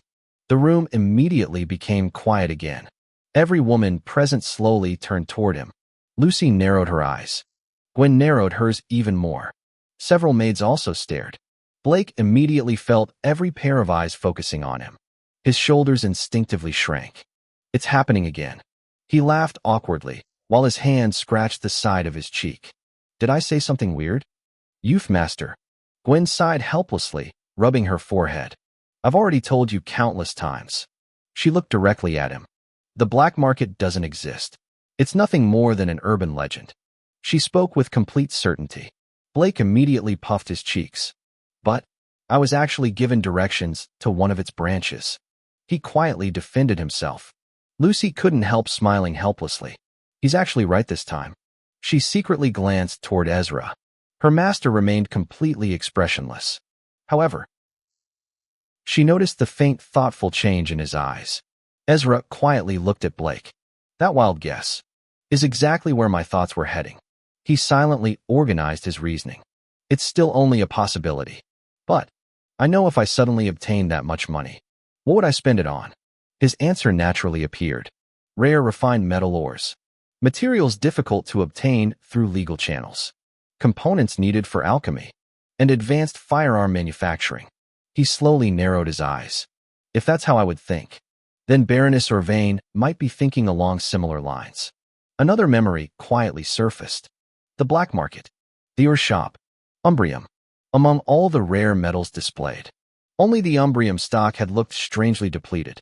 At the time, like the attendant told him, he simply thought a rich, illusionary alchemist was the buyer. Now, the memory returned with entirely different meaning. Could the mysterious buyer actually be connected to House Orvain?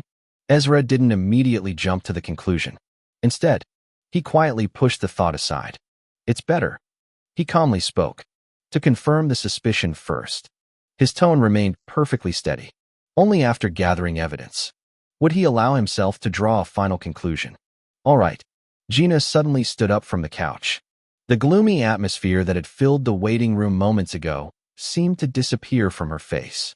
Now that a possible solution had finally appeared before her, the frustration she had been carrying for weeks was quickly replaced by excitement. Her white eyes sparkled with renewed determination. I've been itching for some action, Ezra. She looked at him with a bright smile that carried both confidence and anticipation. Lucy couldn't help blinking. She recovered quickly. It almost reminded her of Vera. No matter how serious a situation became, the moment there was something worth doing, their spirits immediately returned. What exactly does that mean, young lady? One of the maids standing beside her narrowed her eyes. She already had a bad feeling about where this conversation was heading. Gina answered without even thinking. Of course. She folded her arms proudly. I'm going to follow my boss on this sneaking mission. Her tone sounded so natural that it was as though everyone should already know what she meant. The room instantly became quiet. Boss. Lucy tilted her head. Her expression became one of genuine confusion. Boss. Blake repeated the word as well. He looked between Gina and Ezra several times. Boss. Gwen quietly muttered to herself. Her brows slowly rose. Boss. Even the maids exchanged confused glances before looking back toward their young lady. None of them understood where that title had suddenly come from. Gina looked around at everyone's puzzled expressions. Then, she simply shrugged. You all don't know. Gosh, how many times do I have to say this? She casually pointed toward Ezra with her thumb. Ezra and I go way back. A smug smile appeared on her face. She looked strangely proud while saying those words. Blake's eyes immediately widened. Seriously? He looked at Gina with open amazement. The daughter of House Miles was actually this close to his idol? Yeah. Gina nodded confidently. But her smile slowly faded. She turned toward the maids. Her playful expression became much more serious. I'm the only daughter of House Miles. She quietly placed one hand over her chest. For the past several weeks, I've done nothing except watch father and mother suffer because of this stupid debt. She lowered her eyes. The frustration hidden inside her voice became impossible to miss. We're only fortunate because House Orvain and House Miles have maintained a friendly relationship for years. She clenched one fist. That's the only reason that woman gave our family a much more forgiving repayment method. She didn't even try hiding the hatred in her voice. But she slowly raised her head again. I don't want to keep sitting inside this mansion doing absolutely nothing. She looked directly at Ezra. Especially now, when I finally know there might actually be a way to solve this. Her eyes carried complete determination. The maid closest to her sighed softly. She hadn't expected this. Youth Lady Gina, she gently called. Even if everything Sir Ezra said turns out to be correct, she carefully chose her words. Wouldn't it be much safer to report everything to the Lord first? She looked at Gina with obvious concern. Wouldn't it be better for the adults to handle something this dangerous? Her voice became softer. Please, don't act recklessly. I'm not. Gina immediately walked over. She gently held both of the maid's hands. Then, she looked directly into the older woman's eyes. I'm a proud gun alchemist of Ash. Her voice became calm. Yet, every word carried conviction. My blood runs with steel. A faint smile appeared across her face. So, why should I fear danger? Before the maid could answer, Gina took several steps backward. She raised one arm and confidently pointed toward Ezra. And I also have the rank 6 of the Trial of Steel beside me. She smiled brightly. As long as I'm with him, I'll be fine. Her answer came without the slightest hesitation. The waiting room became quiet once again. The maid slowly looked toward Ezra. Then, back toward Gina. The maid standing closest to her quietly lowered her eyes. Young lady, you really trust him that much? One after another, old memories quietly surfaced inside their minds. They remembered how excited Gina became whenever Ezra accomplished something. How she constantly told the Lord and Lady Miles stories about the 7th trial. How she proudly described Ezra's cool moment in the 2nd trial. How she repeatedly spoke about everything she had learned from him. Back then, they simply thought their young lady admired a talented boy. Now, watching her stand there without the slightest doubt, they finally understood. Ezra hadn't merely helped Gina become a stronger alchemist. He had quietly helped her mature as a noble. The confidence, the courage, the willingness to shoulder responsibility. Those qualities hadn't appeared by chance. Young Lady Gina has truly grown. Every maid quietly smiled to themselves. Ezra watched the entire exchange in silence. His blank expression never changed. Originally, he had only intended to bring Lucy with him. Too many people would only make moving around more troublesome. However, after listening to everyone's thoughts, he quietly reconsidered. Each of them had a reason for wanting to come. More importantly, this investigation involved their own families. Keeping them completely in the dark wouldn't necessarily help them, and he didn't see the reason for him to completely shoulder the Barons of Velcreon's problem by himself. After organizing his thoughts, Ezra calmly shifted his gaze. What about you, Blake? His expressionless eyes rested on the young inventor, waiting for Blake's own decision rather than making it for him. Of course, Blake answered almost immediately. I want to go. His reply carried no hesitation. I finally have a chance to do something for my family instead of just standing around watching. His voice wasn't loud, but the determination behind it was obvious. Even so, after speaking, he instinctively turned toward Gwen. He quietly watched her expression, more than anyone else. He knew she would be worried about him. After everything that had happened in Crichton Town, asking her to follow him into another dangerous situation was asking a lot. Gwen noticed his gaze. She didn't answer immediately. Instead, she quietly stared back at him. Her brows slowly drew together as countless thoughts ran through her mind. Should I stop him? Or should I let him go? She carefully weighed every possibility. If she refused, Blake would probably find another way to sneak out. If she agreed, at least she could remain beside him. Several long seconds passed before she finally sighed. She rubbed her forehead helplessly. There was no perfect answer. We'll follow. She finally gave in. But her eyes immediately shifted toward Ezra. You must guarantee our safety. Her expression became serious.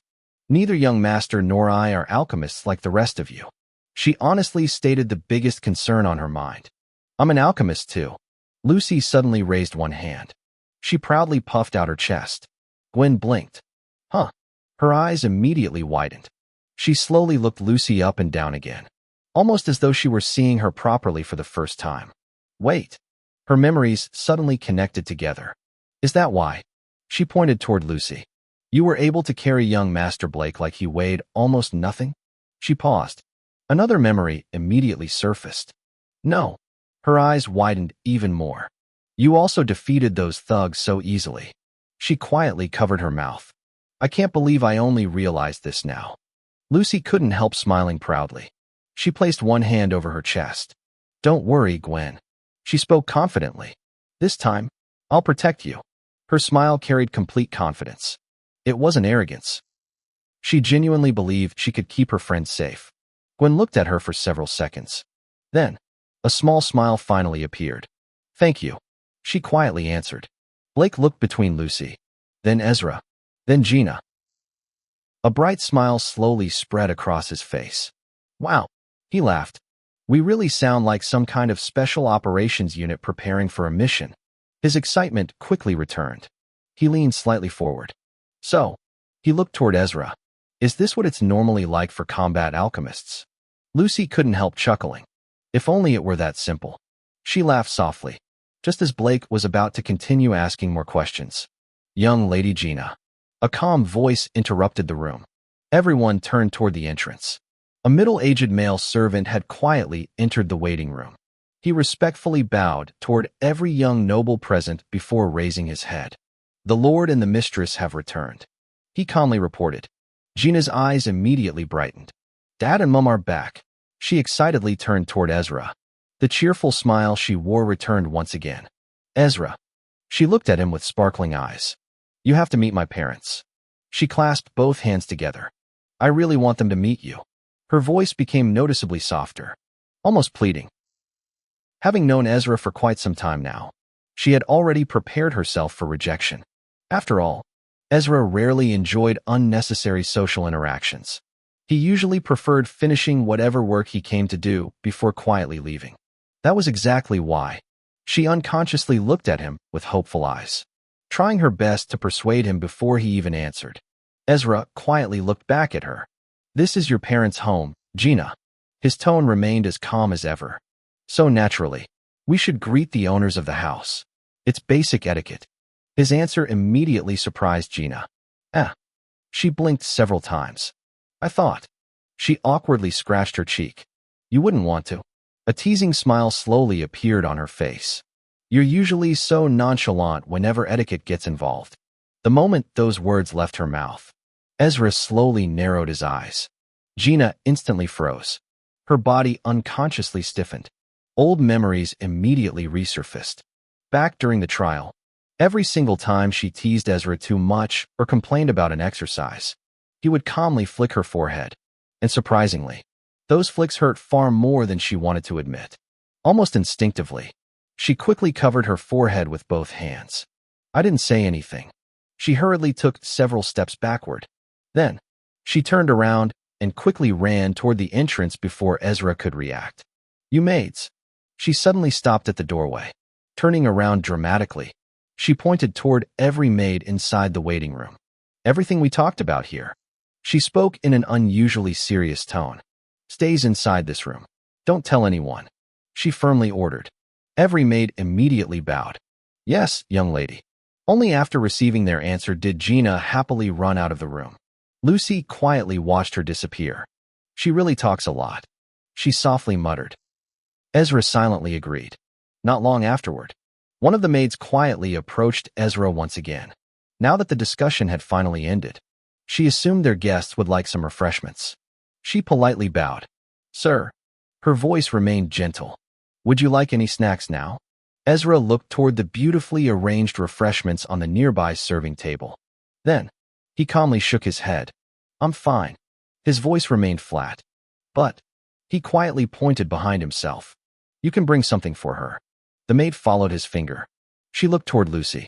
A gentle smile appeared on her face. Certainly. She turned toward Lucy. What would you like, miss? Lucy smiled politely. The small chocolate bars, please. She answered without hesitation. They had already caught her attention several times while everyone was talking. The maid gave a respectful nod. Of course. She gracefully walked toward the serving table before carefully arranging several neatly wrapped chocolate bars onto a small porcelain plate. Not long afterward, she returned and respectfully presented them to Lucy. Lucy happily accepted the plate with both hands. Thank you very much. She smiled warmly. The maid bowed once again before quietly stepping back to her position, allowing the waiting room to return to its peaceful silence while they waited for Gina to return with Lord and Lady Miles. Chapter 265, Baron and Baroness Miles. The maid of House Miles carefully placed the small chocolate bars onto a short white ceramic plate decorated with elegant blue patterns that intertwined with delicate pink flowers around the edges. After making sure everything was neatly arranged, she carried the plate with both hands and gracefully walked back toward Lucy. She stopped before her and lowered the plate slightly. Lucy politely bowed before accepting it with both hands. Thank you. She smiled softly. The maid returned the smile with a respectful nod before quietly stepping back to her original position among the other servants. Lucy picked up one of the chocolate bars.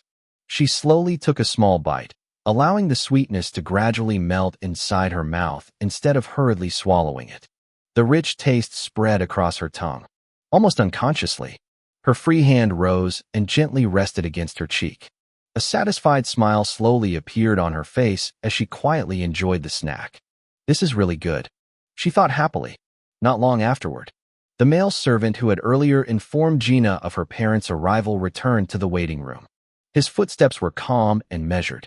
He stopped before Ezra and Blake before giving both young nobles a respectful bow. Sir Ezra, Sir Blake. He raised his head slightly. The Lord requests your presence. Blake immediately smiled. He looked toward Ezra almost instinctively. Ezra remained as expressionless as ever. Without asking any unnecessary questions, he simply stood up.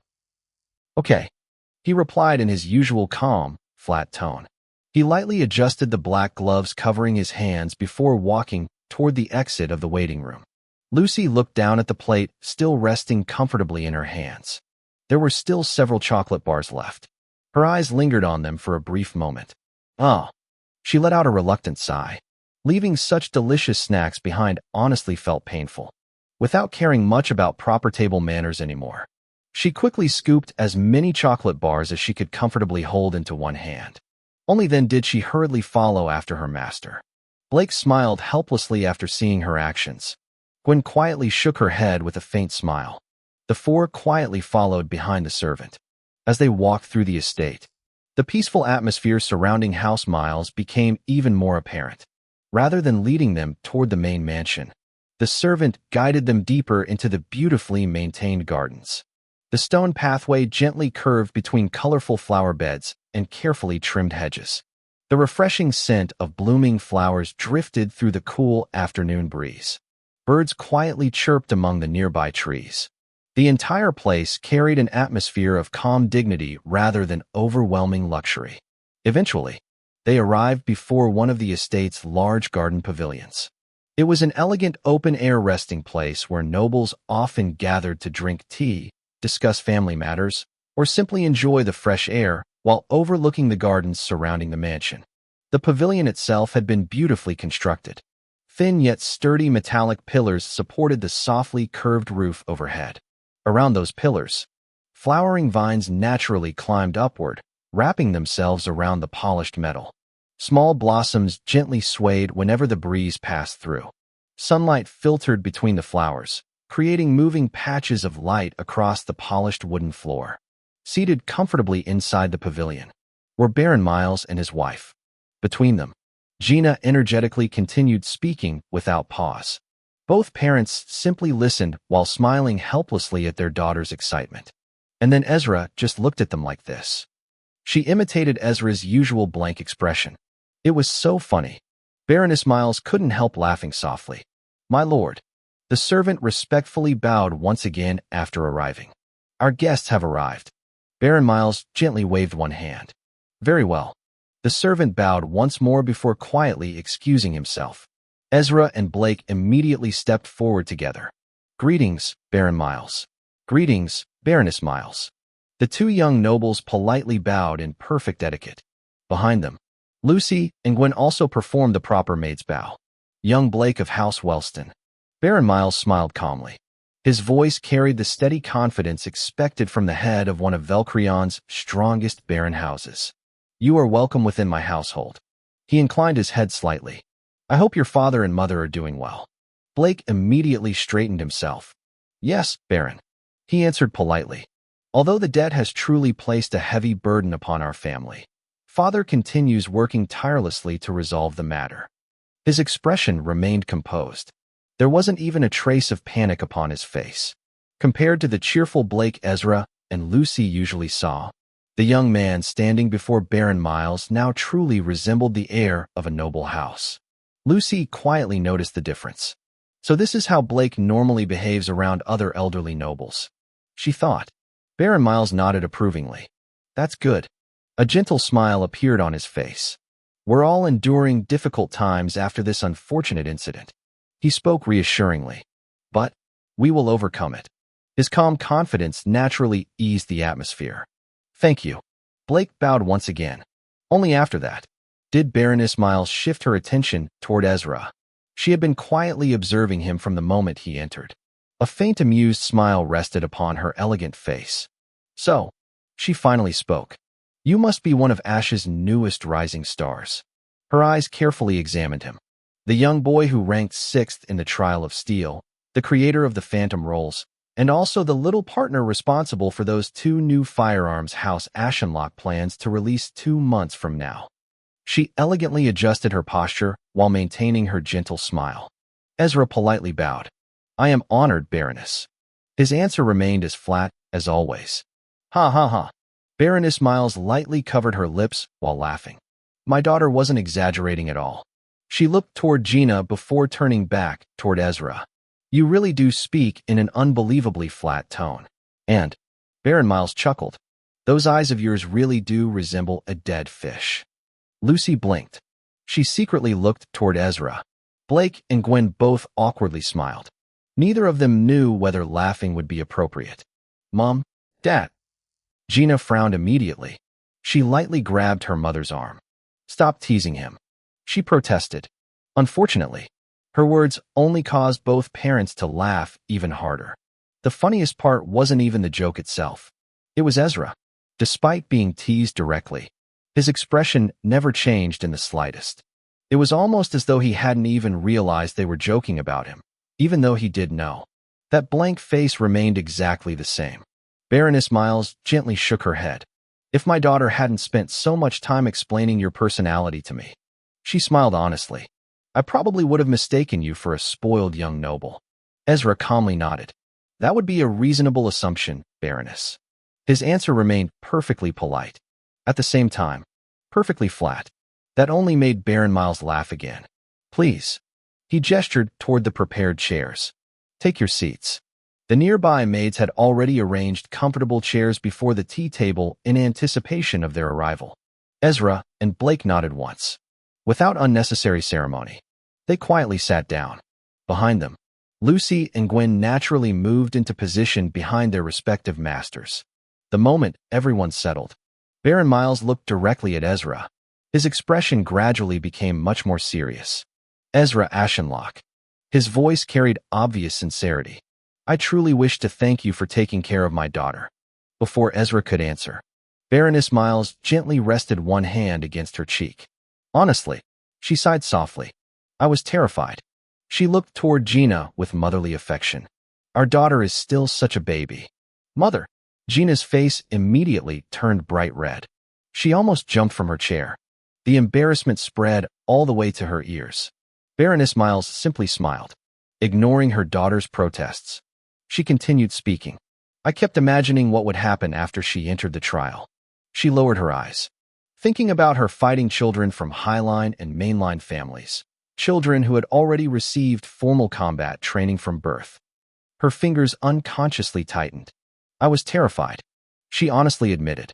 It frightened me more than I can describe. Then, a warm smile slowly returned to her face. But our daughter came back. She looked proudly toward Gina. She truly survived.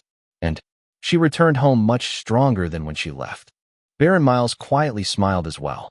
The gentle pride reflected in both parents' eyes naturally warmed the atmosphere beneath the flower-covered pavilion. Gina slowly turned her face away. She quickly raised one arm to cover her eyes. Crying, her mother immediately teased. No way. Gina answered almost too quickly. She stubbornly kept her face hidden. I just got something in my eye. Lucy, Blake, and Gwen, watching the interaction between the 3 family members, couldn't help smiling. The warmth surrounding House Miles naturally reached everyone present. They really are close. The 3 quietly shared the same thought. Ezra remained exactly as he always was. He simply watched everything silently, without interrupting, without commenting. His blank eyes quietly observed the peaceful family before him while allowing them to enjoy the moment together. I was honestly shocked by how much she had matured after returning from the trial. The Baroness continued speaking, her gentle voice carrying the lingering emotions she had held inside for months. She looked at Gina with eyes filled with both relief and pride. Before she left, she smiled bitterly. I had already begun preparing myself for the worst. Her fingers slowly tightened around the teacup resting before her. I even started asking around Britannia for the best hospitals. She lowered her gaze for a brief moment. Not because I thought she would lose an arm or a leg. She let out a quiet sigh. I was more afraid she might lose her sanity. The words came out much softer than before. As a mother, that had been the fear she carried every single day while Gina participated in the trial of steel. She remembered countless sleepless nights. Every morning, every afternoon, every evening. She wondered if the next piece of news arriving at House Miles would announce her daughter's death. Or perhaps, something even crueler. A daughter who had survived, but no longer recognized her own parents. Many children returned from the trial physically alive. Yet, not all of them truly returned. Some became empty. Some refused to speak. Some broke down whenever they heard the sound of gunfire. Others could no longer distinguish dreams from reality. She had heard too many such stories. That was not disclosed out loud, in all the rosy talk of glory and raising of the family. Those who had suffered were never mentioned more than required. That was why every passing day had become torture for her. The Baroness slowly exhaled.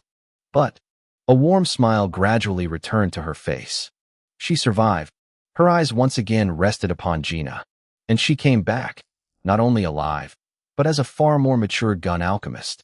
Her voice carried unmistakable pride. The frightened little girl who had once clung to her dress before entering the trial had returned standing straighter than ever before. She smiled more confidently. She spoke more thoughtfully. She no longer acted only on impulse. The changes were obvious to everyone within House Miles. The Baroness slowly turned toward Ezra. There wasn't even the slightest trace of noble pride in her eyes anymore. Only gratitude. Thank you. She spoke sincerely.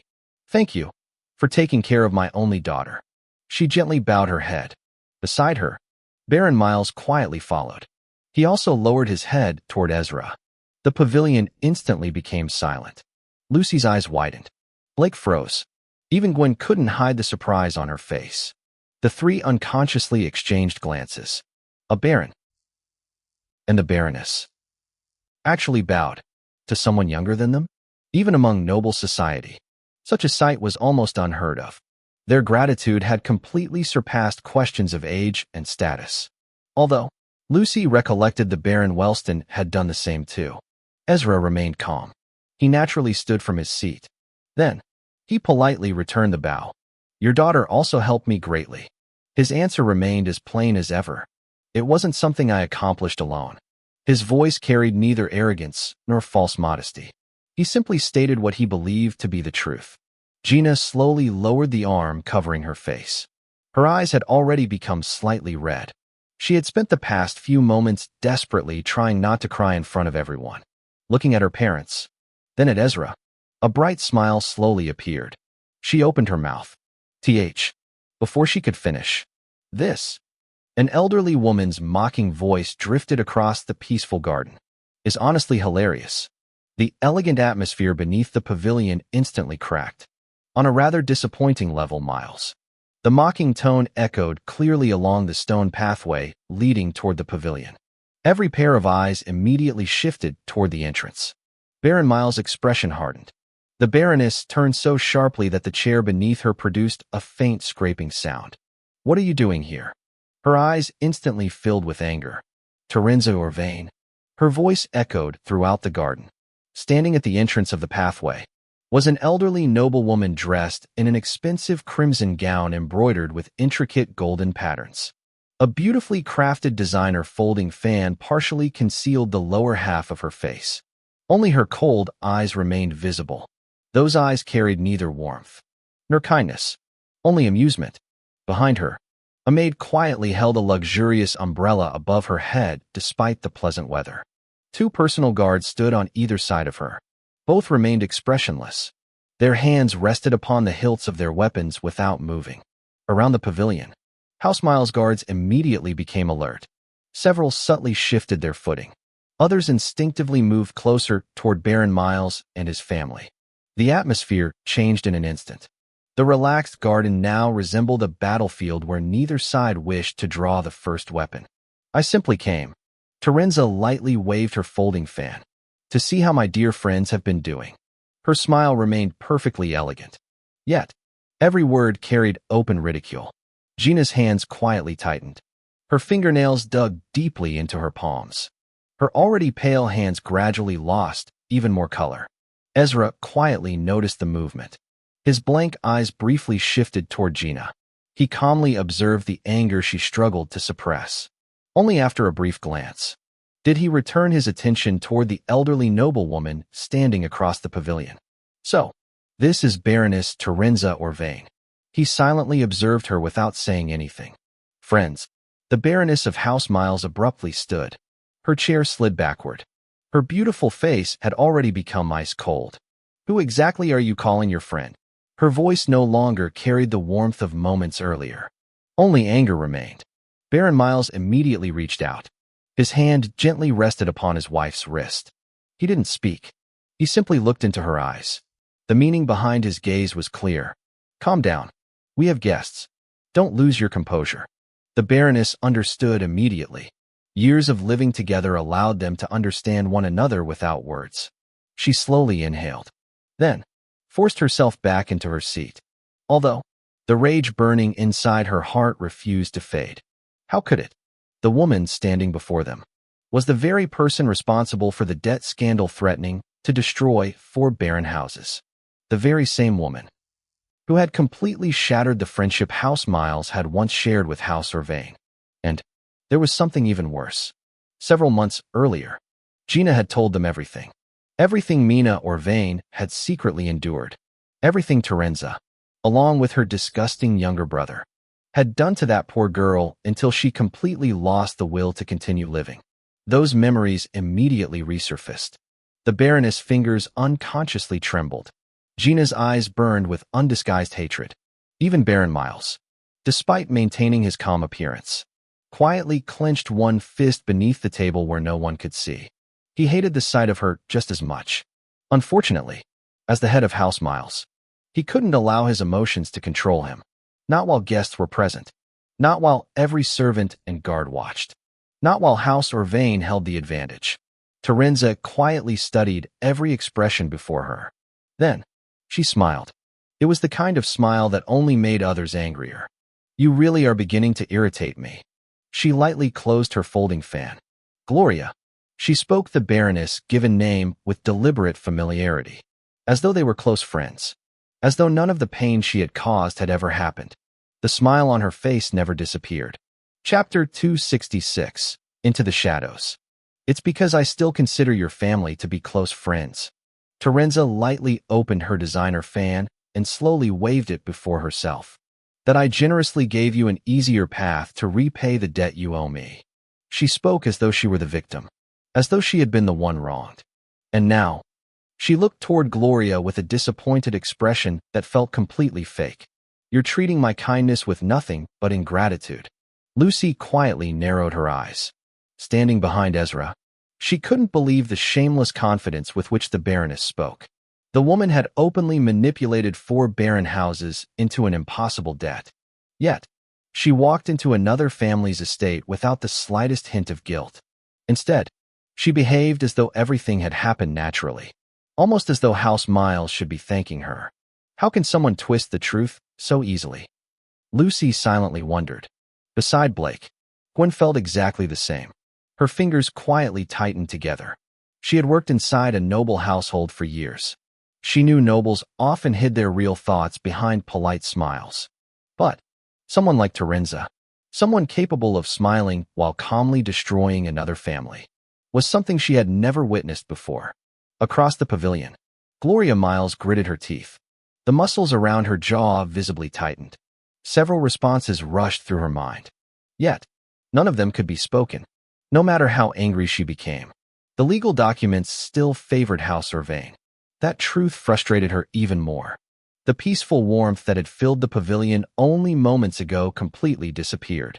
It was replaced by an oppressive silence. Anger, frustration, hatred. Those emotions quietly spread through everyone present, well except for one person. Blake sat stiffly. His eyes nervously moved between both baronesses. He had attended formal noble gatherings before, but never one where the hostility between both sides felt this obvious. What's wrong? Terenza tilted her head slightly. Have you suddenly become speechless? A pleased smirk slowly appeared behind her folding fan. Seeing nobody answer, she calmly decided to push even harder.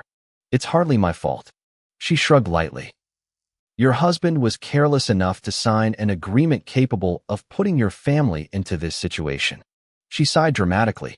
Honestly, she slowly looked toward Baron Miles. You four barons should be ashamed of yourselves. You couldn't even take responsibility for your own foolish decisions. Her eyes gradually became colder. Instead of complaining, you should simply repay what you owe. She laughed softly. A group of useless. She deliberately paused. Weak men. Every word landed heavily beneath the pavilion. She intentionally dragged out the final sentence. She wanted it to hurt. And it did. Guards. Gloria suddenly stood. Her voice exploded throughout the gardens. The guards of House Miles reacted instantly. Years of disciplined training became visible, one after another. They smoothly raised their repeater sword rifles. The barrels immediately pointed toward Terenza. The guards of House Orvain showed no hesitation either. Almost simultaneously, their space bags flashed. Their own rifles appeared within practiced hands. The metallic clicks of mechanisms locking into place echoed one after another. Within seconds, both groups stood facing each other. Neither side blinked. Neither side dared make the first move. One careless action would turn the peaceful pavilion into a battlefield. Are you serious? Terenza slowly narrowed her eyes. She no longer smiled. You actually intend to threaten me? Her voice carried visible displeasure. Gloria stepped forward. The Baroness no longer cared about appearances. You dare stand inside my family's estate. She glared directly into Terenza's eyes. And continue insulting us. Her voice trembled with suppressed rage. And you honestly thought I wouldn't react? She pointed toward the entrance. What exactly do you take House Miles for, Terenza? Not once did she retreat. The two baronesses silently stared at one another, neither willing to lower their gaze first. Terenza eventually scoffed. Dear. She calmly closed her fan. You really should relax. Before Gloria could answer. My dear. Baron Miles quietly stood from his chair. His calm voice naturally interrupted the confrontation. He slowly adjusted his coat. Unlike everyone else, his breathing remained steady. His expression remained composed. He looked toward Terenza, then toward his guards. Lower your weapons. He calmly ordered. No hesitation followed. House Miles' guards immediately obeyed. One after another, the rifle barrels gradually lowered. Seeing that, the guards of House Orvain also lowered their own weapons. The dangerous atmosphere eased slightly, although nobody relaxed completely. Terenza. Baron Miles calmly looked toward her.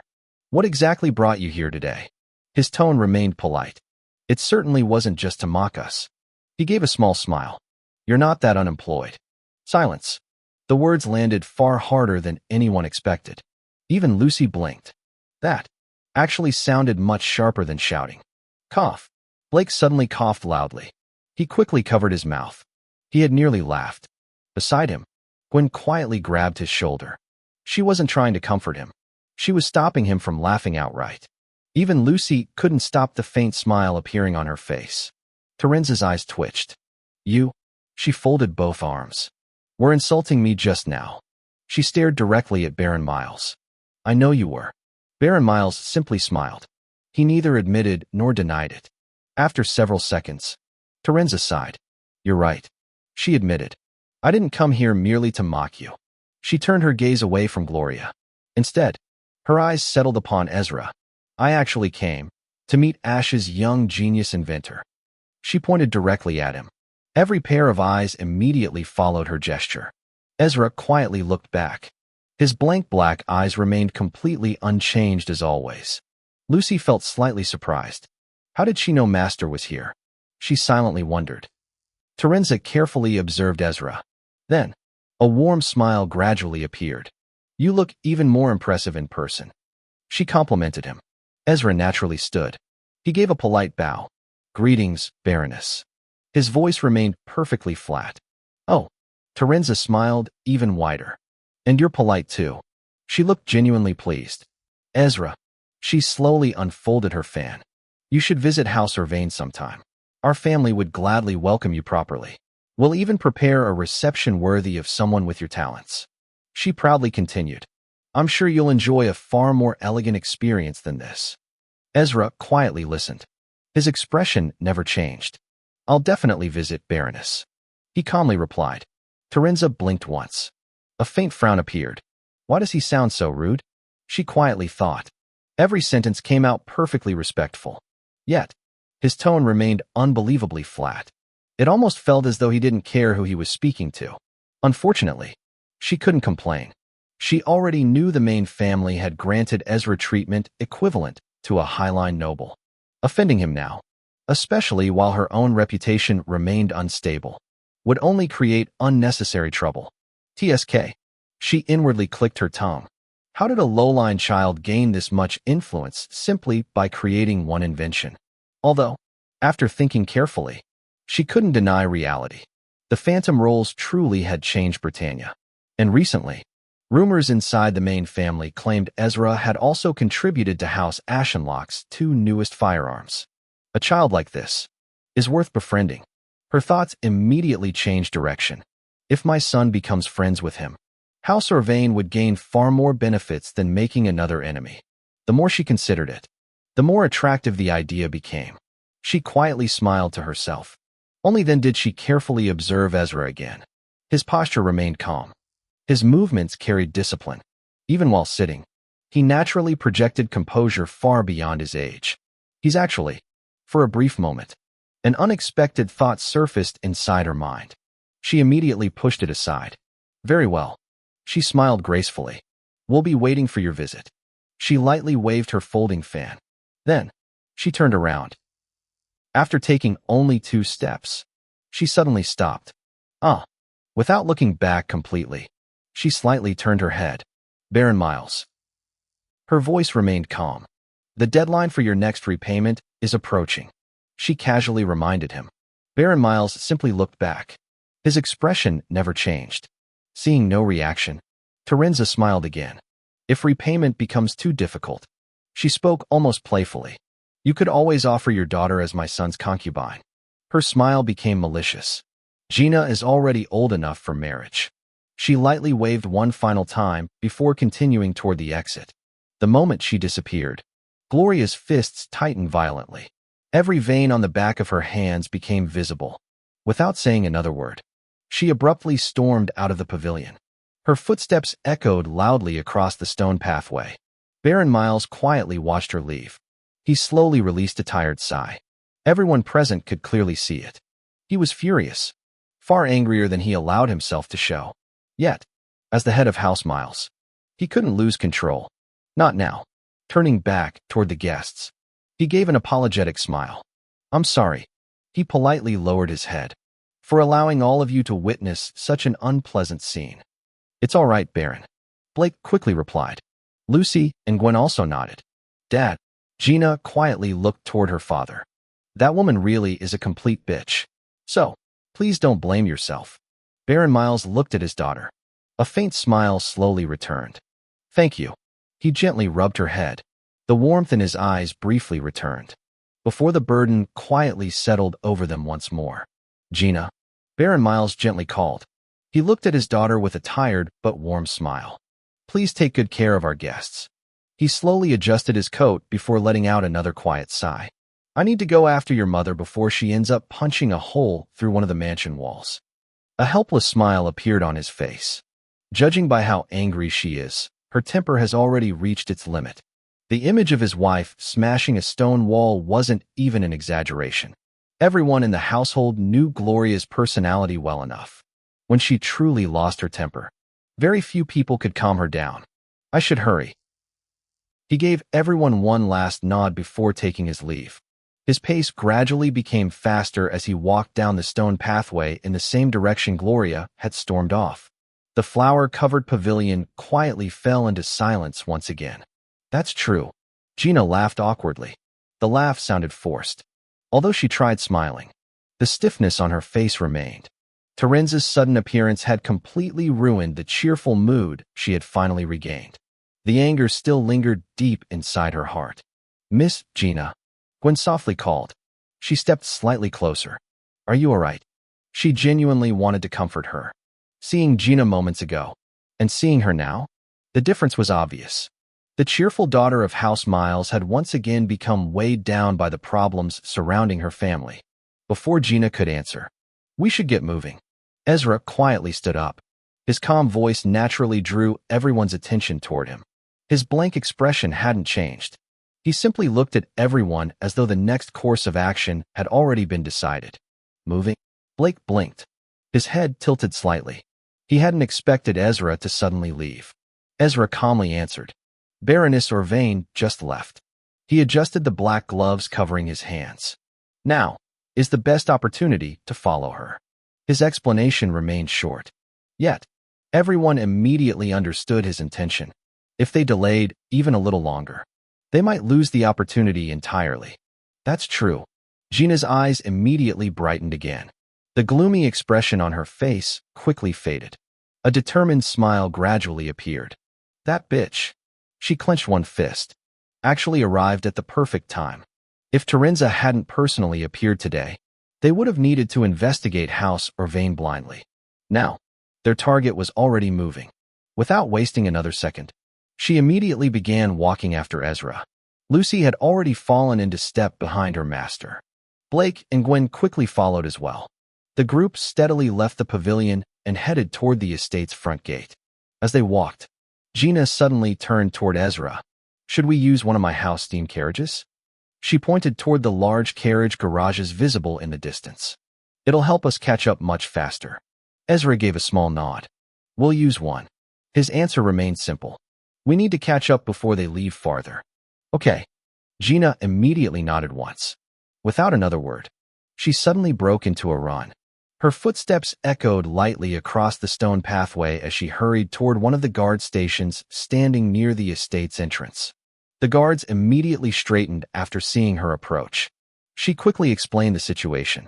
Only a few short sentences were exchanged. The guard's expression immediately became serious. "Understood, young lady." He saluted before immediately turning around. Without wasting a second, he sprinted toward one of the large carriage garages. Moments later, the heavy garage doors slowly opened. A beautiful noble steam carriage bearing the crest of House Miles rolled out. Its polished exterior reflected the afternoon sunlight, while soft white steam escaped from the pressure vents beneath the chassis. Another guard immediately opened the estate's massive front gate. The carriage smoothly drove through before stopping before Ezra and the others. The door swung open. Everyone climbed inside without delay. The moment everyone settled, he firmly pushed the accelerator forward. Hiss. Steam pressure surged through the engine. The carriage smoothly accelerated before rapidly picking up speed. Their pursuit had officially begun. The streets outside House Miles remained lively. Steam carriages continuously traveled through the city's wide roads. Horse carriages occasionally crossed intersections. Pedestrians filled the sidewalks. Despite the traffic, the experienced guards skillfully guided the vehicle through opening gaps. Inside the carriage, everyone quietly focused on the mission ahead. After several minutes, Gwen finally broke the silence. She looked toward Ezra first, then toward Gina. "Don't you think?" She spoke cautiously. "There's a chance Baroness Orvain simply returns to her mansion today?" She frowned thoughtfully. "If that happens, wouldn't all of this become meaningless?" Her concern sounded reasonable. After all, following someone only to watch them return home accomplished nothing. "It's called taking chances, maid," Gina calmly answered. She remained seated with both arms folded. Although her voice sounded confident, her impatience couldn't be hidden. She wanted this entire nightmare to end, not only for House Miles, but also for Mina Orvain. Every time she remembered what Terenza had done to her friend, the anger inside her heart only grew stronger. She wanted a chance to crucify Terenza herself. "If today doesn't work," she continued, "then we'll follow her tomorrow, and the next day, and the day after that if necessary." She didn't care how long it took. She only wanted results. Blake quietly nodded. I agree. He looked toward Ezra. If we don't discover anything today, we'll simply continue investigating. He smiled slightly. Eventually, she'll make a mistake. After speaking, he instinctively glanced toward Ezra. He wanted to know whether his thinking matched Ezra's. Ezra remained silent. His attention stayed outside the window. Rows of buildings quietly passed by. Busy pedestrians crossed intersections. Steam drifted from nearby factories. His blank black eyes calmly observed everything. Lucy noticed Blake's curious gaze. She smiled faintly before speaking in Ezra's place. Master already analyzed the situation. She looked toward everyone inside the carriage. Baroness Orvain is almost certainly using the money for something hidden. She calmly explained. So, we simply have to hope she eventually leads us to wherever that hidden operation is taking place. Her confidence in Ezra never wavered. The others quietly nodded. The guard continued driving. The steam carriage smoothly sped through several corners before turning into another broad avenue. Whenever possible, the driver cleverly chose shorter streets connecting to the city's larger roads. Every shortcut saved precious time. Fortunately, Terenza hadn't left house miles very long before them. That small difference became their greatest advantage. Eventually, the guard exited another side street. The carriage merged onto Velcrion's main road. Immediately, his sharp eyes spotted a familiar noble steam carriage traveling several vehicles ahead. The elegant crest decorating its rear panel immediately caught everyone's attention. There, Blake suddenly leaned forward. He pointed through the front window. That's House Orvain's carriage. Everyone followed his finger. Even from a distance, the Orvain family crest remained clearly visible. The guard immediately eased off the accelerator. The carriage gradually slowed. He no longer attempted to catch up directly. Instead, he carefully allowed several ordinary steam carriages and horse carriages to remain between both vehicles. Doing so naturally concealed House Miles' carriage among the surrounding traffic. More importantly, the large Miles family crest decorating their own carriage wouldn't easily be noticed by anyone riding inside House Orvain's vehicle. The guard continued maintaining a careful distance. Never too close. Never too far. Just enough to quietly disappear among the endless flow of Velcrion's busy afternoon traffic while keeping Baroness Orvain firmly within sight. Chapter 267. Into the Shadows Part 2. The pursuit of House Orvain's steam carriage gradually turned into a long and exhausting wait.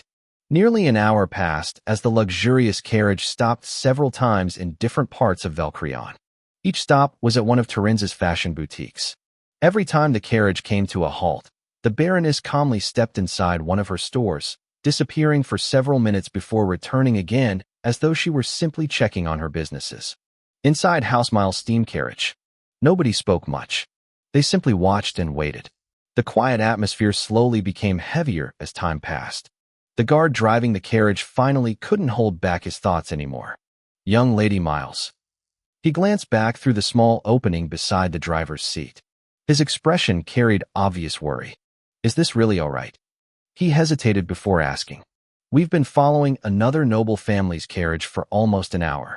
If we're discovered, House Miles could end up in an even worse situation. Gina didn't immediately answer. Instead, she looked out the carriage window, her eyes still fixed on the entrance of the fashion boutique where Terenza had entered. Only after a few seconds did she reply. You're only asking that now? She smiled helplessly. The guard awkwardly scratched his cheek. I've been thinking about it for a while. I just wasn't sure whether I should say it. Gina let out a small sigh. Don't worry. Her tone became much calmer. Sometimes, people have to make sacrifices if they truly want justice. She continued watching the boutique. If we want to expose that bitch's schemes, then following her is a risk worth taking. As she spoke, a faint white glow quietly appeared within her pupils. Cognizance flowed through her body before gathering around her eyes. Her vision instantly sharpened. The walls of the boutique no longer seemed so distant. Every movement inside became much clearer. She carefully observed everyone entering and leaving the building. Wouldn't it be better? Blake suddenly spoke. If we secretly entered the boutique ourselves? He leaned closer to the window. I can't see anything from here. His eyesight remained completely ordinary. Unlike Gina, he could only see people moving near the entrance. I agree. Gwen quietly nodded. If we're this far away, aren't we just guessing what she's doing inside? Lucy couldn't help smiling. Don't worry about that. She leaned comfortably against her seat. A confident smirk appeared across her face. We alchemists have our own methods. As she spoke, her own cognizance quietly flowed toward her eyes.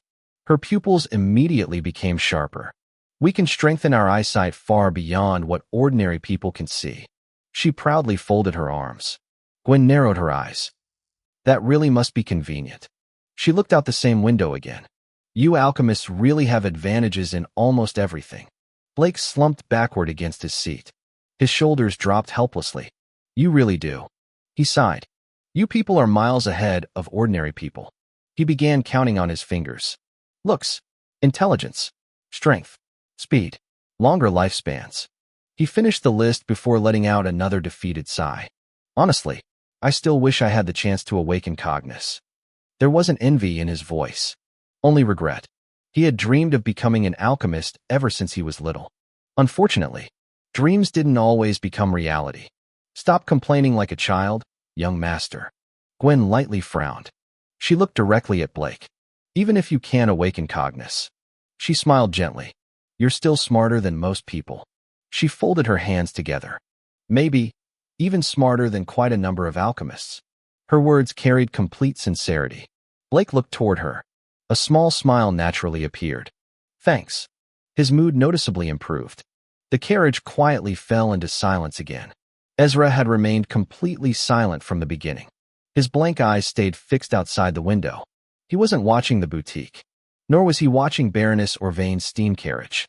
His cognizance quietly spread throughout the surrounding streets. Instead of relying on vision, he listened.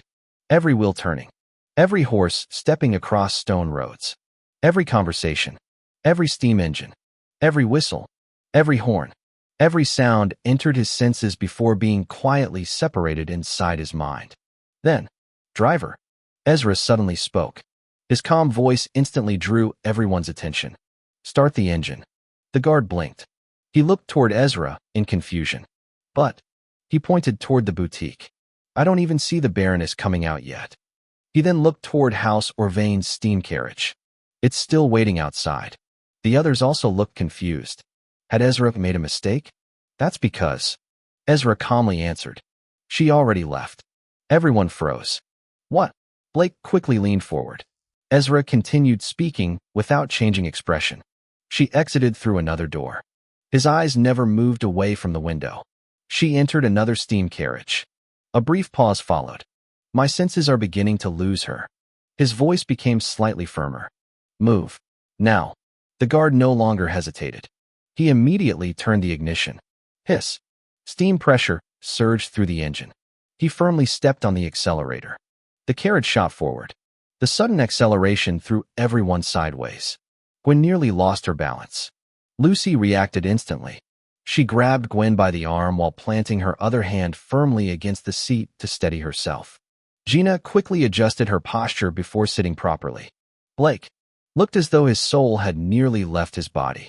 My stomach, he muttered weakly, isn't surviving today. Ezra ignored the commotion around him. His senses continued expanding. Continue straight, he calmly instructed. Then make a sharp turn at the first left intersection. The guard nodded. Without questioning anything, he immediately followed the instructions. The carriage rushed through the crowded streets. Several horse carriages quickly moved aside.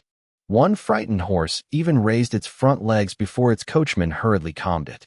Steam whistles echoed around them. Pedestrians quickly stepped away from the roadside. The pursuit continued. Nearly another minute passed. Right. Ezra calmly spoke again. The guard sharply turned the steering mechanism. The steam carriage smoothly swung into another road before continuing forward. Inside, the ride had become even rougher. Gwen helplessly slid from one side of her seat to the other every few seconds. Lucy continued supporting her friend while struggling to keep herself balanced. Blake looked completely miserable. His face had already turned pale. He looked as though another sharp turn might cause him to faint. Only Gina remained completely different. She smiled. A genuinely excited smile. The thrill of the pursuit only made her more energetic. Eventually, the narrow streets disappeared behind them. The carriage emerged from between tightly packed buildings and entered a much quieter district on the outskirts of Valcrion. The roads gradually changed. Stone pavement slowly gave way to compacted sand roads. The surrounding land also became noticeably less developed. Although people still passed by from time to time, the crowds had become much thinner. Several ordinary steam carriages continued moving through the area. Horse carts carrying supplies also occasionally appeared. The entire district felt far quieter than the city center. I see it. Gina suddenly stood. She pointed through the front window. The carriage. Lucy quickly looked in the same direction. Sure enough, House Orvain's noble crest could once again be seen several hundred meters ahead. The carriage calmly continued along the road. Lucy blinked. Master really sensed that from so far away. Even after enhancing her vision with Cognis, she had only just managed to locate it. Yet Ezra had already guided them here minutes earlier with complete confidence. The difference in perception made her quietly admire him once again. That's not the carriage, Gina. Ezra calmly corrected her. His expression remained unchanged. He continued spreading his Cognis across an enormous area. His perception of the surrounding world had become completely different. Inside his mind, everything existed within a flowing black world. White ripples continuously spread outward from him. Every sound wave became another source of information. Wheel rotations, steam pressure, human footsteps, conversations, metal vibrations, one after another. They naturally assembled into an invisible map, just as he had once reconstructed the hidden black room during the trial. He was now reconstructing the surrounding roads, only far more efficiently than before. After advancing to binder rank, his senses had evolved again. He no longer merely perceived surfaces. He could now distinguish the inner structures of many nearby objects through the countless sound reflections returning to him. The Orvain carriage they currently saw contained the correct crest, the correct appearance, but the wrong passengers. It was only a decoy. Ezra's senses quietly pushed farther outward, past several ordinary steam carriages, past freight trucks, past horse carts, past a steam bus filled with passengers. Then, he found it, an ordinary steam carriage. Its appearance was so plain that nobody would have bothered looking at it twice. Inside sat Baroness Terenza Orvain. There was always going to be a decoy, Ezra calmly stated. The others looked toward him. Does that mean? Gina frowned. She knew someone might be following her? No. Ezra shook his head once. She's simply careful. He stood from his seat before walking beside the driver. He pointed toward another distant road. The real carriage is there. Without asking another question, the guard immediately adjusted course. Rather than chasing the obvious decoy, Housemile's steam carriage quietly began following the ordinary-looking vehicle carrying the real Baroness Orvain. They continued making several more turns through the streets of Valcrion. Gradually, the lively sounds of the city began to fade behind them. The busy roads filled with merchants, pedestrians, and steam carriages slowly disappeared, replaced by quieter roads that saw far fewer travelers. Shops became scarce. The buildings also became smaller until they eventually gave way to stretches of woodland surrounding the outskirts of the city. Ezra quietly watched the ordinary steam carriage ahead. After observing the surroundings for another minute, he finally spoke. "We stop here." His flat voice immediately drew everyone's attention. The carriage came to a smooth stop. Ezra opened the door and stepped outside first. The rest of the journey will be on foot. He calmly looked toward the road ahead. If we continue following with the steam carriage, there's a high chance Baroness Orvain will notice that the same vehicle has been trailing her. He turned toward the guard driving Housemile's carriage. "You stay here." The guard immediately nodded. "Yes, sir." Although he was worried about allowing several young nobles to continue alone, he also understood Ezra's reasoning. Following with a large steam carriage any farther would only increase their chances of being discovered.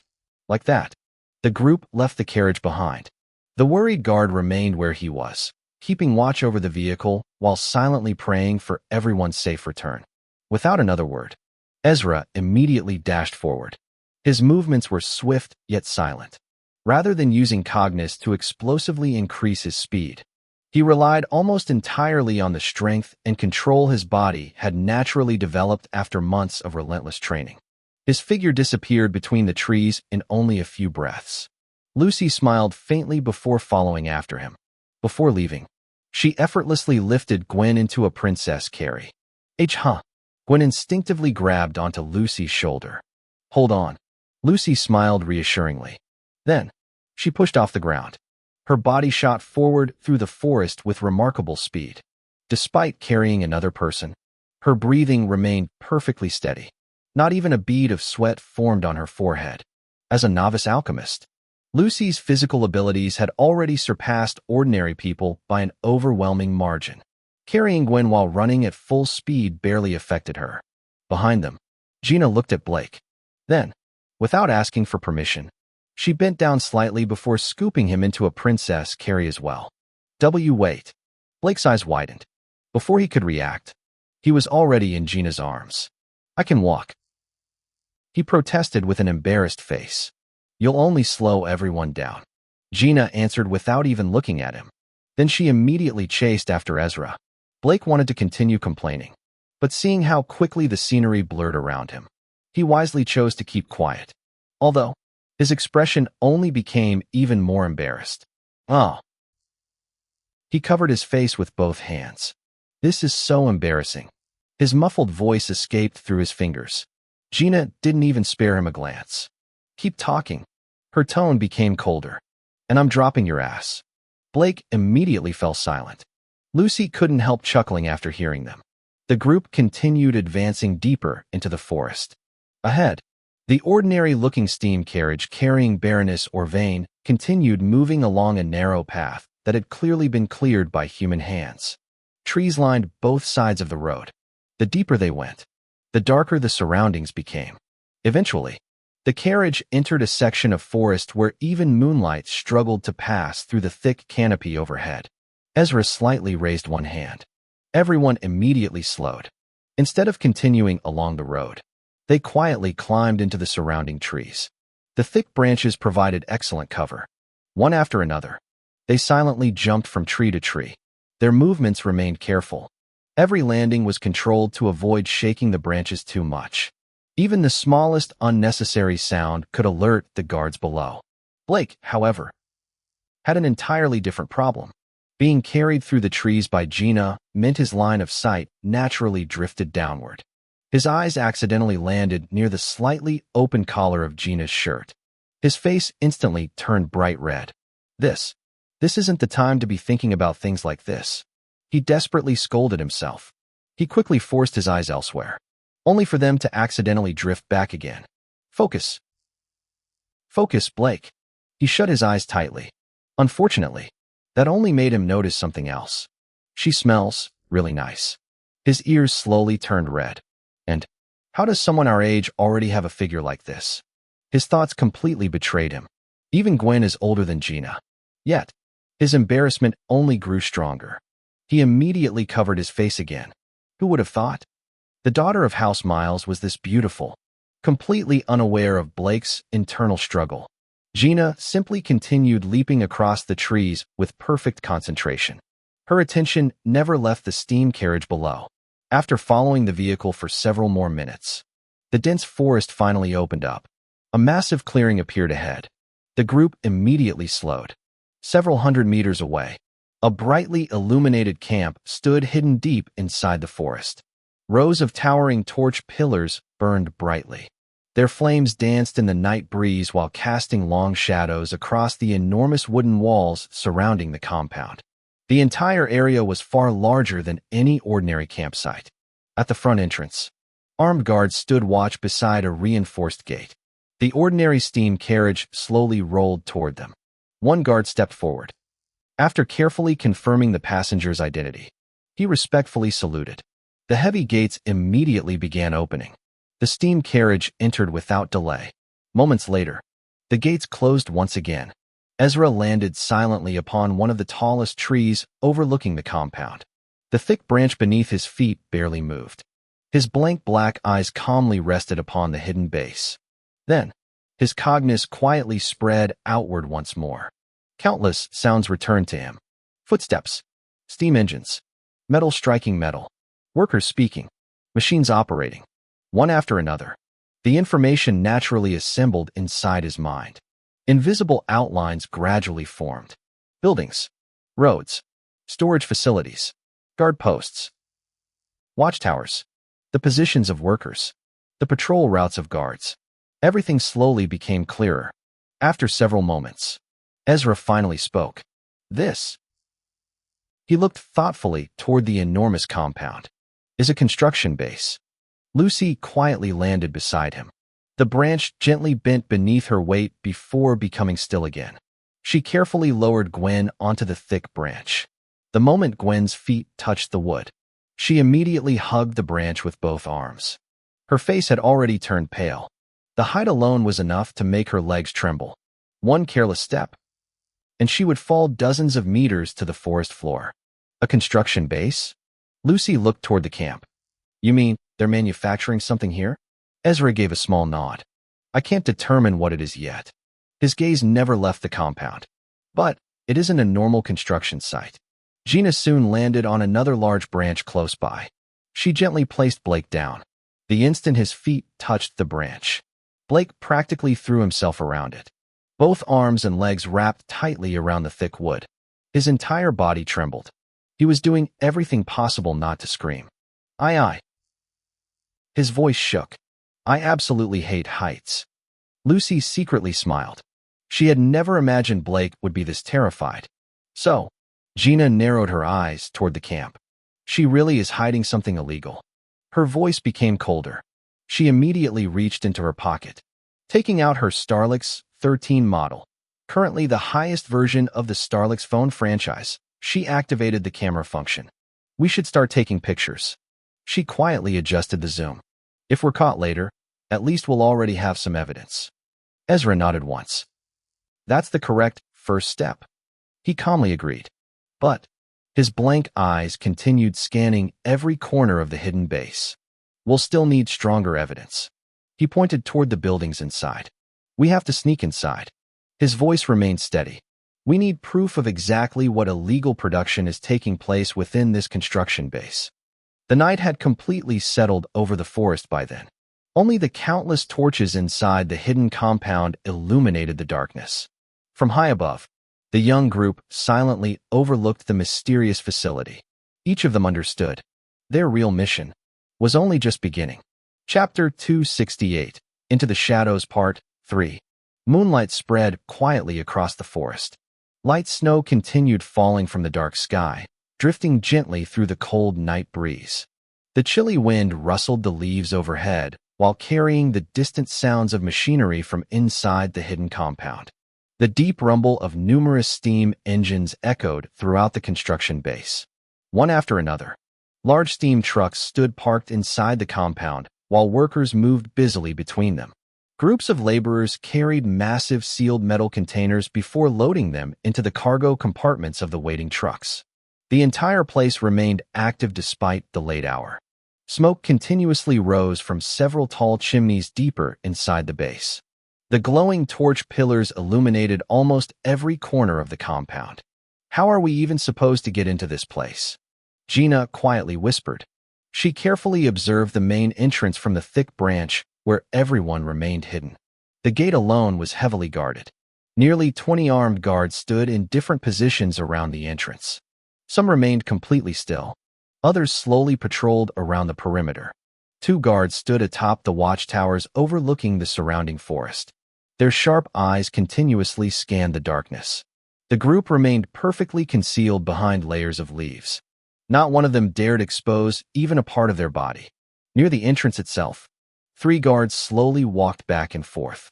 2 of them firmly held thick chains attached to enormous black and brown Rottweilers. The muscular dogs continuously sniffed the surrounding air. Occasionally, they quietly growled toward the darkness. Just looking at the animals made Blake shiver. I'm honestly starting to have second thoughts. He whispered nervously. His eyes never left the Rottweilers. Those weren't ordinary guard dogs. They looked large enough to tear someone apart. Coward. Gina glanced sideways at him. Her expression carried obvious displeasure. You call yourself the heir of House Wellston, yet you're scared of something this small? Blake immediately narrowed his eyes. Something this small? He almost couldn't believe what he had just heard. There are giant Rottweilers, guards carrying guns, watchtowers, and we're sneaking into a hidden military-looking base. How is any of this small? He quietly tightened his grip around the tree branch beneath him. I'm a normal human being, he whispered back. Remember? Gwen nodded several times. For once, she completely agreed with her young master. Young master is right. She carefully looked toward everyone. It's already late. We've successfully followed Baroness Orvain here. She spoke gently. Wouldn't it be better if we returned and informed the barons about everything we've discovered? She lowered her voice even further. I really don't think we should continue risking our lives. She couldn't hide the concern in her eyes. More than anything, she simply wanted Blake to return home safely. Lucy quietly looked toward Gwen. You two can stay behind if you want. Her calm voice sounded surprisingly gentle. She wasn't mocking them. She genuinely meant it. We'll collect the evidence ourselves. She looked directly at Gwen. If we manage to expose Baroness Orvain, your family's problem will be solved anyway. There isn't any need for both of you to risk your lives. She smiled softly. I don't want anything happening to you either, Gwen. Meanwhile, while everyone quietly discussed what to do, Ezra had already taken action. Without making the slightest sound, he calmly removed the Barrett M107 from his space bag. The long rifle silently appeared in his hands. A suppressor had already been attached to the muzzle beforehand. He smoothly lay down along the thick tree branch. His breathing gradually slowed. His blank black eyes calmly observed the two guards standing atop the watchtowers. The surrounding sounds seemed to disappear from his mind. Only the targets remained. Beside him, Gina quietly watched without interrupting. She knew that expression.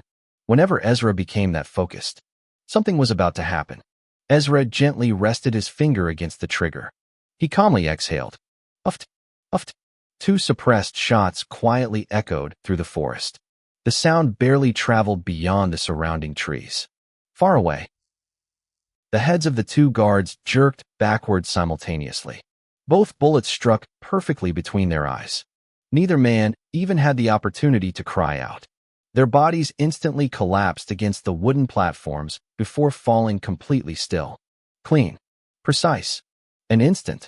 Before anyone could even process what had happened, Ezra had already returned the Barrett to his space bag. His movements never became hurried. Immediately afterward, he retrieved another weapon, his customized harpoon gun, already loaded. He calmly aimed toward the nearest watchtower. Another quiet breath escaped him. Thwack! The harpoon shot through the darkness at tremendous speed. It struck the steel framework supporting the watchtower with remarkable precision. The sharp metal hook embedded itself firmly into the structure. Ezra immediately pulled the attached cable tight. After confirming it wouldn't move, he securely tied the opposite end around the thick branch beneath his feet.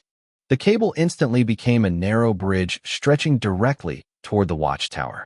Only then did Ezra stand. Let's go. He calmly spoke. Without another explanation, he stepped onto the thin cable. His body remained perfectly balanced. Every step appeared natural. He simply walked forward as though he were crossing an ordinary road. Not once did he wobble. Not once did he hesitate. Behind him, Gwen stared with her mouth slightly open.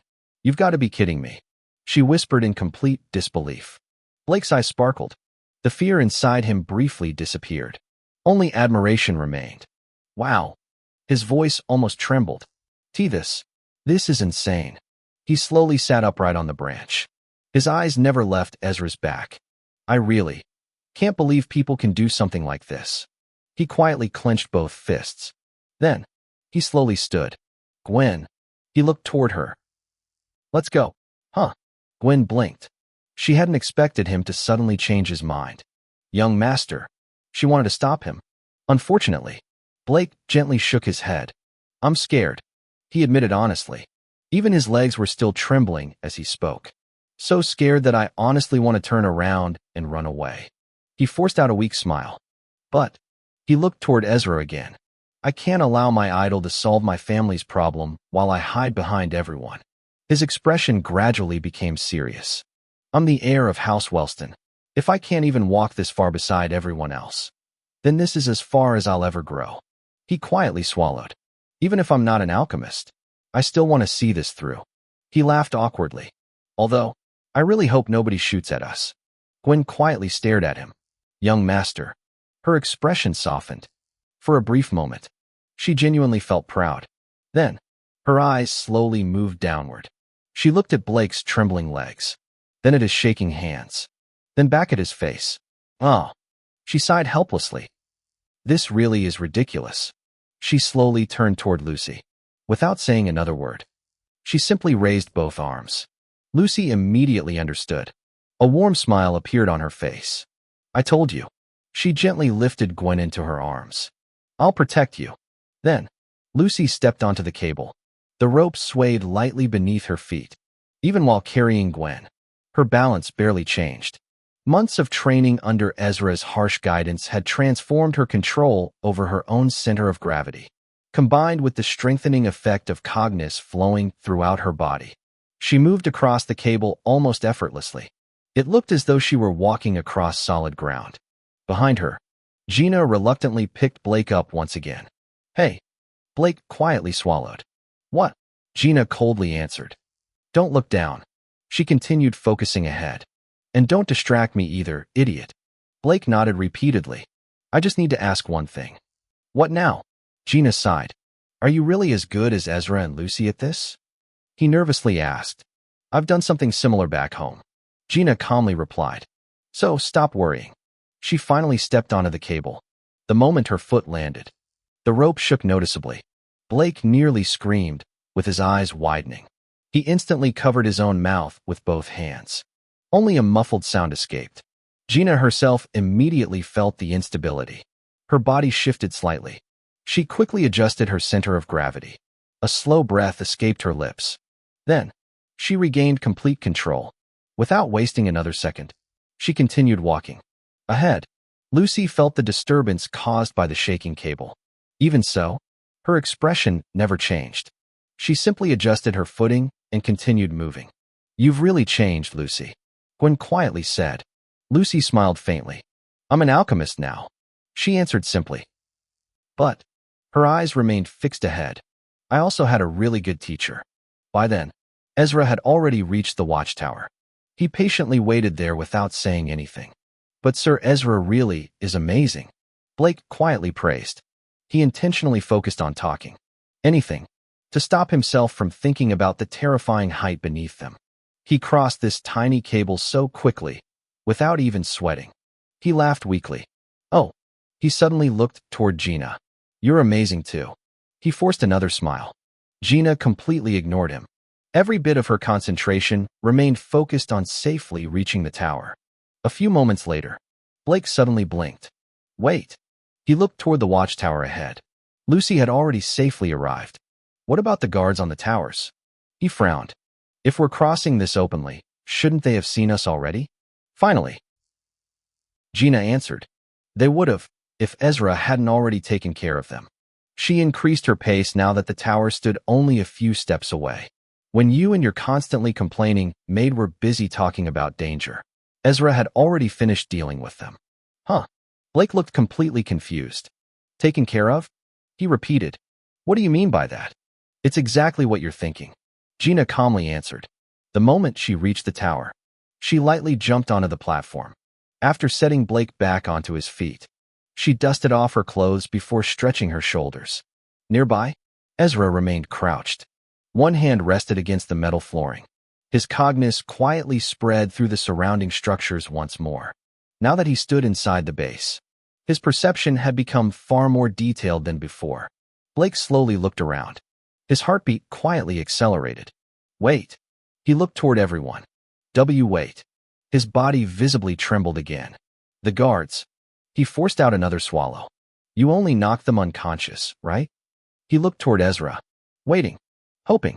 Praying. Ezra slowly turned. His blank eyes met Blake's. He said nothing. That silence alone answered everything. Blake instinctively followed Ezra's line of sight. Only then did he notice it. The lifeless body of one of the guards lay against the wooden floor. Dark blood slowly dripped from the wound in his forehead. Oh. Blake's face instantly turned pale. His stomach violently twisted. Ugh! He turned away. Without any control, he vomited onto the wooden platform. Gwen hurried over. She gently supported his shoulders while softly patting his back. There. It's all right. Gina simply clicked her tongue. TSK. Lucy looked at Blake with concern. Miss Gina. She quietly spoke. You know he's never experienced something like this before. Ugh. Cough. Blake continued vomiting. Everything he had eaten throughout the day came back up. His breathing became ragged. Oh. He struggled to calm himself. Youth Master. Gwen continued gently rubbing his back. Slowly. Take deep breaths. Blake wiped his mouth. I'm all right. He forced himself upright. I'm sorry, everyone. He weakly smiled. This is my first time seeing something like this. His face looked exhausted. Gwen hesitated. Maybe we should. No. Blake interrupted. He slowly shook his head. I'm all right. He looked around. Nobody else had reacted. Ezra remained calm. Lucy remained composed. Gina barely cared.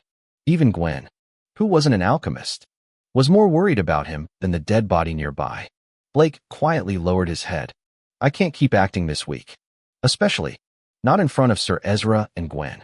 He forced himself to glance toward the dead guard once more. The nausea returned immediately.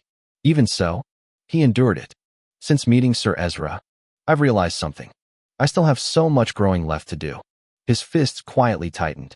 I couldn't protect Gwen back then, when those thugs nearly assaulted her. And I am becoming nothing more than another burden now.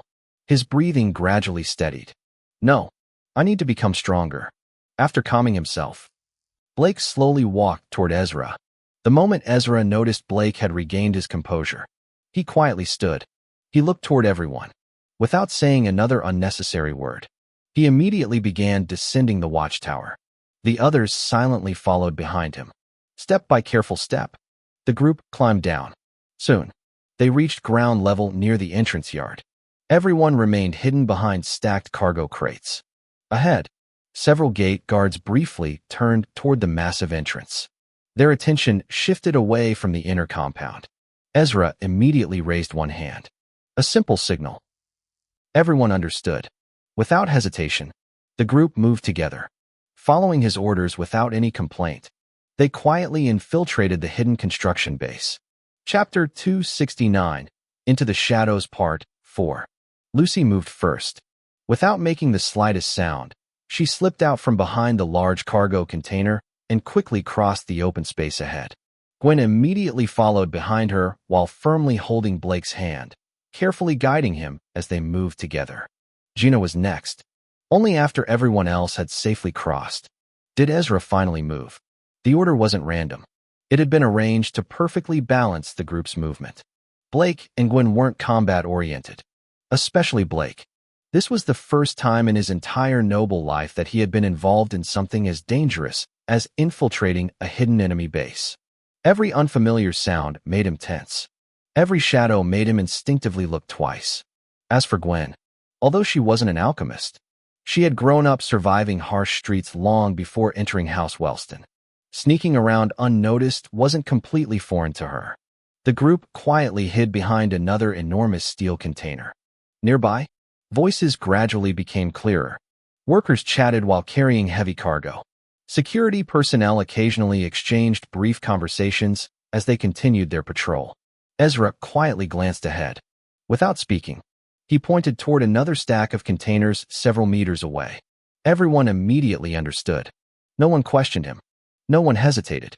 One after another, they quietly dashed toward the next hiding place. The timing couldn't have been better. The moment Ezra, who purposely remained at the rear of the formation, slipped behind the second container. A group of workers casually walked past the place they had occupied only seconds earlier. The distance between them couldn't have been more than a few steps. Had they been even slightly slower, the workers would have discovered them. Like that. The group steadily advanced deeper into the compound, with Ezra continuously mapping the entire construction base through his senses. Navigating around patrols became surprisingly smooth. Every route he chose naturally avoided workers, guards, and busy pathways. More importantly, nobody questioned his decisions. Everyone simply followed his signals without complaint. The trust within the group had quietly formed before anyone realized it. Several minutes passed. They had already left the outer loading yard behind. Now, only a short distance remained before reaching the main building located at the center of the base. Gina quietly looked toward the large reinforced entrance. Steel pipes lined both sides of the thick metallic door. A complicated locking mechanism rested beside it. A place like this, she whispered, must need some kind of key card to enter. Despite whispering, her eyes still carried excitement. The closer they got to uncovering the truth, the more determined she became. Don't worry about that, Ezra calmly replied. Before anyone could ask what he meant, he vanished. Huh? Gwen blinked repeatedly. She instinctively looked left, then right. Ezra had completely disappeared. Where did he go? She whispered in disbelief. Blake looked just as confused. He searched the surrounding areas several times. He was literally standing here. He quietly muttered. Lucy smiled proudly. Shoo. She gently pressed one finger against Gwen's lips. Binder rank alchemists, she lowered her voice, are capable of erasing their presence. She looked toward the direction Ezra had disappeared. My master isn't just a binder rank alchemist. Her smile widened. He's exceptionally good at controlling his presence. Gina nodded in agreement. Yeah, I've kind of seen him use it before. Blake and Gwen quietly stared ahead. Wow. Neither of them knew what else to say. Every few minutes, Ezra somehow managed to show them another ability they never imagined possible. Meanwhile, Ezra calmly walked through one of the busiest sections of the construction base. Workers continuously carried enormous crates toward waiting steam trucks. Steam escaped from pressure valves. Metal wheels rolled across the ground. Dozens of people moved in every direction. Yet, not one of them noticed Ezra. It was almost as though he didn't exist. His footsteps remained perfectly silent. His breathing remained steady. His cognizance completely wrapped around his body like a second layer of skin. Rather than becoming physically invisible, he concealed the awareness of his existence. People naturally ignored him. Their eyes simply slid past him without recognizing what they had seen. Even so, maintaining the technique required extraordinary concentration. The slightest mistake, even one lasting less than a heartbeat, could instantly cause the skill to collapse. Not only that, he also had to carefully avoid bumping into anyone, since his presence wasn't truly erased. It was merely hidden beneath an incredibly precise layer of cognizance. Fortunately, Ezra calmly thought while weaving between several workers. None of the people working here are alchemists. As long as I remain careful, there won't be any problems. His blank eyes quietly settled upon an older senior staff member. Unlike the ordinary workers, the man wore an identification card hanging from a strap around his neck. Exactly what Ezra needed. He calmly walked behind him, without making the slightest unnecessary movement. His fingers gently lifted the identification card from the strap. The motion felt so smooth that the senior staff member never even noticed the weight disappear from his chest. The key card now rested inside Ezra's hand. He calmly continued walking. His eyes shifted toward the main entrance once again. Even with the key card, entering without attracting attention won't be easy. He quietly analyzed every nearby patrol, every worker, every blind spot. Without looking up, he smoothly sidestepped another worker walking directly toward him. The man unknowingly brushed past empty air, never realizing someone had just crossed inches before him. Several more minutes quietly passed. Back at the hiding place, Lucy, Gina, Blake, and Gwen patiently waited. Nobody dared leave their position. Do you think? Gwen quietly asked. He got caught. She couldn't hide the worry in her voice. Gina calmly shook her head. If that happened, she looked toward the compound. An alarm would have already gone off. Blake let out a helpless smile. Just waiting here is making me nervous. He looked toward the direction Ezra disappeared. I honestly wonder how Sir Ezra manages to stay calm doing something like this. Before anyone could answer, Lucy, Gina. Ezra's voice quietly sounded from directly behind them. Everyone instinctively turned. Their expressions immediately relaxed. You're back, Gina softly spoke. Although she tried acting calm, the relief inside her eyes couldn't be hidden. Lucy quietly smiled. Even Gwen unconsciously released the breath she had been holding. Blake looked equally relieved. Ezra quietly observed everyone's reactions. He naturally understood they had been worried. Even so, his expression remained completely blank. Carrie, he looked toward Gwen. And Blake. His tone remained calm. The moment you hear the signal, run with everything you have. He held up the stolen key card. I'll already be waiting at the entrance, and I'll open the door at the right time. His instructions remained short, clear, and simple, without waiting for questions. Ezra vanished once again. He left again. Gwen stared blankly toward the empty space. She honestly didn't know whether to laugh or cry anymore. Lucy gently smiled. Without another word, she once again lifted Gwen into her arms. Now, she softly laughed. You already know how much Master's words are worth. Her confidence never wavered. Gwen looked at Lucy helplessly. You really love praising him. She lightly poked Lucy's cheek. What happens if one day his plans actually fail? Lucy quietly thought about it. There really isn't much I could do. She answered honestly. It's not like I blindly follow every order. She gently adjusted Gwen to make carrying her more comfortable. I think first, I always try understanding why Master gives a particular order. She smiled softly. And every single time, I eventually understand the reasoning behind it. She looked toward Gwen. If I can't think of a better solution, why should I doubt someone whose plan is clearly better than mine? Her answer carried complete sincerity. Nobody felt she was exaggerating. Wow. Gina smirked. You're honestly an incredible maid. Lucy calmly looked back. I'm not only Master's maid. She quietly answered. I'm also one of his closest aides. The two girls quietly looked at one another. Neither spoke again. Blake glanced back and forth between them. He honestly couldn't understand the silent exchange happening between the two. Then, wee woo. A loud security alarm suddenly echoed throughout the entire construction base. The sharp mechanical sound instantly shattered the peaceful rhythm of the night. Workers froze. Nearby guards immediately looked toward the source. As expected from a hidden facility, emergency alarm stations had been installed throughout the compound. Any worker or guard could activate them the moment danger appeared. Ezra had deliberately chosen one only a short distance away from the main entrance. The effect was immediate. The attention of nearly every nearby guard shifted away from the entrance itself. The instant Lucy and Gina heard the alarm, both moved. Without exchanging even a single word, they exploded from their hiding place. Cognizance surged through their bodies. It flowed into their legs. Their muscles instantly became stronger. Their speed dramatically increased. Even while carrying Gwen and Blake, the two girls crossed the open ground faster than most ordinary steam carriages could travel. Exactly as Ezra had calculated. He had already estimated how long the distraction would last. He had also calculated the exact time it would take Lucy and Gina to reach the entrance. The moment they entered range, Ezra calmly pressed the stolen key card against the locking mechanism. Click. Several mechanical gears quietly rotated. Steam lightly escaped around the edges of the massive metal door. The entrance slowly opened. Lucy rushed inside first. Gina immediately followed. Ezra entered last. The heavy door quietly closed behind them. Only moments later, the security alarm stopped.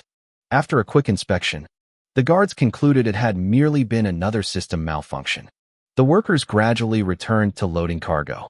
The patrols resumed. Not a single person realized that 5 children had just infiltrated one of the most secretive facilities hidden inside the forest. The entire operation had taken only moments. Blake immediately collapsed onto one knee. Both hands rested against the cold floor. He breathed heavily. The speed was unbelievable. His hair still pointed backward from the powerful rush of wind. Even his lungs hadn't completely recovered. Beside him, Gwen looked no better. She slowly caught her breath. I swear. She looked toward Lucy and Gina. That was faster than the maximum speed of a normal steam carriage.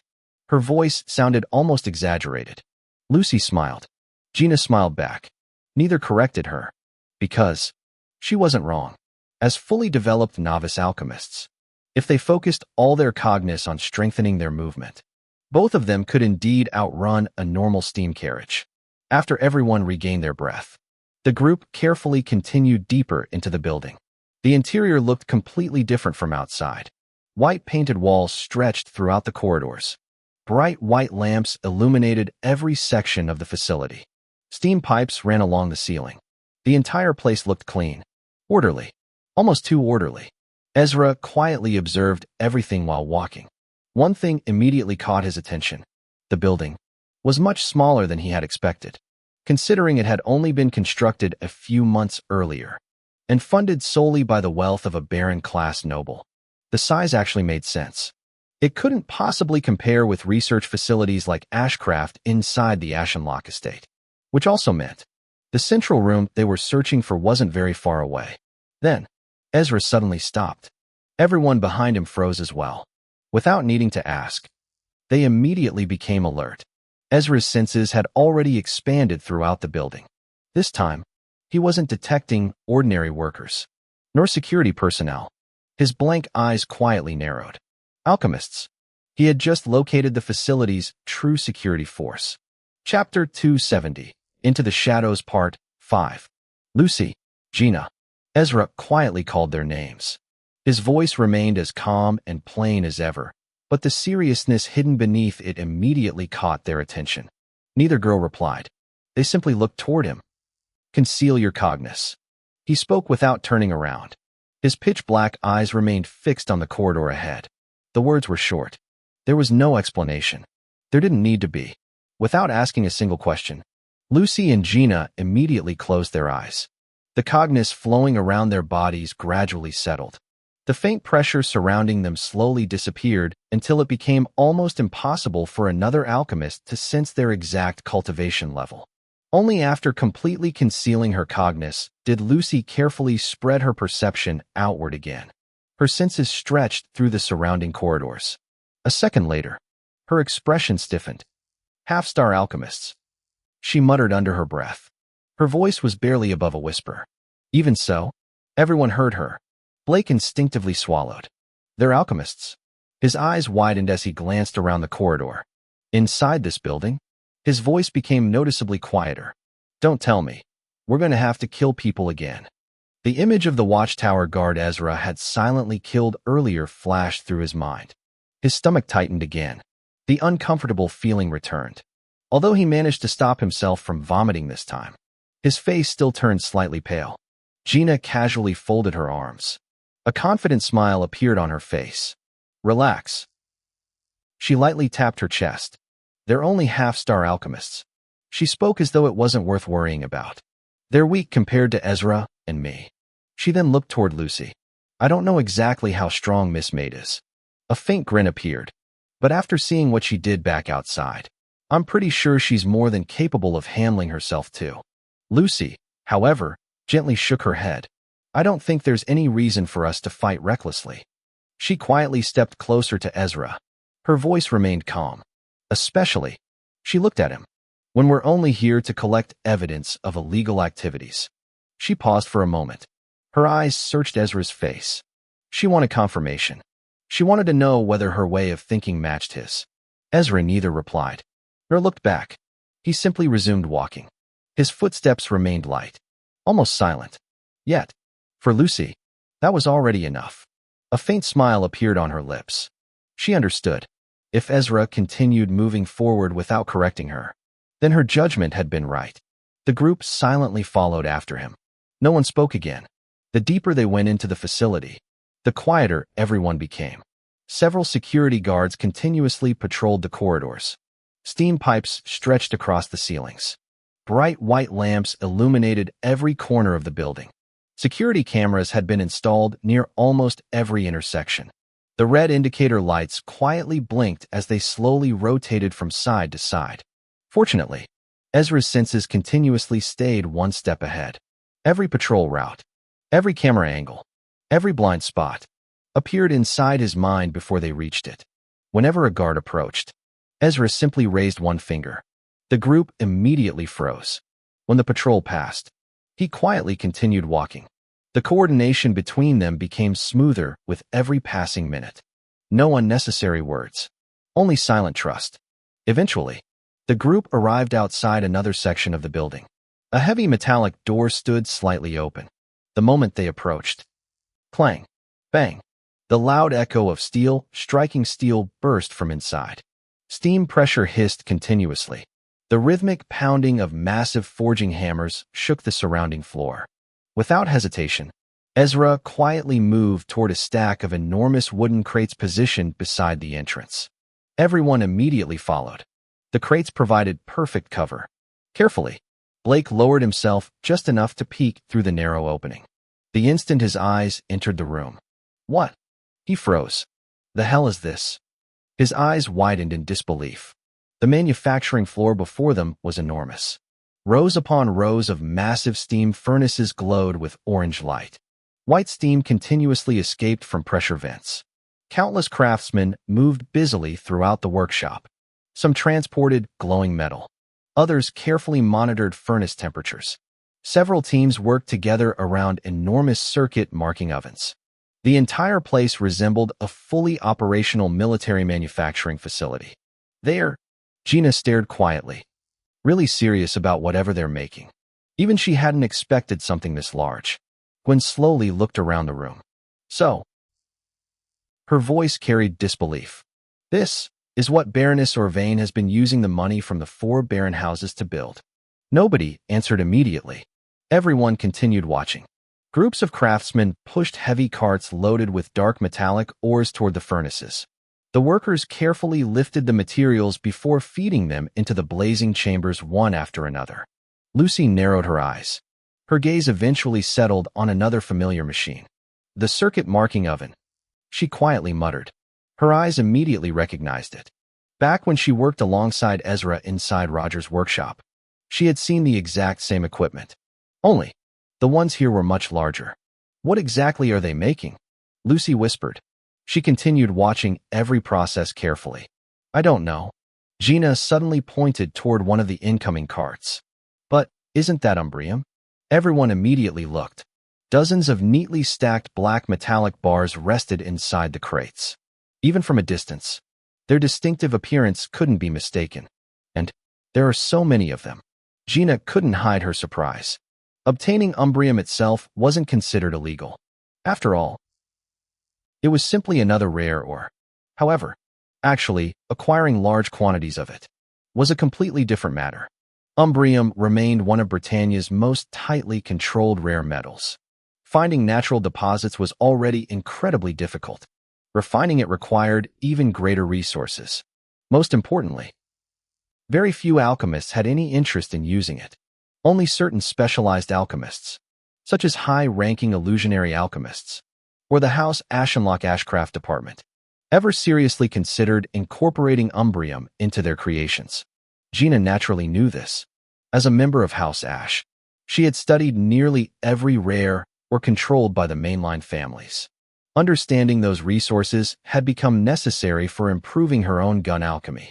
Even so, seeing this many crates gathered together still shocked her. Throughout the entire conversation, Ezra never spoke. His expression remained unchanged.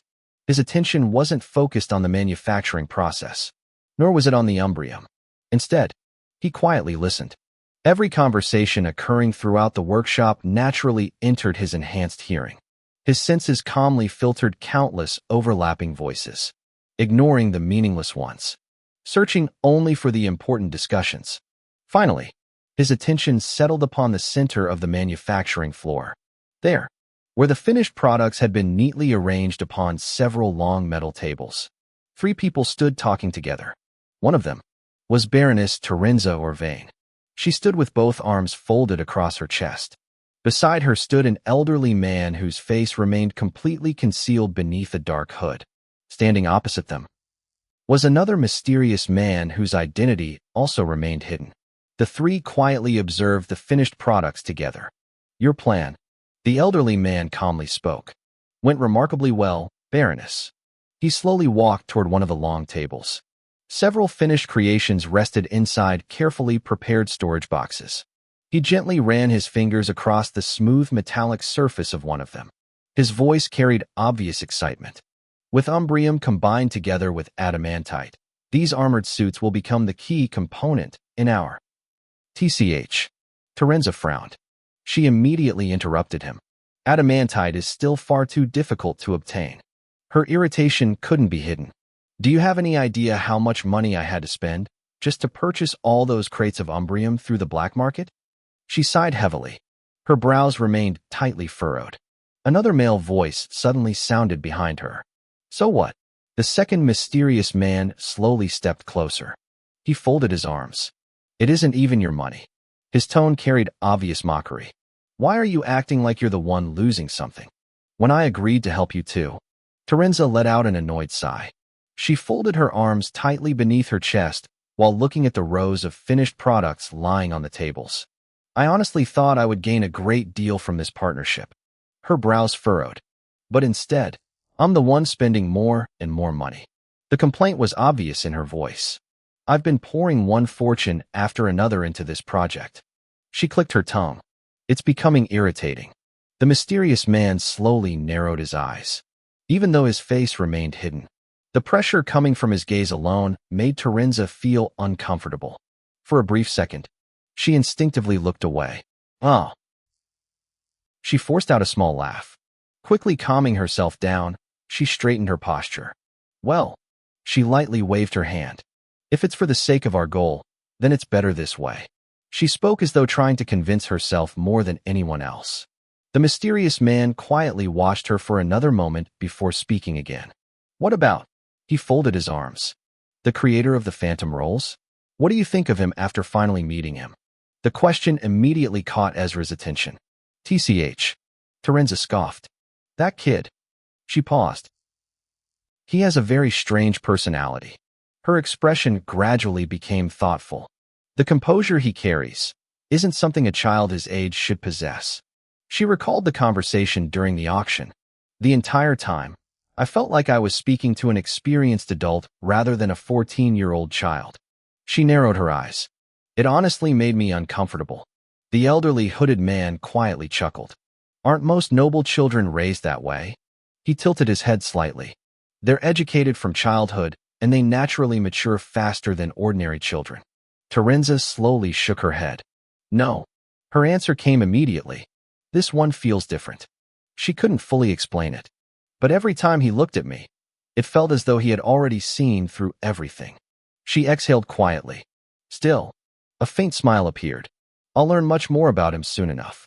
Her eyes casually drifted toward another section of the manufacturing floor where several blacksmiths continued forging metal. Ezra quietly lowered his head. This just became troublesome. He muttered under his breath. The voice was extremely soft. Even so, Lucy heard him immediately. She looked toward him. What is it, master? She quietly crawled closer. Her voice remained calm. What happened? Ezra slowly turned.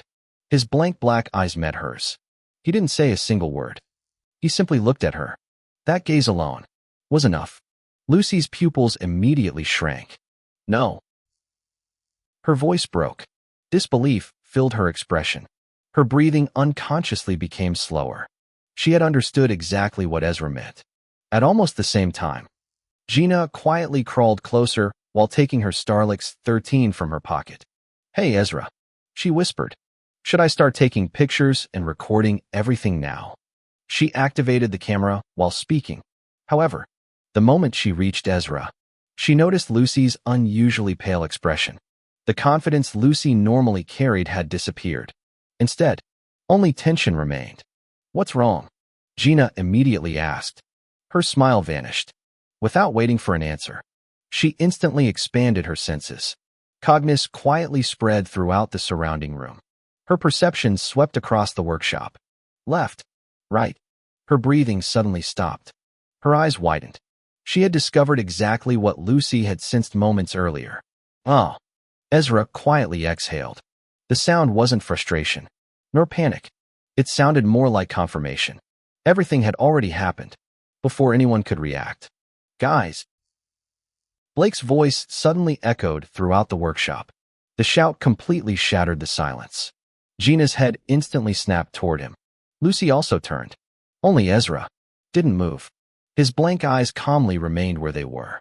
Lucy's expression instantly changed. Her fists tightened so hard her knuckles turned white. Even her lips slightly trembled. "What the hell?" she shouted. "Do you think you're doing, Gwen?" Her voice echoed throughout the manufacturing hall. There was no point remaining hidden anymore. Their location had already been exposed. The moment Blake shouted, dozens of guards immediately emerged from every direction. Heavy footsteps echoed across the iron floor. Rows of Calth repeaters were calmly raised. Cold black barrels pointed directly toward Ezra's group. Not one guard looked nervous. Their movements were disciplined, almost military. They had clearly prepared for this. Standing close to them, Gwen quietly smiled. She held Blake, one arm wrapped around his shoulders. The other hand pressed a small dagger firmly against his neck. The sharp edge lightly touched his skin. One slight movement would be enough to draw blood. She looked toward Lucy. "Why are you shouting all of a sudden?" Her voice sounded soft, gentle even. Yet, the warmth Lucy once knew had completely disappeared. Only cold indifference remained. Gwen. Blake's breathing became uneven. His eyes slowly lowered toward the dagger resting against his neck. His entire body stiffened. "Why?" His voice trembled. "Why are you doing this?" He couldn't understand. His mind desperately searched for another explanation. "Please, tell me this isn't real." His voice nearly broke. The Gwen who raised him, the Gwen who protected him, the Gwen who laughed with him every day, couldn't possibly be standing here. Could she? "Halt!" A senior guard suddenly stepped forward. His commanding voice echoed throughout the workshop. "If any one of you makes even the slightest movement, we will immediately open fire." The dozens of Calth repeaters remained perfectly aimed. Safety catches had already been released. The guard simply waited for an order. Gina looked around in confusion. Everything had happened far too quickly. She quietly leaned toward Ezra. "Isn't she supposed to be Blake's maid?" she whispered. Ezra answered without changing his expression. "How am I supposed to know?" His flat reply almost made Gina laugh despite the dangerous situation. She glanced at him. "So?" A faint smile appeared. "Even you got caught off guard?" Ezra calmly looked back at her. "You think so?" His tone remained exactly the same as always. No panic. No frustration. Nothing. Gina quietly stared at him for another second. Then, a faint smile slowly appeared on her face. "He's still this calm. Then it means all is well." Meanwhile, Gwen slowly stood, still gripping Blake tightly. She calmly walked backward toward the guards. Blake unwillingly stumbled along with her. His face had completely lost its color. Every step only pushed him farther away from Ezra's group. Once Gwen reached the line of armed guards, she suddenly released him. Without warning. Bang! Her foot slammed directly into Blake's side. The kick sent him flying backward. Arg! Blake crashed heavily onto the cold iron floor. His body rolled several times before finally coming to a stop near Ezra and the others. He groaned painfully while clutching his ribs. The workshop instantly fell silent once more. Only the sound of the steam furnaces continued echoing throughout the enormous manufacturing hall. And standing opposite them, Gwen calmly watched everything unfold. There wasn't the slightest trace of hesitation left in her eyes. "This." Lucy's voice trembled. Her breathing had become uneven. "This has to be some kind of joke." Her brown eyes remained fixed on Gwen. Disbelief completely filled her face. "Right, Gwen?" She slowly took a step forward without realizing it. "Why?"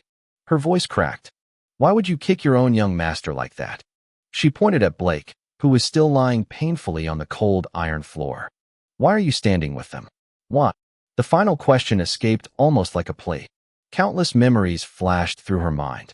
The Gwen she knew, the girl she grew up with, the girl who smiled beside her under the old bridge, the girl who comforted younger children, the girl who risked herself for others. How? How had that person become this woman standing before her? Lucy's eyes filled with countless questions. Questions she couldn't answer herself. "Gwen." Her voice became quieter. "Tell me this isn't real." For a brief moment, Gwen's expression softened. She quietly looked at Lucy. Her gaze became complicated, as though something buried deep inside her heart had been disturbed. "Lucy," she softly called. A faint emotion briefly appeared within her eyes. Then, it disappeared.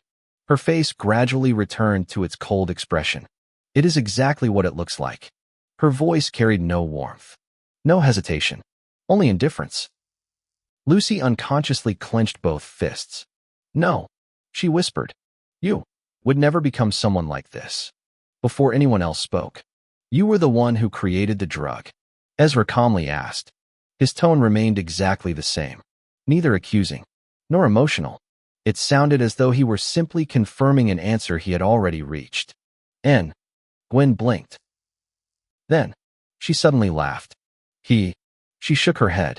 Even now, she couldn't help finding Ezra amusing. You really? She wiped the corner of one eye. Still talk like that even in a situation like this? Her laughter continued for another moment before finally settling. Fine. She smiled. A smug smile slowly appeared across her face. I'll give you credit. She looked directly at Ezra. Out of everyone standing here, only Ezra still looked completely unchanged. No anger. No surprise. No panic. Nothing. I was the one who created the drug, she openly admitted. And I was also the one who personally mixed it into the drinks those barons consumed. She slowly spread both hands, almost proudly, as though confessing to an achievement. A pleased smile remained on her face. What? Blake's breathing stopped. His body slowly stood upright. His eyes widened until they almost trembled. You? He stared at Gwen. You did it. He couldn't believe what he had just heard. His lips trembled uncontrollably. But my family took you in. He pointed toward her with a shaking hand. They gave you a home.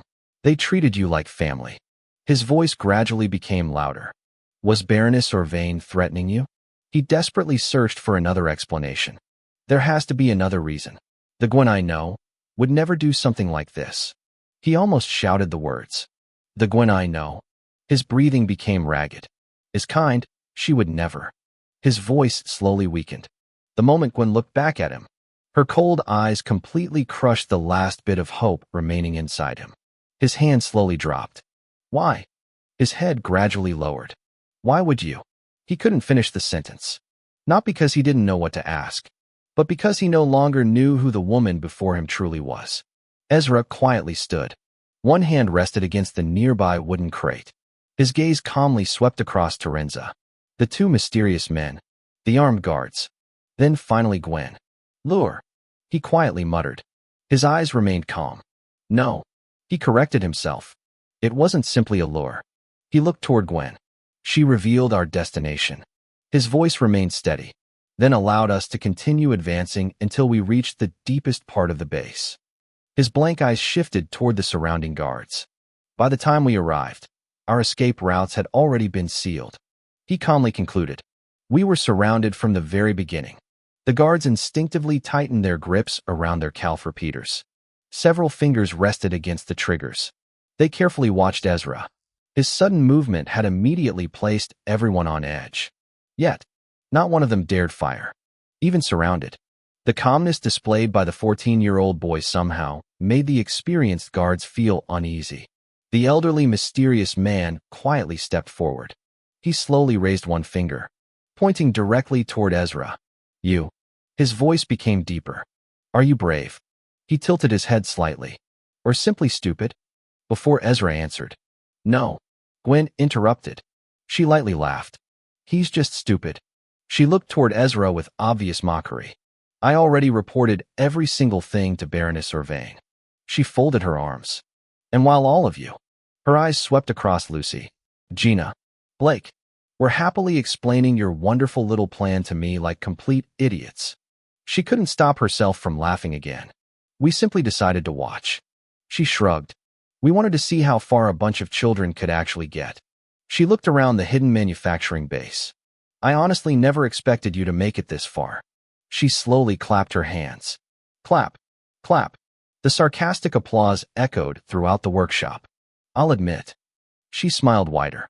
I was genuinely surprised. The clapping stopped. Only the smug smile remained. It really was a well-made plan. She admitted honestly.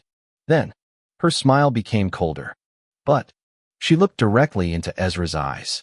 You kids forgot one thing. She raised one finger. We adults will always be several steps ahead of children. Standing nearby, Baroness Terenza slowly smiled. She gracefully folded her fan before lightly tapping it against her palm. Well said. She nodded approvingly. A clever plan. She looked toward Ezra, almost as though praising him. But she smiled proudly. It was still only the plan of a child. A quiet silence followed. The guards continued aiming their weapons. Steam escaped from nearby furnaces. Heavy hammers continued striking metal somewhere deeper inside the workshop. The entire room seemed frozen. Only Ezra remained exactly the same. His expression never changed. His blank black eyes calmly traveled across every weapon pointed toward him. 1 gun. 2. 5. 10. Dozens. He quietly observed every position, every angle, every possible movement. Nothing escaped his attention. Then, a single thought quietly crossed his mind. Did she really think? I never suspected she was hiding something from the beginning. Chapter 271. Into the Shadows Part 6. Ezra's suspicion hadn't begun because of the debt scandal. It had started much earlier. Long before they arrived at this hidden construction base. Long before they even met Baroness Irving. Being cautious had always been Ezra's way of living. Ever since surviving the trial of steel, that mindset had become even more deeply rooted within him. No matter who stood before him, friend, enemy, or someone who appeared harmless, Ezra never trusted anyone completely, even those who had already grown close to him. He simply behaved the way an ordinary person should during ordinary conversations. He smiled when appropriate. He answered when necessary. He listened more than he spoke. That was the rule he had set for himself after realizing the life of his previous life, and his present life wasn't different. He would interact with people naturally, but never carelessly. Because of that, Gwen and Blake had never been an exception. The very first moment he met her, his mind had already begun collecting information. He remembered clearly. Gwen had been tightly hugging Lucy while crying. Afterward, they learned what had happened to her and Blake before meeting them. At first glance, nothing seemed strange. Yet, the very first thought that crossed Ezra's mind had been, isn't there more to this? According to Gwen's explanation, she and Blake had already been close to leaving the area. Lucy and Ezra had also walked away not long before. Then, out of nowhere, a group of thugs suddenly appeared and attacked them. Was it impossible? No. Things like that certainly happened. However, Ezra had never been the type to dismiss details simply because they looked ordinary. To him, every piece of information was like another fragment of a complicated puzzle. Even if a piece looked meaningless, it could still become important later. So, he quietly stored the incident inside his memory. He didn't investigate further. He simply remembered it. Later, after listening to Lucy tell the story of her childhood, another question quietly surfaced. Gwen had risked her own life to save Lucy. She had been shot. Lucy herself only escaped because she had fallen into the river and later encountered the Ashenlocke guards. If that was the case, then, how did Gwen survive? More importantly, how did she leave Mercurialis and travel all the way to Velcrion? Ezra never asked those questions aloud. There wasn't enough information.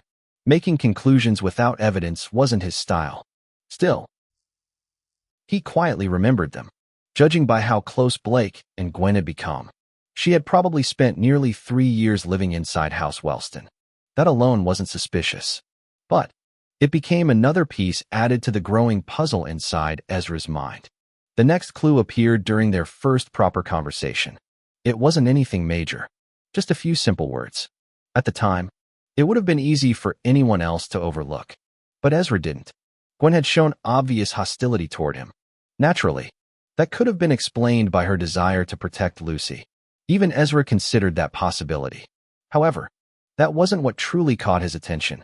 It was something Gwen quietly muttered while dragging Blake away from his workshop. He's still a noble. Most people would have missed it. The words had been spoken softly, almost beneath her breath. Unfortunately for Gwen, Ezra's hearing had already reached a frightening level. Not a single syllable escaped him. Those 4 words quietly settled inside his mind. He's still a noble. That sentence immediately suggested something. Gwen clearly carried prejudice toward nobility. Yet, her actions toward Blake completely contradicted that prejudice. She treated him kindly, protected him, looked after him. The contradiction itself became suspicious. Ezra had long since learned something. People weren't defined only by the good they openly displayed. Sometimes, the actions they carefully hid revealed far more about who they truly were. It was clearly how he acted towards the other people around. Because of that, he never judged anyone using only one side of their personality. He always considered both possibilities, the kindness they showed, and the darkness they might be hiding. He did the same thing with Lucy, with Gina, with Veda, with Bobby, with everyone he met. It wasn't distrust. It was caution, the kind of caution that reminded him every single day, never place complete faith in someone you barely know. Then, everything finally connected after Baroness Terenza appeared. Ezra carefully observed her from beginning to end. The more he watched, the stranger the situation became. Terenza certainly looked selfish, cruel, greedy. Yet, she didn't strike him as the type of person capable of planning something this elaborate. She resembled someone who preferred hiding her claws while quietly manipulating others, not someone willing to openly provoke 4 barren houses at the same time. The scheme surrounding the debts was too bold, too reckless, too exposed. It almost looked as though someone else had designed everything, while Terenza merely played the visible role. Then, a familiar saying quietly surfaced inside Ezra's mind. A thief recognizes another thief. A killer recognizes another killer. Throughout the trial of Steele, he had already encountered people like Vera, Felix, Gareth, and several others whose minds naturally leaned toward manipulation. He had observed how they thought, how they spoke, how they acted. Because of those experiences, he became certain of one thing. Terenza wasn't the mastermind. She lacked that level of calculation, which meant someone else existed. Someone who understood every baron's habits. Someone who knew when they gathered. Someone who understood exactly how to manipulate each family. Piece by piece, the scattered puzzle slowly assembled itself. By the time everything connected, Ezra reached only one conclusion. Don't trust Gwen. It wasn't because he already knew she had created the drug. He didn't. Instead, he simply became far more observant whenever she was nearby. Every word Gwen spoke, he quietly analyzed. Not just what she said, but why she chose those words. Every movement, every glance, every expression. Nothing escaped his attention. Whenever everyone else believed Ezra had become silent, whenever Lucy, Blake, Gina, or Gwen continued chatting among themselves, Ezra wasn't simply relaxing. He was watching, quietly, patiently, without anyone noticing. Eventually, he caught it. A tiny movement. One hand briefly shifted beneath Gwen's clothing, toward what appeared to be a hidden communication device. The movement lasted barely a second, almost impossible for ordinary eyes to notice. Immediately afterward, her expression subtly changed. Not enough for anyone else to realize, but enough for Ezra. That tiny change confirmed everything. Back in the present, Ezra slowly turned. His blank black eyes settled upon Gwen. Then, they shifted toward Lucy. Lucy stood completely frozen. The composure she always displayed during dangerous situations had disappeared. Her heart had already been shaken long before the guns surrounded them. She wasn't frightened by death. She was devastated by betrayal. Seeing her childhood friend standing beside the enemy had shattered something inside her. Ezra Ashenlocke, the mysterious man, calmly raised one hand. His voice echoed throughout the workshop. I'd like to make you an offer. Ezra slowly looked toward him. His expression remained as plain as ever. Sign a blood contract. The man reached inside his bag. He slowly produced a small dark vial. And swear your silence, along with your allegiance to us. He gently shook the bottle. The black liquid inside swayed quietly. Then, you'll drink this poison. I will be handing you the antidote monthly. Silence filled the room. Ezra calmly looked at the vial. Then, he asked only one question. What about the others? His voice remained completely flat, almost as though dozens of guns weren't currently aimed at him. It's obvious. Ezra spoke calmly. You can't recklessly kill the child of a noble family. He pointed toward the mysterious man with the poison, especially when 2 of them are the heirs of important baron houses. His expression still didn't change in the slightest.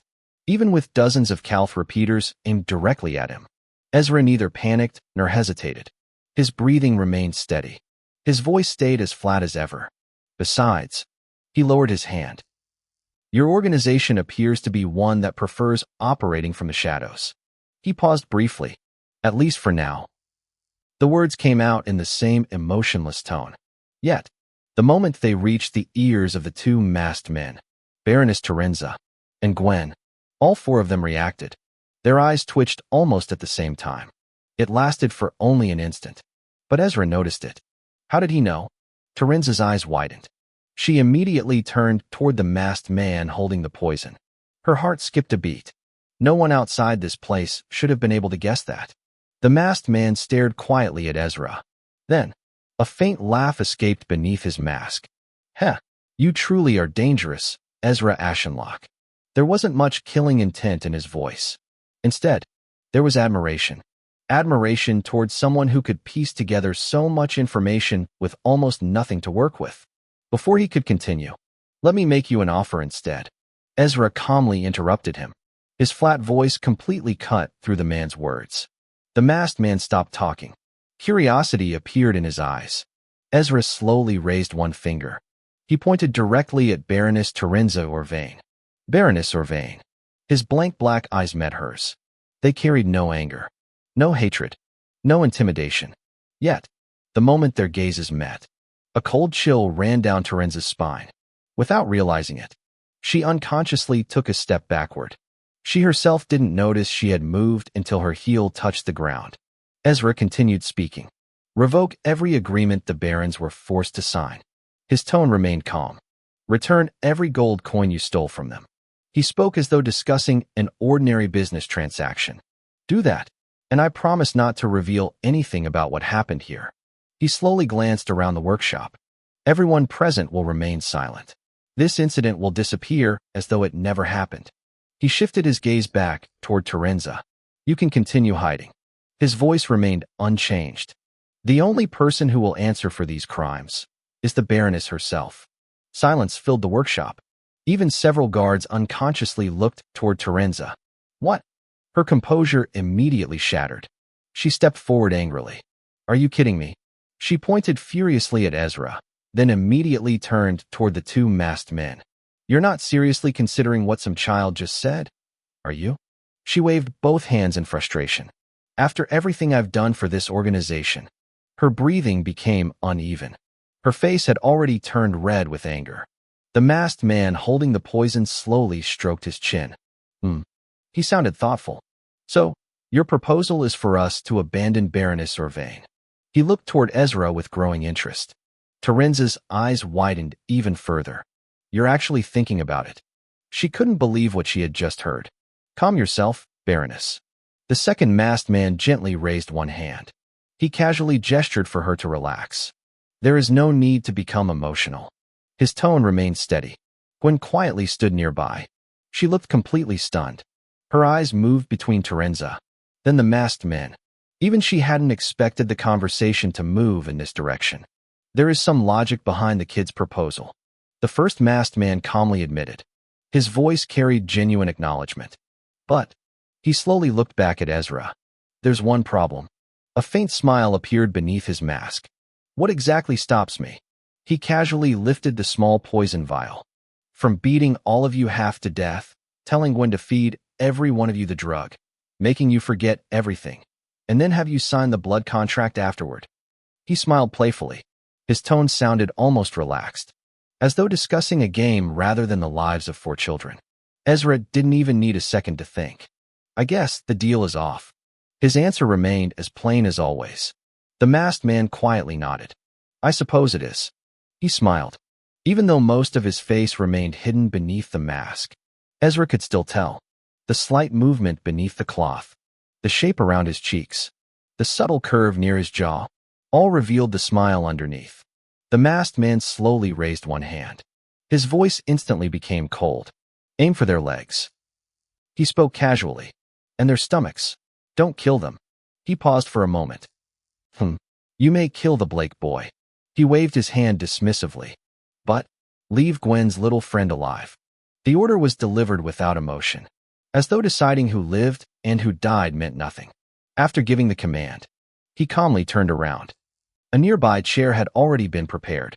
He sat down comfortably, crossing one leg over the other, like a spectator preparing to watch entertainment. Terenza smiled with satisfaction. A victorious expression spread across her face. She looked toward Ezra with open mockery. "So much for your negotiation." She softly laughed. The guards immediately adjusted their aim. Dozens of calf repeaters shifted at once. Every barrel pointed toward the exact body parts they had been ordered to target. Legs, stomachs, shoulders. Not a single guard aimed for Ezra's head. Blake looked around desperately. His breathing became shallow. Cold sweat rolled down his forehead. Am I going to die?" His voice barely escaped his lips. He didn't even realize he had spoken aloud. His knees slowly weakened. Nearby, Lucy remained completely silent. She still hadn't recovered from Gwen's betrayal. Her mind continued replaying every memory they had shared together. She couldn't bring herself to raise her weapon. "I'm sorry, Lucy," Gwen quietly whispered. Her voice carried genuine sadness this time. Slowly, she closed her eyes. She couldn't bear to watch what was about to happen. "Fire!" the captain of the security team roared. The command echoed throughout the massive workshop. Instantly, bang, bang, bang, bang, bang, bang, bang, bang, bang, bang. A violent storm of gunfire erupted. Flames burst from dozens of rifle muzzles. Smoke exploded outward. The deafening sound of repeating rifles merged together into one overwhelming roar. Bullets tore through the air. Each one raced toward Ezra's group with frightening speed. Yet, Ezra's expression never changed. His eyes never wavered. Compared to everything he had survived, compared to the trial of steel, compared to the countless moments where one mistake meant certain death, this situation was simply another problem waiting to be solved. Ever since creating his own alchemy strategy, he had decided something. An alchemist wasn't someone who panicked.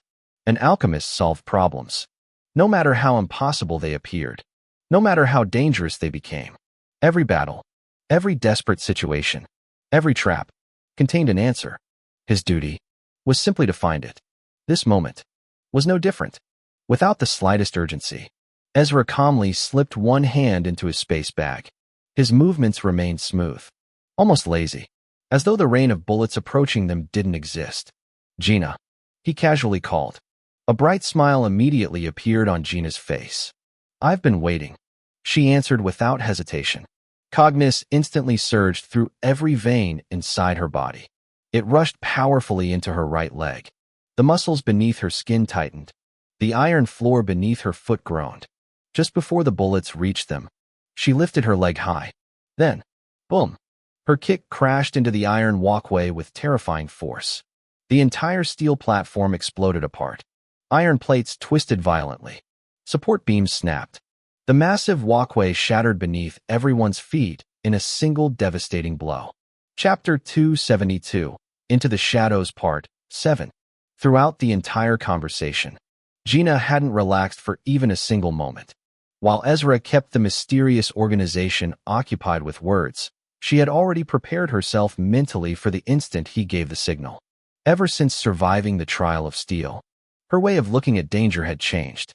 Even with the rows of calf repeaters aimed at her, she no longer carried the same fear they once would have. Perhaps it was because most of the people holding those rifles weren't alchemists. Or perhaps the trial of steel had raised her standards far beyond ordinary battles. Whatever the reason, the guards before her felt surprisingly weak. Their stances lacked confidence. Their breathing wasn't steady. Even the way they held their rifles told her they depended entirely on the weapons in their hands. They weren't warriors. They were simply armed men. In fact, Gina felt that if Ezra hadn't been standing beside her, she could probably defeat everyone here herself, provided she was given the right opportunity. So, the very moment Ezra casually called her name, she already knew exactly what she had to do. Without hesitation, she lifted her right leg. Her flexibility shocked Blake, who was still kneeling nearby. Her leg rose higher and higher until it reached a perfect standing front split. At the same time, cognizance surged from the star within her mind realm. It flowed through her veins like countless white threads gathering together. Every strand rushed toward the raised leg. Her muscles tightened. The floor beneath her supporting foot groaned. The surrounding air stirred from the pressure gathering around the kick before it had even been released. Then, she brought the leg down. Fast and violently. The movement was so quick that a burst of wind exploded around her descending heel. With the full enhancement of her cognizance. Boom! Her kick crashed straight through the iron floor beneath them. The thick metal platform instantly caved inward. Support beams bent. Steel plates shattered. The entire upper walkway collapsed beneath everyone's feet. Ah! Several guards screamed in shock. The solid ground beneath them disappeared without warning. Their bodies dropped together with the collapsing iron floor.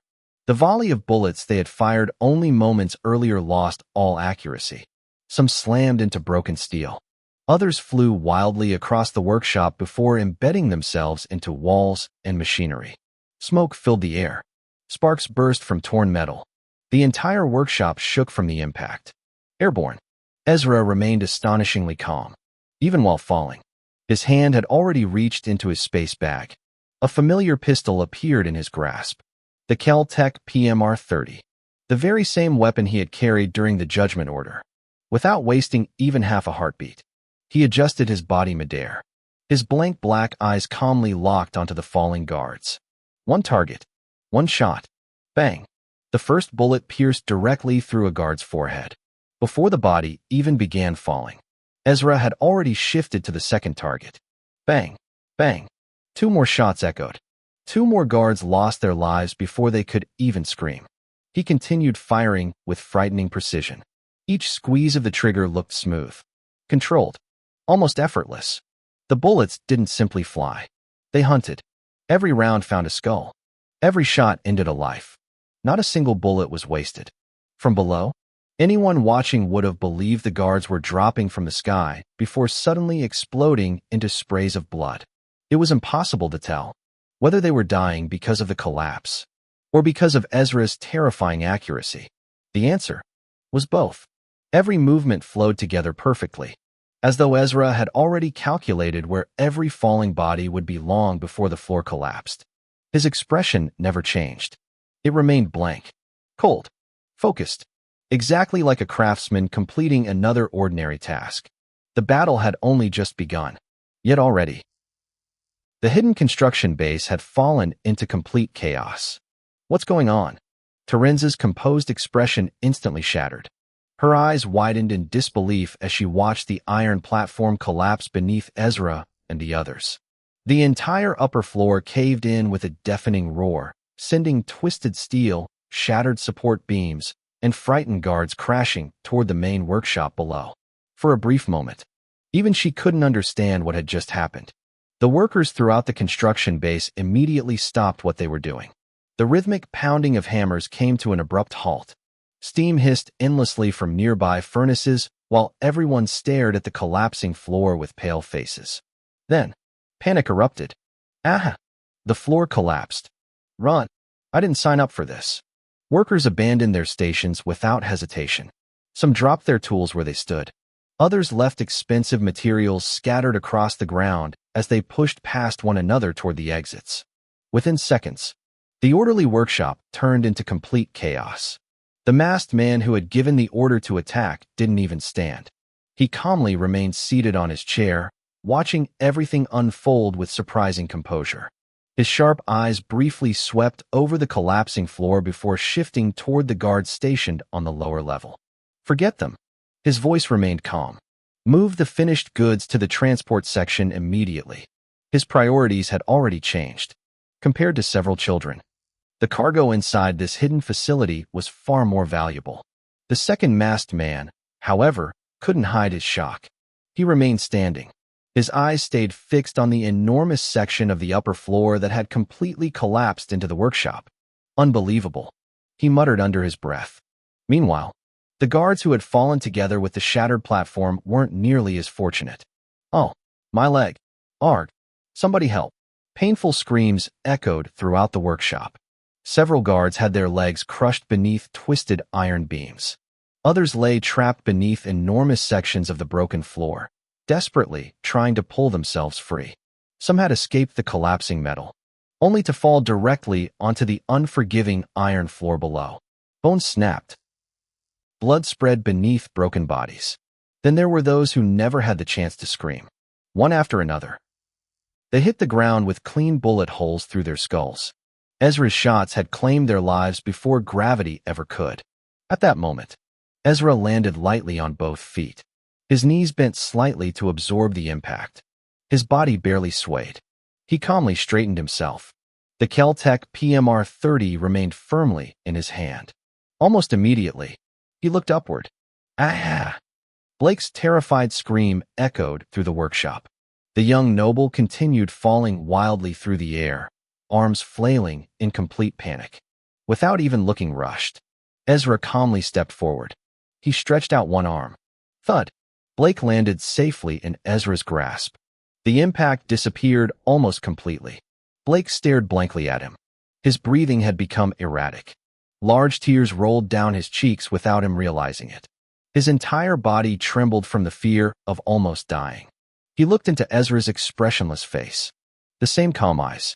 The same unreadable expression. It was almost as though nothing surprising had happened. Stay behind, Gina. Ezra spoke plainly. Blake. Only after giving the instruction did he gently place Blake back onto the floor. Blake's legs touched the ground. He tried standing. His knees immediately gave out beneath him. The fear still gripping his body had drained nearly all the strength from his legs. He collapsed onto one knee. His breathing remained uneven. Nearby, Gina casually dusted the dirt from her shirt. Fragments of iron had landed all over her clothes during the collapse. She calmly removed a pair of black gloves from her space bag. Intricate alchemy circles had already been engraved across the surface. She slowly slid them onto both hands, pulling each glove tightly into place. Then, she cracked her knuckles. Crack, crack. A surviving guard finally recovered from the shock. His body shook violently as he reached for the nearby Calth repeater lying beside him. I'll kill. Before he could even finish lifting the rifle, Gina disappeared. The distance between them vanished instantly. She appeared directly in front of him. The guard's eyes widened. Wah! I'm not proud of killing people, Gina quietly said. Her fingers slowly curled into a fist. Muscles tightened beneath her sleeve. Veins slightly rose beneath her skin as cognus surged through her arm. The guard watched the punch forming before him. He could actually feel the terrifying amount of force gathering behind it. His face turned pale. Why? Boom! Gina's fist slammed directly into his cheek. The impact exploded like a cannon blast. His facial bones shattered immediately. His entire body spun sideways before crashing headfirst into the iron floor. The sound of cracking bones echoed loudly. He never stood up again. Without pausing, Gina snatched the fallen Calth repeater from his lifeless hands. She sharply pivoted. Another guard had just managed to stand. His trembling fingers aimed his rifle toward her. He never got the chance to fire. Bang! Gina pulled the trigger first. The bullet pierced straight through his forehead. His body fell backward without another sound. Elsewhere, Ezra calmly walked across the battlefield. His movements remained steady, measured. Every few steps, another gunshot echoed. Bang! A wounded guard attempting to crawl away died instantly. Bang! Another who tried reaching for his rifle collapsed before touching it. Blake silently crawled after Ezra. Every loud gunshot made him flinch. Yet, remaining behind Ezra somehow made him feel safer, even if Ezra hardly spoke. While eliminating the remaining survivors, Ezra's eyes suddenly shifted. A familiar figure had quietly picked up a nearby Calth repeater. The rifle had been lying beside the crushed corpse of another guard buried beneath twisted iron. Gwen. She ignored the blood covering the weapon. She desperately raised it with her uninjured hand. Her fingers barely reached the trigger. Bang! Ezra fired. The bullet struck her right hand cleanly. It pierced straight through her palm. Ah! Gwen screamed. The rifle instantly slipped from her grasp before clattering loudly across the floor. She clutched her bleeding hand. Pain twisted her expression. Damn it! Damn it! Hatred filled her eyes as she glared toward Ezra. Ezra quietly looked back. His face remained completely blank. He neither pitied her nor hated her. Whatever hardships Gwen had experienced before reaching this point, whatever suffering had shaped her, none of it mattered now. She had chosen her path, and Ezra had chosen his. That was enough. He slowly raised the Kel-Tec once more. This time, the muzzle aimed lower, toward her leg. Bang! The shot rang out. Flash! A flash of sparks suddenly burst into the air. Two halves of Ezra's bullet spun harmlessly onto the iron floor. The sharp metallic sound echoed through the workshop. Ezra's eyes shifted. Someone had intercepted the shot. Move. His calm voice reached Lucy. Either get out of the way, or kill her yourself. Lucy stood frozen. A dagger remained tightly gripped inside her trembling hand. The confidence that usually shone within her eyes had completely disappeared. Only confusion remained. Was she really supposed to fight Gwen? Her closest friend. The girl she had laughed with, cried with, survived with. Lucy slowly turned toward Ezra. Her expression looked completely lost. She desperately wanted him to give another answer. Another choice. Ezra simply tilted his head. His blank eyes quietly met hers. He said nothing more. The decision belonged to her. Nearby, Gwen also looked toward Lucy. Her expression became equally complicated. For the first time since revealing her betrayal, a trace of hesitation appeared. TCH. She clicked her tongue. Without another word, she immediately turned and ran. Lucy instinctively stepped after her. She glanced back toward Ezra. She expected another gunshot, another bullet. But Ezra had already turned in another direction. His senses had detected something else. Without hesitation, bang, bang, bang, bang. 4 rapid shots exploded from the Kel-Tec PMR-30. The bullets collided with several strange projectiles flying toward him. Bone fragments, each one sharpened into the shape of a bullet. The collision filled the air with sparks before the shattered bone pieces scattered across the iron floor. Bone, Ezra quietly muttered. His eyes calmly examined the white fragments lying before him. He actually blocked it.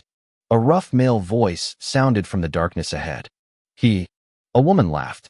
Yes, he really did. Her voice carried excitement. 2 figures slowly stepped out from the shadows of the ruined workshop. Their bodies were unnaturally thin. Their fingers were long. Their nails resembled sharpened needles. Their twisted smiles made the atmosphere inside the workshop feel even colder. Ezra calmly looked at the pair. Lucy bit down hard on her lip. She gave the position Gwen had towards one final glance, then immediately chased after her. She couldn't let her escape. Gina had already finished dealing with the remaining guards. The workshop, which had been filled with disciplined soldiers only moments ago, now looked like a battlefield. Broken sections of the iron platform lay scattered across the floor. Smoke drifted through the air from damaged steam pipes. Blood slowly spread beneath fallen guards while the surviving workers desperately fled toward the exits. I can't believe this happened. Terenza scratched the side of her head, her face twisting between frustration and disbelief. She quickly hurried toward the emergency alarm fixed onto one of the nearby pillars. Without hesitating, she slammed her hand against it. Wee woo, wee woo, wee woo. The deafening alarm echoed throughout the entire facility. Red warning lights immediately began flashing across the workshop, painting the walls and machinery in alternating crimson light. The workers who had been hesitating no longer dared remain inside. They abandoned unfinished work, dropped their tools, and rushed toward the exits with frightened expressions. Several nearly tripped over one another as they pushed through the crowd, desperate to escape before the fighting spread any farther. Outside, the security personnel stationed around the construction base immediately reacted. The alarm had only one meaning: an emergency. Groups of guards quickly assembled near the main entrance while others supervised the hurried loading of crates into the waiting transport steam trucks. The finished products, the manufactured umbrium, the confidential documents. Everything began moving toward the transport vehicles. If the facility could no longer be defended, then at the very least, the organization's work had to survive. I honestly didn't expect things to turn out this badly. The masked man who had remained seated calmly throughout the chaos finally spoke. He looked genuinely surprised this time. His eyes rested on Ezra and Gina before a faint smile appeared beneath his mask.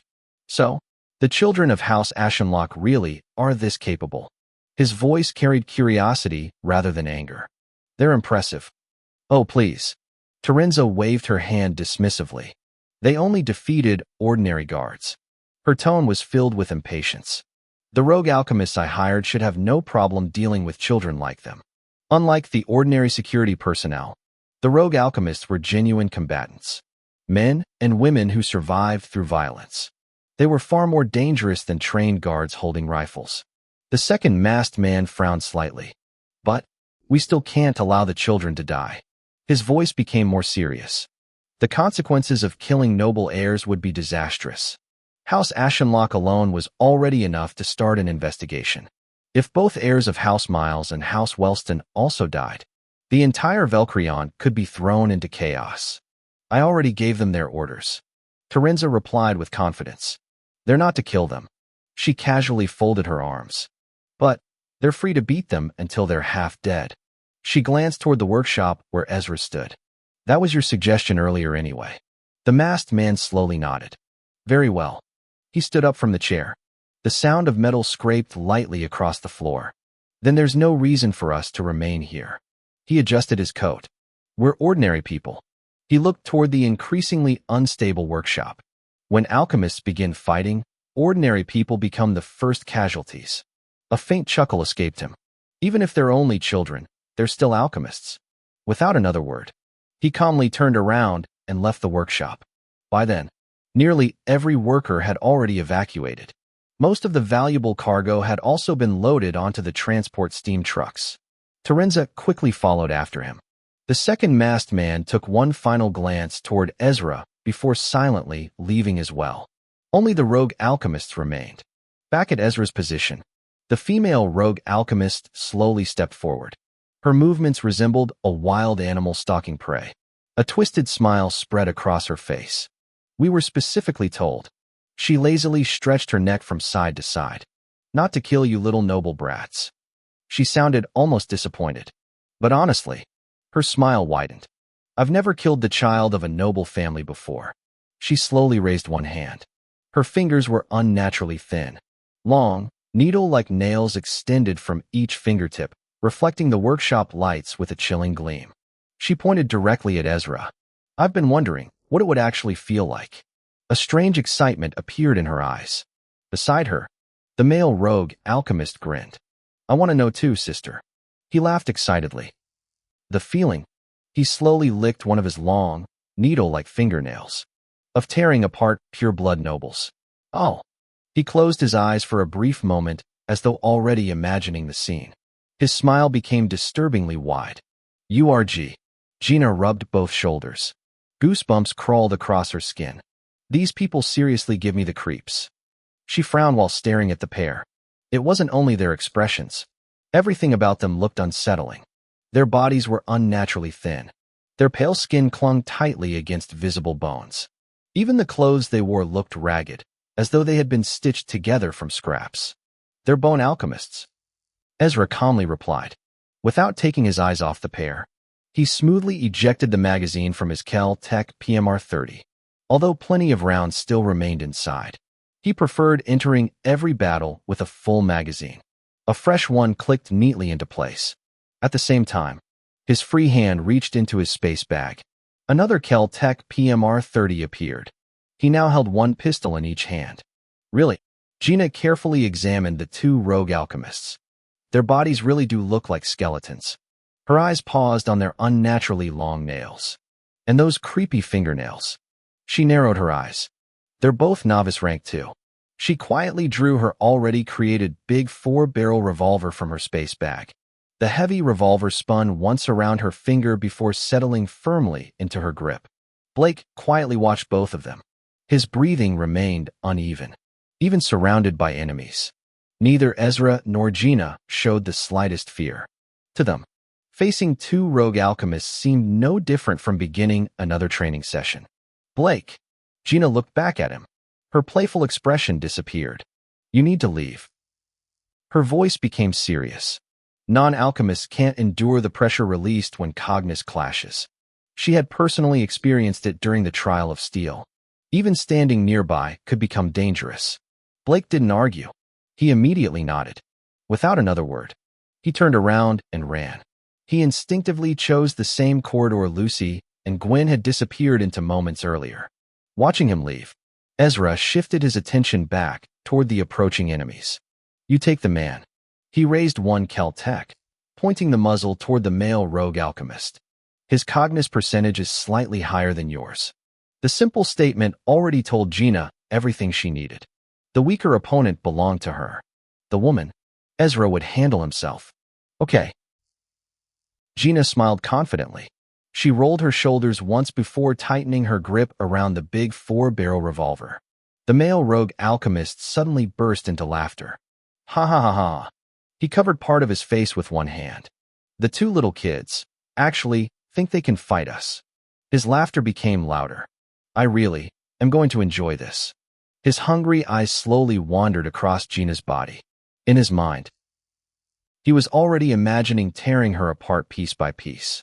His smile grew wider. The female rogue alchemist smiled as well. Without exchanging another word, the siblings moved. Their speed exploded far beyond that of ordinary humans. They vanished from where they had been standing. At the exact same moment, Ezra and Gina also moved. Both pairs crossed paths almost instantly. Boom! The two rogue alchemists slashed downward with their sharpened bone claws. The place where Ezra and Gina had been standing exploded apart. The iron floor split open under the force of their attack. Fragments of steel flew in every direction. Neither side had landed a hit. The real battle had finally begun. Chapter 273, Into the Shadows, Part 8. The ground split apart beneath the force of the attack. Long claw marks tore across the iron floor, carving deep grooves through the thick metal as sparks burst into the air. Twisted steel groaned under the impact, and fragments scattered across the workshop before sliding across the floor with sharp metallic screeches. The two bone alchemists didn't stop there. The instant their attacks landed, they sharply turned toward the positions Ezra and Gina had moved to. Without exchanging a single word, they naturally divided their targets. The female bone alchemist shot toward Ezra. The male bone alchemist lunged straight at Gina. Their teamwork was smooth, proving they had fought side by side for years. Bang! Bang! Two gunshots echoed almost together. Ezra calmly raised one of his Kel-Tec PMR-30s and fired twice at the approaching woman. The bullets cut through the air with deadly precision. Yet, the female bone alchemist didn't even attempt to dodge. Instead, she twisted her body. Her movement resembled a spinning tornado. Her sharpened bone claws flashed through the air. Clang! Clang! Bright sparks exploded. Both bullets were cleanly sliced in half before they could reach her. The severed rounds spun harmlessly toward the ground while she continued rushing forward without losing speed. Her cognizance surged through her body. The veins around her forearms glowed faintly beneath her pale skin as she poured even more power into her legs. Every step became faster than the last. Then, clap! She suddenly brought both hands together. The crisp sound echoed through the workshop.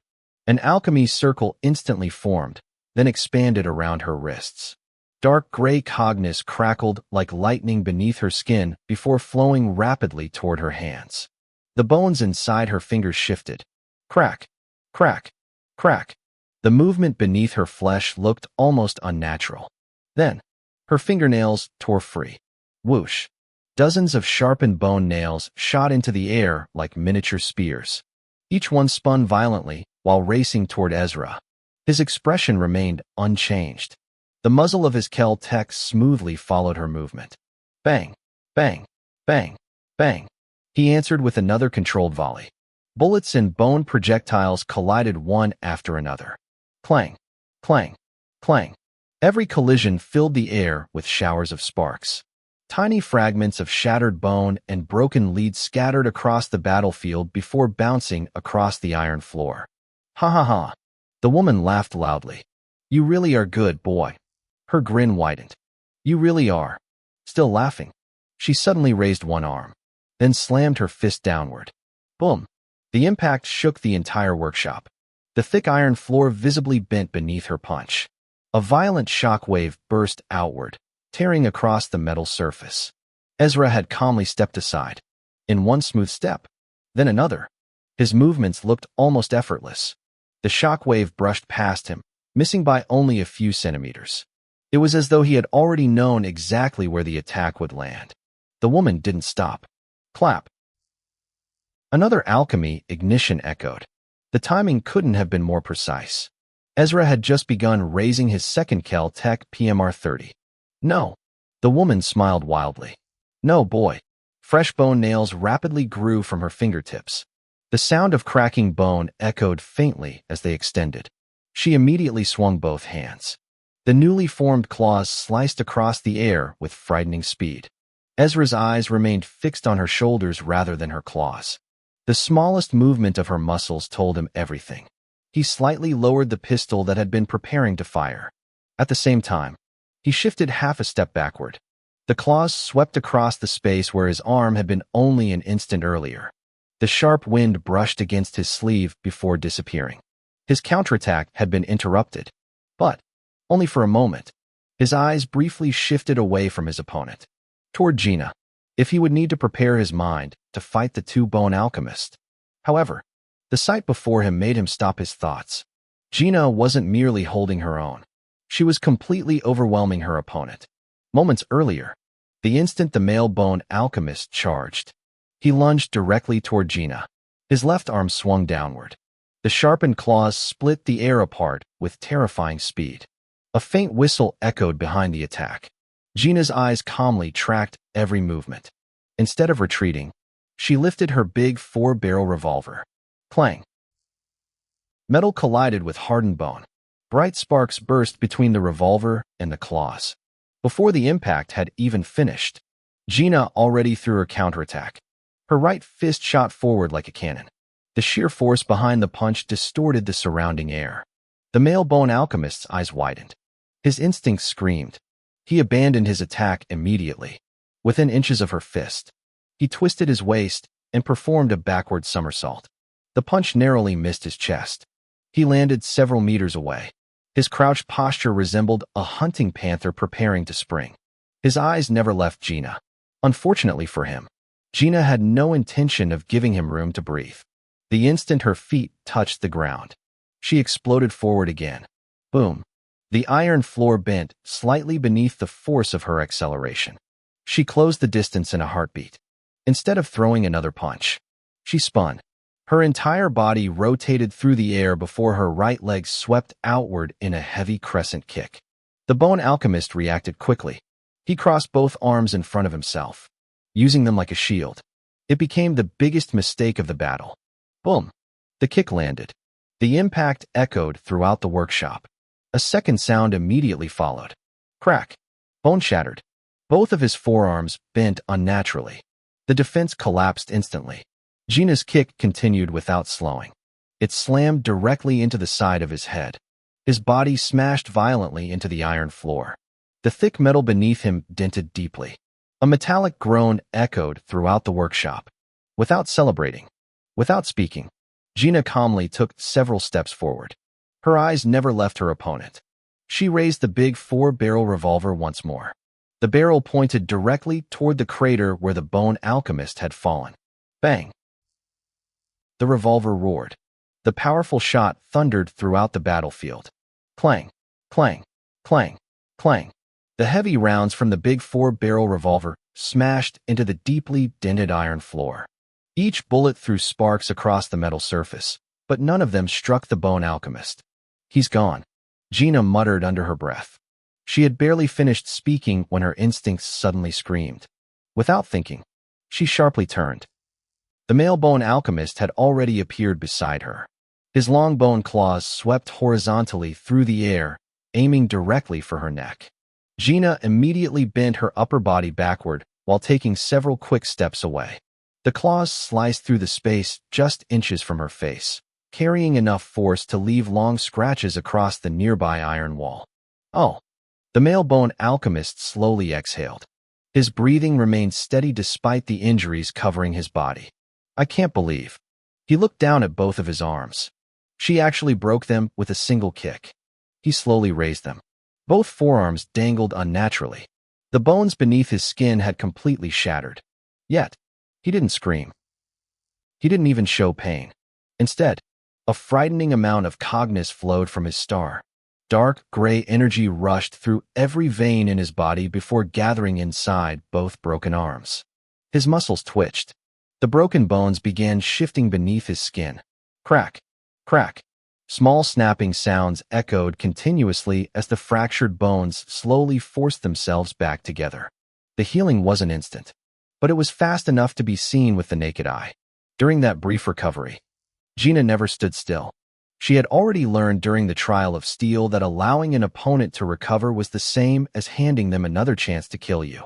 Without hesitation, she threw her big 4-barrel revolver. The heavy revolver spun rapidly through the air. The male bone alchemist calmly tilted his head to the right. The weapon flew past his cheek by barely an inch. The wind from its rotation brushed against his face. A smile appeared. "You missed." "No." Gina's voice suddenly came directly in front of him. The smile instantly disappeared. She had already crossed the distance while using the revolver as a distraction. Her right fist was already pulled back. Every muscle in her arm tightened. Her shoulder rotated. Her waist twisted. The punch had already been fully loaded. This. The male bone alchemist's pupils shrank. Every instinct inside him screamed the same warning. "Don't take it." He immediately abandoned all thoughts of counterattacking. Instead, he explosively stepped backward. His body slid several meters away. The next instant, boom! Gina's fist slammed into the iron floor. The entire metal platform shook violently. A deep crater instantly formed beneath her fist. Thick cracks spread outward like spiderwebs, stretching across the workshop floor. Several loose iron plates jumped from the impact before crashing back down. Tisk! Gina clicked her tongue. She slowly raised her head. The punch had missed, only because her opponent had chosen to retreat instead of trying to block. "You've got decent instincts," she admitted calmly. The male bone alchemist didn't reply. Cold sweat had already appeared across his forehead. That punch, if it had landed, he didn't need to imagine the result. Back to Ezra's position. After briefly watching Gina, Ezra calmly withdrew his attention. She had improved far more than he expected. Her combat judgment had become much sharper since the trial of steel. She no longer chased attacks recklessly. She controlled the pace of the fight. That alone was enough. There was no longer any reason for him to continue watching. It was time to end his own battle. Ezra's pitch-black eyes quietly settled upon the approaching female bone alchemist. His gaze gradually became even colder. Not through anger, not through killing intent, simply through focus. The moment their eyes met, the woman's body suddenly froze. Her feet stopped moving. Confusion filled her face. She instinctively looked downward. "My legs." She blinked. I stopped. Her fingers trembled slightly. Even her breathing became uneven. It wasn't because Ezra had used an ability. It wasn't pressure from Cognis either. It was experience. Years spent killing people. Years spent surviving battles. Every instinct she possessed was desperately screaming at her. Danger. The boy standing before her was dangerous. Far more dangerous than anyone she had ever expected. Her heartbeat unconsciously accelerated. Like people often said, a killer could always recognize another killer, the moment their paths crossed. She understood. The child before her wasn't ordinary, not in the slightest. But she gritted her teeth. "I'm still an experienced alchemist." She slowly steadied her breathing. Her hesitation gradually disappeared. "I'm not going to lose to a kid who only recently became an alchemist." Just as that thought crossed her mind, her eyes widened. Ezra's cogniz suddenly changed. The amount wasn't much, only slightly beyond the novice standard. Yet, that tiny increase completely shattered her confidence. So, her pupils trembled. He was holding back? Everything finally made sense. He hadn't been struggling. He hadn't been cornered. He had simply been observing her. The realization made her scalp go numb. She blinked once, and Ezra disappeared. He had already entered her range. Every hair on her body stood upright. Her instincts exploded into panic. Without thinking, she threw herself backward. Cogniz surged into both legs. Her speed increased dramatically. At that exact moment, a steel harpoon suddenly pierced toward her chest. She instinctively swung both claws. Clang! The harpoon split cleanly in half. She landed, immediately pushed herself forward again. She refused to stop moving. The next instant, bang, bang, bang, bang. Bullets poured toward her. She ran with everything she had, twisting, sliding, changing direction repeatedly. Every missed bullet struck the iron floor behind her, leaving deep impact marks across the workshop. Then, silence. The gunfire suddenly stopped. Only one sound echoed softly. Clap. Hands coming together. The woman instinctively looked forward. Her eyes widened. Both Kel-Tec PMR-30 pistols floated quietly before Ezra. Above them, 2 bars of black steel slowly rose into the air. A small piece of purified limestone followed. An alchemy circle expanded beneath the floating materials.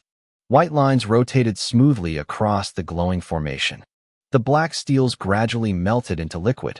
The limestone dissolved into glowing particles before mixing perfectly with the molten metal. Instead of falling, the liquid floated peacefully. It stretched, compressed, separated, then rejoined. Every movement followed an invisible blueprint only Ezra could see. Piece by piece, the shape of a firearm slowly began emerging in midair. The receiver formed first, then the barrel extended forward. Internal components assembled themselves with mechanical precision. The stock gradually took shape. Every individual part locked perfectly into the next. Not a single movement was wasted. The weapon was being born, right in the middle of the battlefield. A brand new firearm. One Ezra had been quietly designing ever since returning from the Ashenlocke estate. Not an assault rifle, not a sniper rifle, but something created to stand perfectly between both worlds. A designated marksman rifle, the M38 SDMR, equipped with the Leupold TS-30A2 optic scope. The newly forged rifle descended into Ezra's waiting hands as though it had always belonged there. His fingers wrapped naturally around the grip. The stock rested firmly against his shoulder. The rifle and its creator looked strangely synchronized, almost like 2 parts of the same machine. The female bone alchemist's pupils contracted. Her instincts screamed louder than ever before. Danger. Extreme danger. Without another thought, she stopped retreating. Running away would only make her an easier target. Instead, she chose to attack first. A massive amount of cognus burst from her star and surged through every vein in her body. Dark gray lightning flickered beneath her pale skin. The bones inside her arms shifted violently. Crack, crack, crack. Every finger twisted unnaturally. The joints expanded. Fresh layers of hardened bone rapidly formed beneath her skin before forcing themselves outward. She suddenly clapped both hands together. Clap. An alchemy circle instantly spread beneath her arms. Gray cognus flowed through the glowing symbols before concentrating around every fingertip. She leaned backward, compressing every muscle within her body. Then, she violently sprang forward. Her arms thrust straight toward Ezra. Whoosh! Countless bone projectiles burst from her fingertips. Each one resembled a sharpened white spike. The sheer speed at which they traveled tore through the surrounding air. Several even produced sonic cracks as they approached the speed of sound. The barrage completely sealed off Ezra's front. There was nowhere to dodge. Yet, Ezra never intended to move. His breathing remained steady. His expression stayed calm. He simply lowered his face slightly. One eye aligned perfectly behind the Leupold TS-30A2 optic. The world instantly changed. The battlefield seemed to slow. Every incoming bone projectile became perfectly clear inside the optic sight picture. Distance, angle, velocity, rotation. Every detail appeared naturally before him. Without panic, without rushing. He gently squeezed the trigger. Bang! The first bullet flew. It struck the leading bone projectile perfectly. The shattered fragments scattered harmlessly into the air. His finger continued moving. Bang! Bang! Bang! More shots followed. Each trigger pull blended smoothly into the next. There was no wasted movement. No hesitation. The rifle barely shifted under the controlled recoil before returning to its original position. One after another, the incoming bone bullets exploded apart. White fragments rained across the workshop floor. The female bone alchemist's eyes widened. He wasn't simply shooting. He was intercepting every one of her attacks. Impossible. She immediately poured even more cognus into her body, trying to overwhelm him through sheer volume. More bone spikes erupted from her fingers. They spread outward before converging toward Ezra from several angles at once. Unfortunately, the optic never lost them. Ezra calmly adjusted the rifle. His movements were unbelievably small, barely noticeable, yet every adjustment perfectly aligned. Another shot. Bang. A bone spike shattered. Bang. Another one burst apart. Bang. Bang. Bang. Bang. The final projectiles exploded before reaching him. Not a single one entered within a meter of his position. The battlefield suddenly became silent. The woman froze with fear, completely swallowing the little confidence she had left. She finally understood. She wasn't fighting someone who happened to know firearms. She was fighting someone whose mastery over them had already become instinct. Before she could retreat, Ezra shifted his aim. The crosshair moved away from the projectiles. It settled on her body. His fingers squeezed the trigger again. Bang! The first round pierced cleanly through her right shoulder joint. Blood sprayed into the air. Her entire arm instantly lost strength. Before she even screamed. Bang! The second shot destroyed her left elbow. Bone fragments exploded outward. Her attack completely collapsed. Her balance faltered. She desperately tried to jump away. Too late. Bang! Her right knee shattered. She stumbled. Bang! Her left ankle burst apart. Her body tilted helplessly toward the floor. The rifle spoke one final time. Bang! The bullet entered cleanly through the center of her forehead. Her expression froze. The fear, the disbelief, everything remained on her face. Then, her body slowly collapsed. She never even had the chance to look toward her brother one final time. Thud! Silence returned to Ezra's side of the battlefield. Thin trails of smoke drifted lazily from the muzzle of the M38 SDMR. Ezra calmly lowered the rifle. His eyes slowly examined every part of it. The receiver, the barrel, the bolt, the optic. He quietly analyzed the completed weapon. Tisk, a third-grade creation. His voice remained completely flat. Most alchemists would have celebrated creating a weapon of that quality during combat. Ezra wasn't satisfied. Not even a little. The alchemy circle still lacks precision. He calmly reached his conclusion. I still have a long way to go. Without another thought, he stored the M38 SDMR inside his space bag. Only then did he turn toward Gina's battle. His eyes quietly followed every movement. She was already close to ending it. The male bone alchemist continued retreating. Every heavy punch Gina threw forced him farther across the workshop. He simply couldn't understand it. What are you? He gritted his teeth. His broken arms continued healing through cognus. Yet they still hadn't recovered enough to withstand another direct hit. How can someone hit this hard without strengthening themselves with cognus? The question echoed inside his mind. His confidence had long disappeared. Gina answered him with another charge. The iron floor bent beneath her explosive acceleration. She instantly entered his striking range. Her fist tightened again. Every muscle from her legs to her shoulders moved together. Another devastating punch was ready. This time, the male bone alchemist smiled. You think? I'm cornered. His right arm had finally recovered enough to move freely. Instead of retreating, he suddenly slipped around Gina's incoming punch. The attack narrowly brushed past his shoulder. At the same moment, his sharpened bone claws shot toward her face. The claws sliced through the air. The shrill sound they produced resembled several knives cutting through thick cloth. He smiled triumphantly. Boom. The claws struck. A solid impact echoed. His grin widened. I got. His words stopped. What? His pupils violently shook. What is going on? The triumphant smile instantly vanished. His face twisted into disbelief. His claws had struck Gina's forehead. He clearly felt the impact. Yet, instead of piercing straight through her skull, they only broke through the outer layer of skin. A small wound appeared. A thin line of blood slowly trickled downward across her forehead. Nothing more. The bone alchemist stared blankly. His attack had failed. The enhancement from Gina's cognus, combined with the incredible physical strength she was born with, had hardened her body to a level comparable to that of an ordinary binder alchemist. She hadn't relied on technique. She had simply become that tough. Before he could react, grab. Gina's left hand tightly seized the wrist he had attacked with. Her grip locked around his arm like solid iron. His eyes immediately widened. And no. He violently shook his head. And no. Panic finally consumed him. Slowly, Gina's free hand curled into another fist. Every finger tightened. The muscles in her arm swelled once more. The answer to his question was about to arrive. Boom. Chapter 274. Into the Shadows Part 9. Gina's fist tightened until the muscles beneath her skin became firm like tempered steel. Cognus surged through her veins, flowing from her star and gathering inside the muscles of her right arm. Every strand of muscle compressed under its influence, and even the air surrounding her fist began to tremble violently.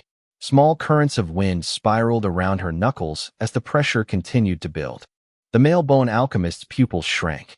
He had only just managed to recover enough from the shock of his claw attack, not doing anything to Gina's forehead. His instincts screamed at him. Danger. Before another thought could even form inside his mind. Pinpoint. Gina muttered quietly. Boom. Her fist shot forward. There was no unnecessary movement. No exaggerated swing. Just one direct punch.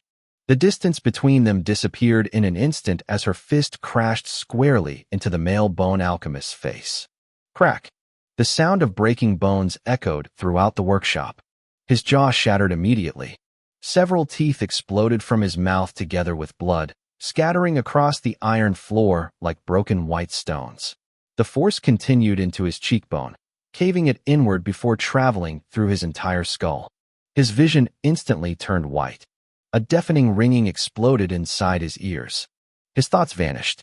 His feet lifted cleanly off the ground, and his body became nothing more than a lifeless projectile. He flew backward at terrifying speed before crashing against the metal floor. Boom. He bounced once. The impact bent the thick iron beneath him. Boom. His unconscious body rolled again, smashing through scattered tools and pieces of broken machinery. The momentum refused to stop. Finally, bang! His body crashed directly into the burning furnace of a nearby steam furnace. The heavy iron door burst inward as flames rushed outward before swallowing him whole. The fire roared louder as pieces of burning wood and coal scattered across the furnace room, illuminating the battered workshop with flickering orange light. Smoke drifted upward, carrying with it the smell of burning cloth and scorched flesh. Silence followed. Only the crackling of flames remained. Gina slowly lowered her fist. The strength immediately left her legs. She exhaled deeply before dropping onto one knee. Her breathing became rough as sweat rolled down her forehead. Even though she hadn't relied heavily on Cognus to enhance her strength, every punch she had thrown demanded complete control over her body. She had forced every muscle to work at its limit, and now the exhaustion was finally catching up with her. I'm drained, she muttered while wiping the sweat from her chin with the back of her hand. Her chest continued rising and falling rapidly. Not far away, Ezra calmly glanced in her direction. Let's go, Gina. His voice remained as flat as ever. To anyone who didn't know him, it almost sounded as though he hadn't witnessed a battle at all.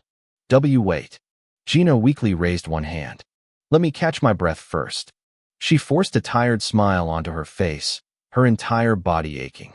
She slowly lifted her head to look toward Ezra, only to discover he had already turned around. Without another word, he walked toward the damaged hallway. His black coat swayed gently behind him. Not once did he look back. Gina stared blankly. Seriously? Her lips twitched. A moment later, ah! Her frustrated scream echoed across the workshop.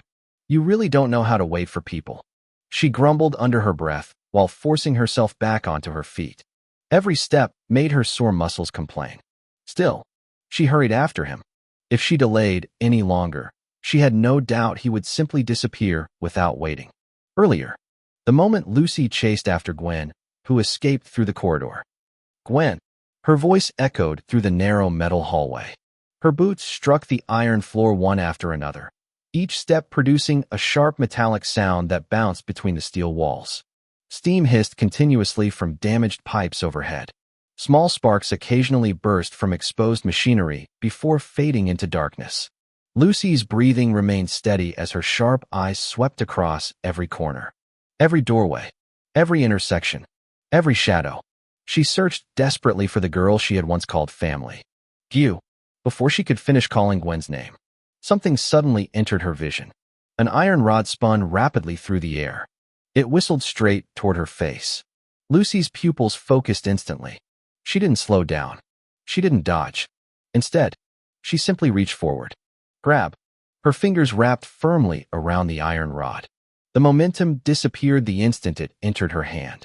It was as though the attack had never existed. The hallway fell silent. Lucy slowly lowered the rod. Only then did she raise her eyes. Several meters ahead, Gwen stood quietly. She leaned against the cold iron wall while breathing unevenly. Blood continued dripping from the gunshot wound in her right hand. Even so, a faint smile rested on her face. Alchemists really are something else.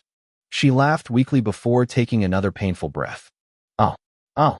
She looked at the iron rod Lucy had caught so effortlessly. I was hoping that would at least slow you down. Lucy remained silent. Her fingers slowly tightened around the rod. Her heart felt heavier than it had during the battle outside. She wasn't facing an enemy. She was facing someone who had once shared stale bread beneath an old bridge. Someone who had laughed with her during cold winters. Someone she had cried beside. Why? Her voice came out softer than she expected. Why are you doing this? Her eyes trembled slightly. I don't understand. She stared directly into Gwen's face. Why would my friend become someone like this? The Gwen she remembered. The stubborn girl who argued over the smallest things. The girl who always pretended to be tougher than everyone else. The girl who protected younger children whenever trouble appeared. That Gwen didn't seem to exist anymore. Or perhaps, Lucy simply no longer understood the person standing before her. Ha! Gwen lowered her head. A quiet laugh escaped her lips. It wasn't happy. It wasn't mocking. It sounded tired. Painfully tired. She slowly lifted her head again. A complicated smile appeared on her face. You really ask a funny question, Lucy. The smile remained, yet it carried no warmth. Lucy frowned. Funny. Her grip tightened more around the iron rod. Is this funny to you? Her voice rose despite herself. Is everything that's happened just some joke? Yes. Gwen suddenly shouted. The sharp cry echoed violently throughout the corridor. Lucy instinctively froze. She hadn't expected Gwen to raise her voice like this. I find it funny. Gwen pointed directly at Lucy. That you're standing here questioning me, when you're happily serving the enemy. Her shoulders trembled. Not with fear, but with years and years of buried anger. What are you saying? Lucy's brows knitted together. The enemy. Yes. Gwen stepped forward. Then another. Until she stood directly before Lucy. She grabbed both of Lucy's shoulders tightly. For Scholar's sake, Lucy. Her fingers tightened. Who do you think left us to suffer all those years? Who allowed children like us to rot under the bridge? Who turned our lives into a living hell? Each question carried more weight than the last. Lucy's lips parted. She couldn't answer. She simply stared at Gwen, completely confused by the direction the conversation had taken. Then, Gwen shouted with everything she had. It's all the noble's fault. Her voice cracked with years of resentment. Every single one of those privileged bastards. The frustration in Gwen's voice was impossible to hide. With the hatred burning inside her eyes was even clearer. Lucy saw everything. Every trembling breath. Every clench of Gwen's fists. Every tear she was desperately trying not to let fall again. The lives those bastards live are nothing but bliss. Gwen's lips trembled. They sleep in warm beds, eat until they can't eat anymore, ride luxurious steam carriages, and never have to worry about whether they'll survive the next day. Her breathing gradually became heavier. But people like us, she pointed aimlessly beyond the walls, were left to rot in the forgotten corners of this damned kingdom. Her voice suddenly rose. Why? She took another step closer. Why can't they develop the towns? Her finger pointed toward the ground beneath them. Why can't they build schools for children who aren't nobles?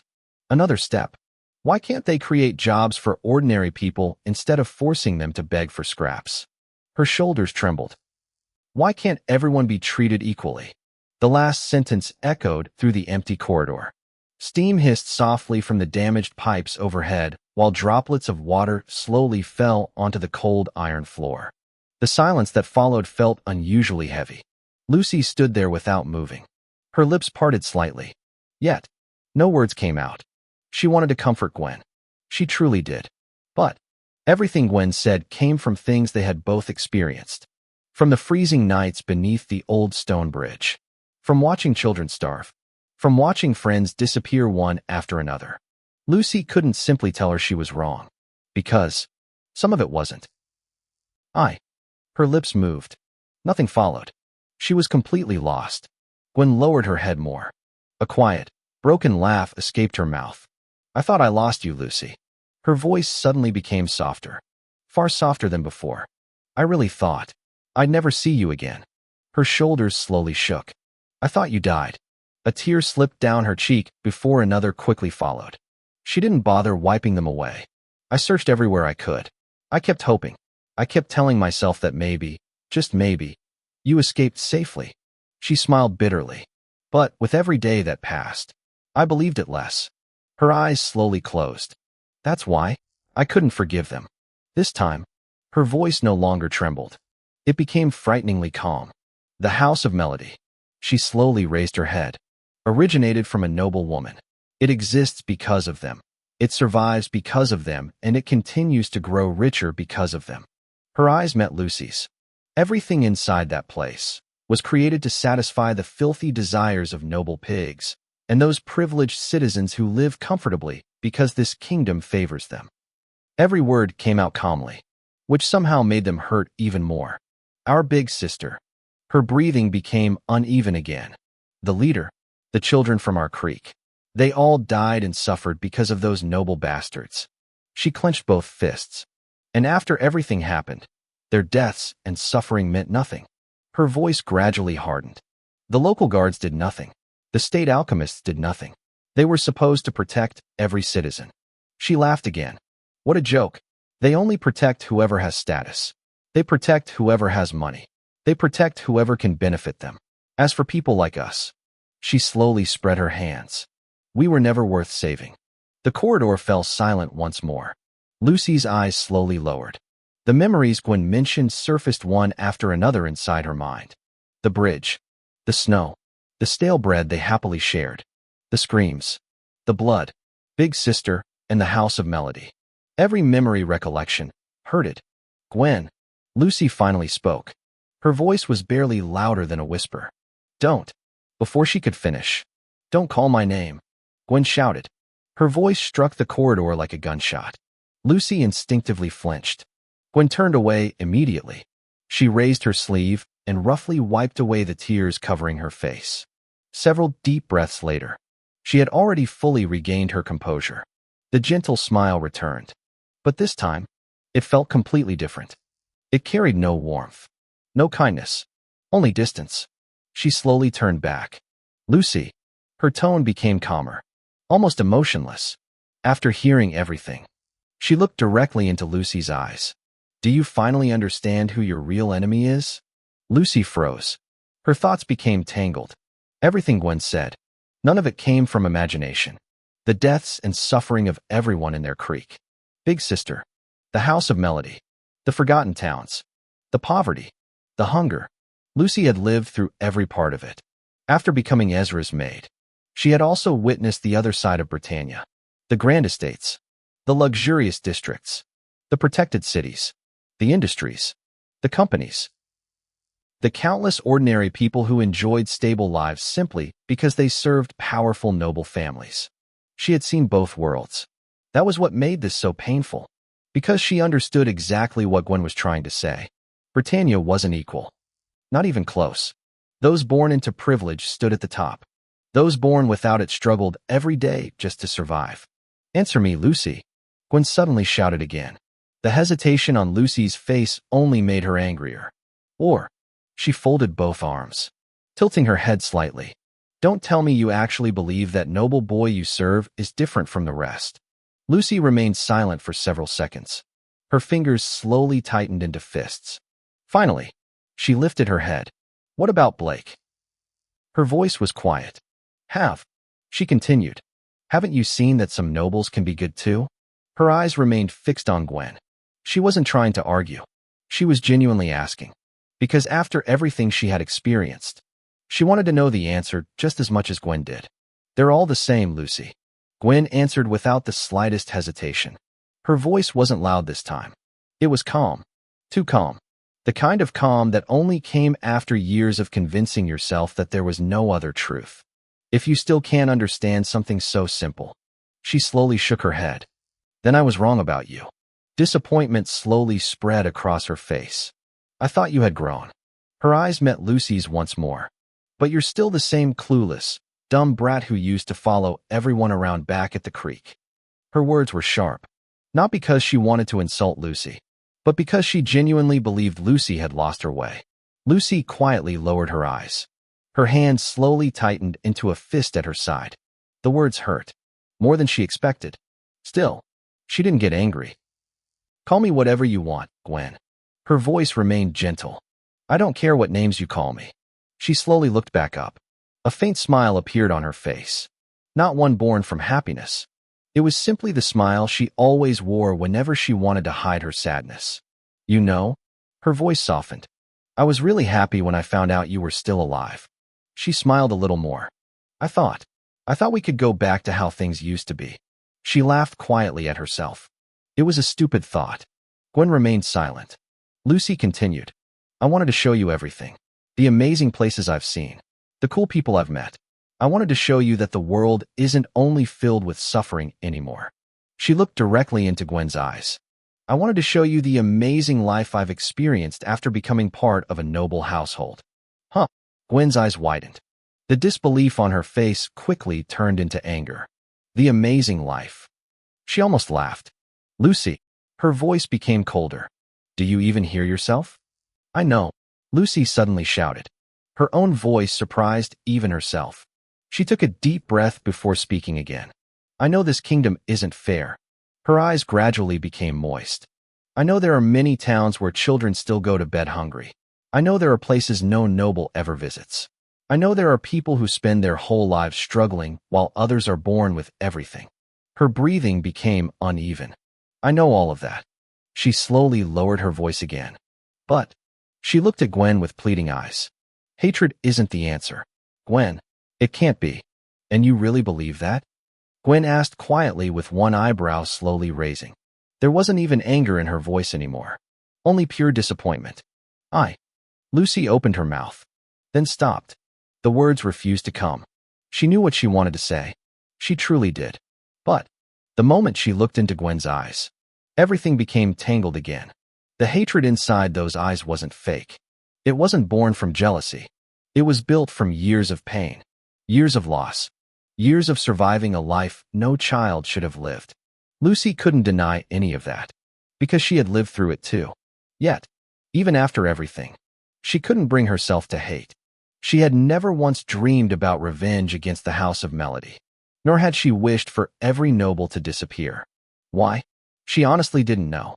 She had asked herself that question countless times, but she had never found an answer. The only thing she knew was that she wanted to keep living. She wanted to keep walking beside her master. She wanted to see the future he was walking towards.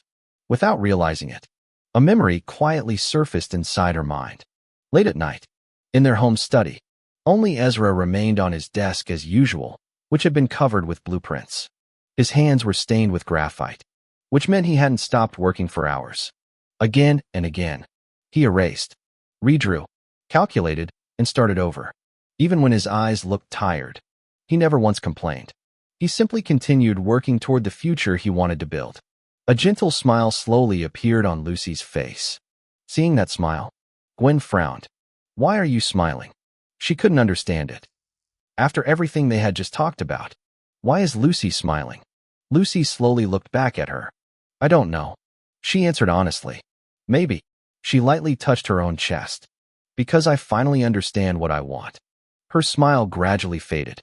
The hesitation inside her eyes disappeared. I can't accept your ideology, Gwen. She spoke firmly. The words weren't loud, yet they carried more conviction than anything she had said since this conversation began. The confusion that had filled her heart moments ago had quietly settled. She still couldn't explain everything. She still couldn't answer every question Gwen had raised. But she knew one thing.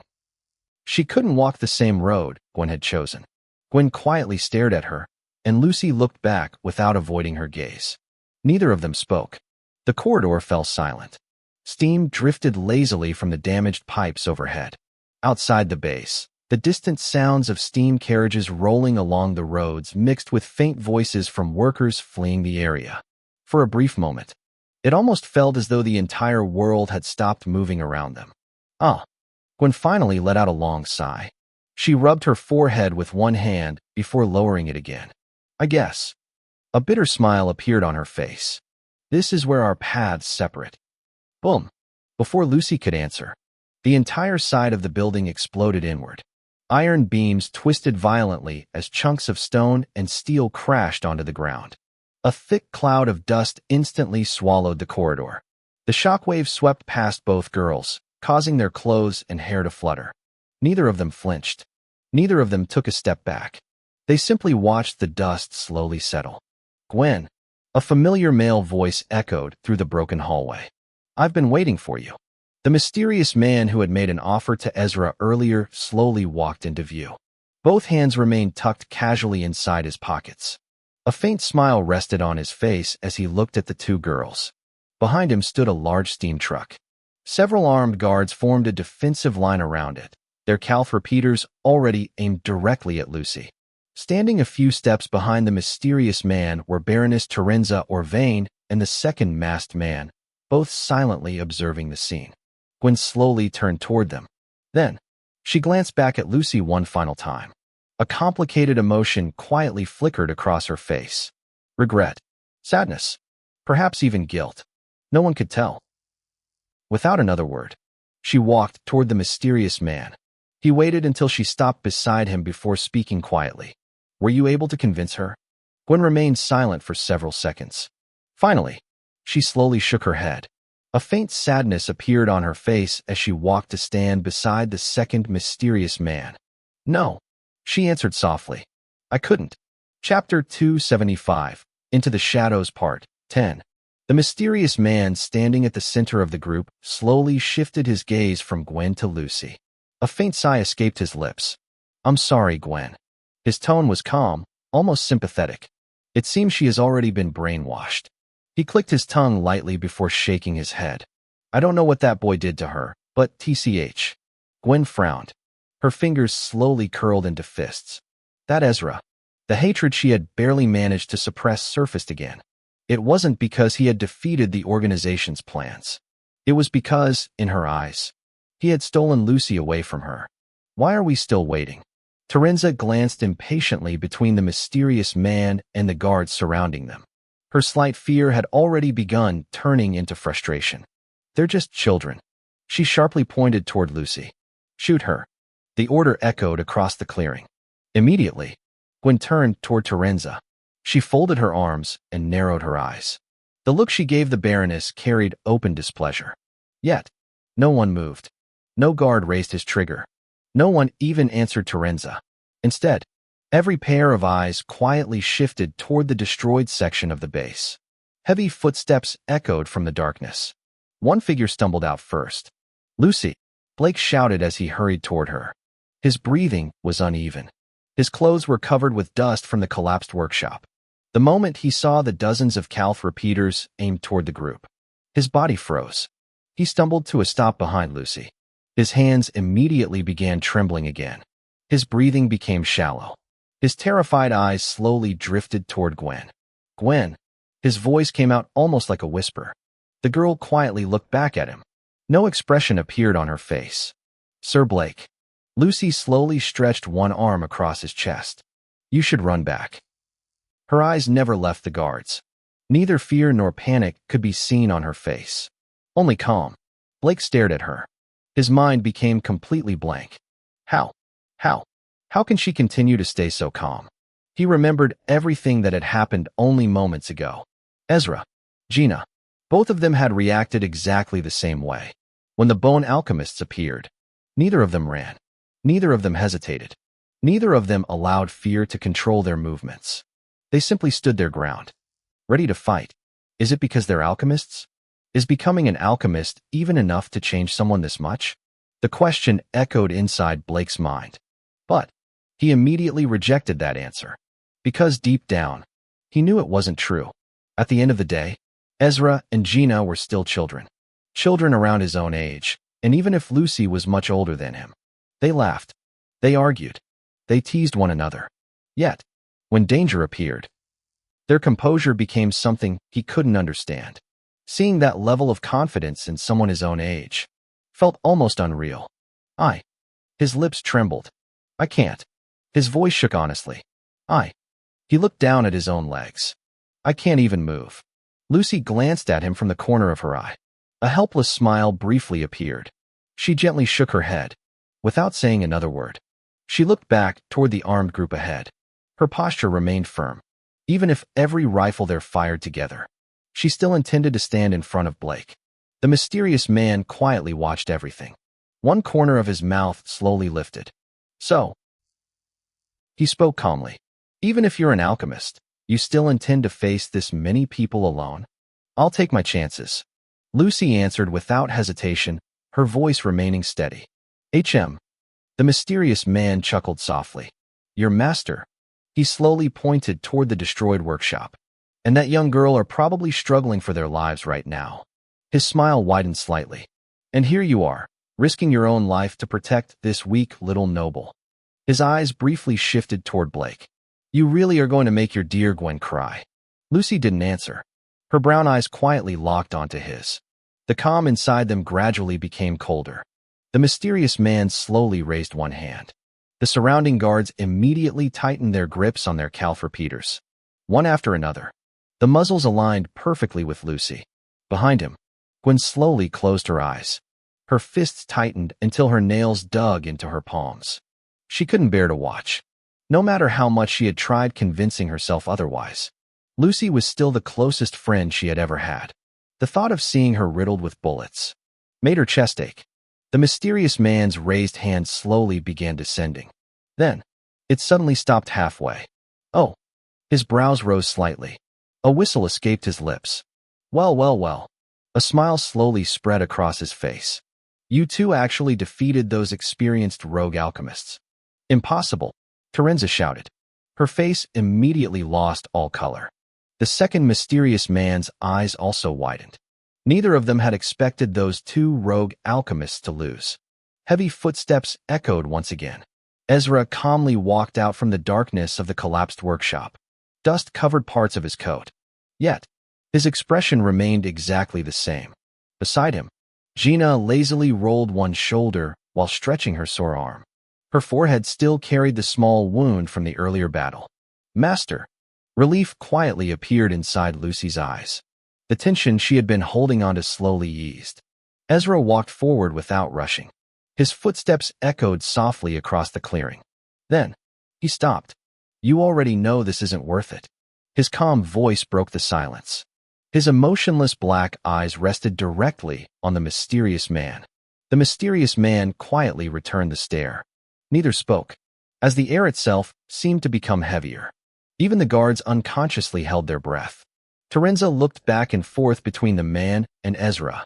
Confusion completely filled her face. Why? Why isn't anyone speaking? Why does it suddenly feel as though the entire battlefield belonged only to those two? Finally, Ezra calmly lifted one hand, pointing directly at Terenza. All I want, his voice remained flat, is her. Terenza's pupils shrank. And her alone. The mysterious man slowly rubbed his chin. He looked genuinely thoughtful. After thinking about it a little more, he slowly turned toward Terenza. A gentle smile rested on his face, making it impossible to tell what he was truly thinking even though his face was even covered. Like the young inventor said, his eyes briefly shifted toward Ezra before returning to the Baroness. We can't afford to kill them. He spread his hands casually. Not only would it attract too much attention, but with the firepower we currently have. He glanced toward the intersection where the bodies of the rogue alchemists would be lying inside the destroyed workshop. It won't be enough to stop these young alchemists. He sighed lightly. So, the smile on his covered face remained as calm as ever. I'm afraid this is where our partnership comes to an end. What? Terenza instinctively took 2 steps backward. Her face became completely pale. She stared at him as though she had misheard everything. What did you just say? The mysterious man didn't answer immediately.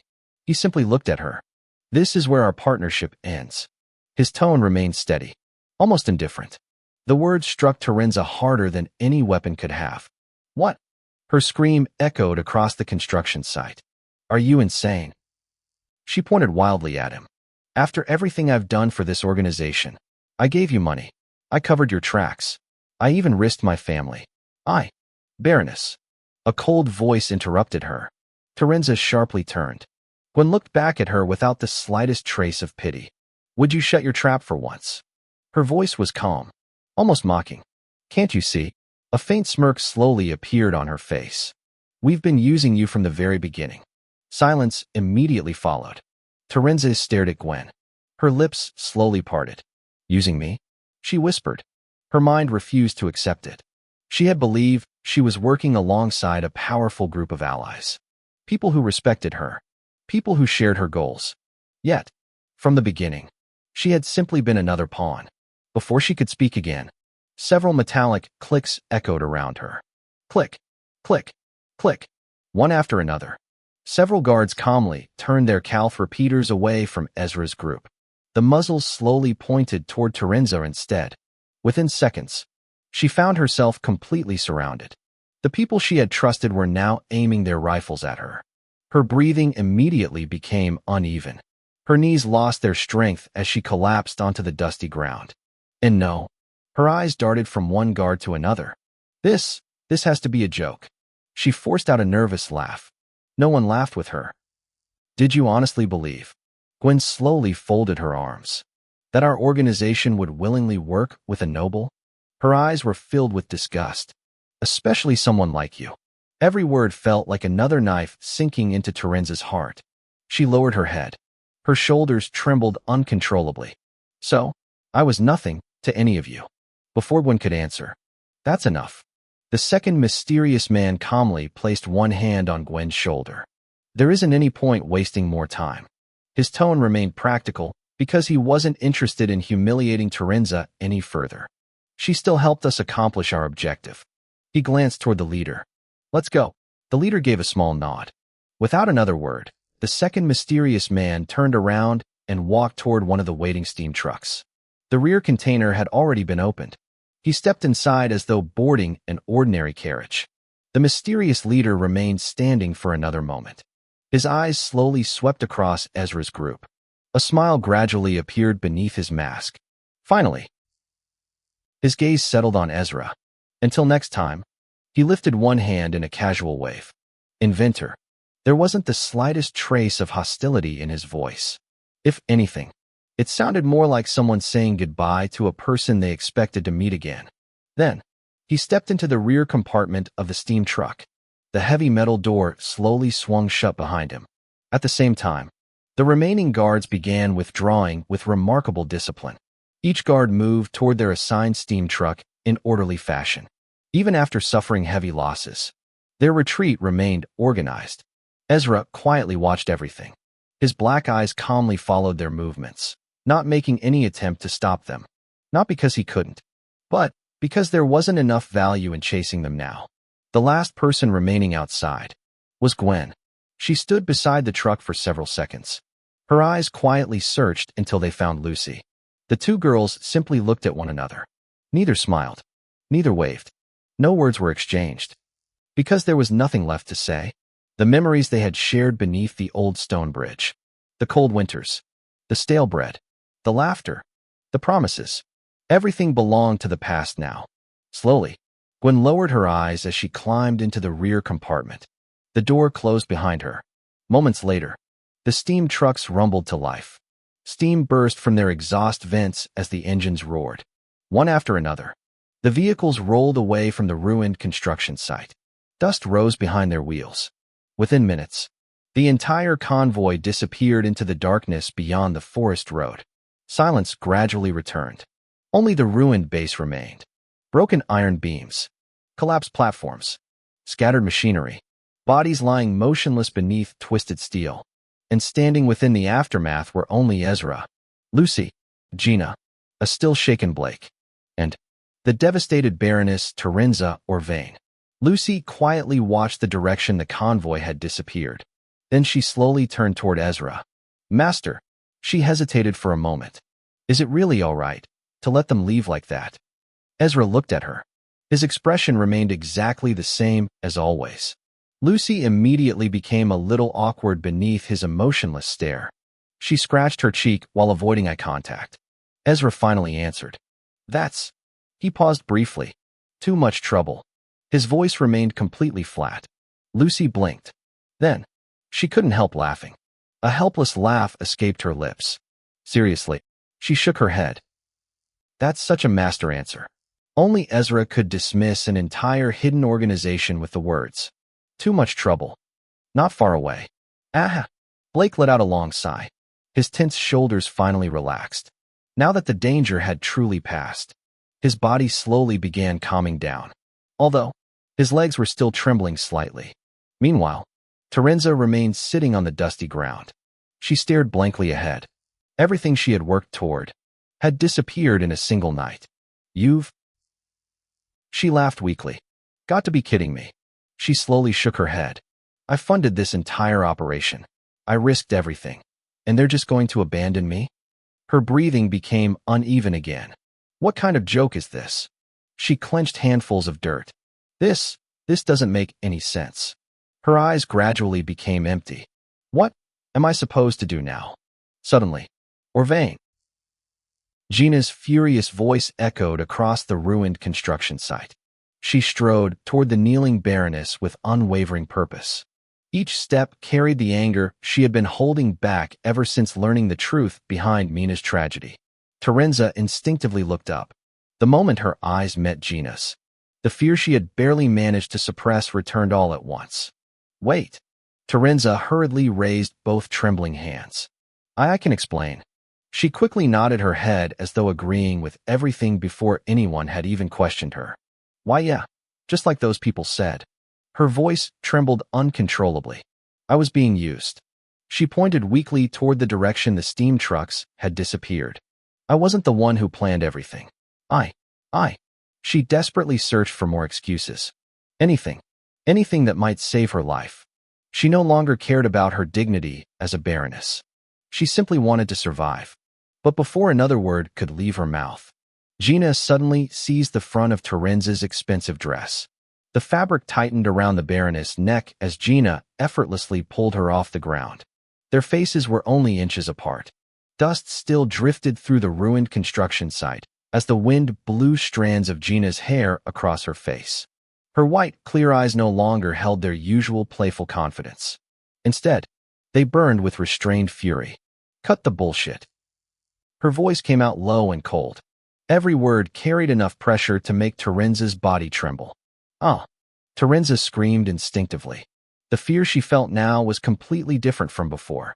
The young girl standing before her wasn't simply the daughter of Baron Miles. She wasn't just another pampered noble child either.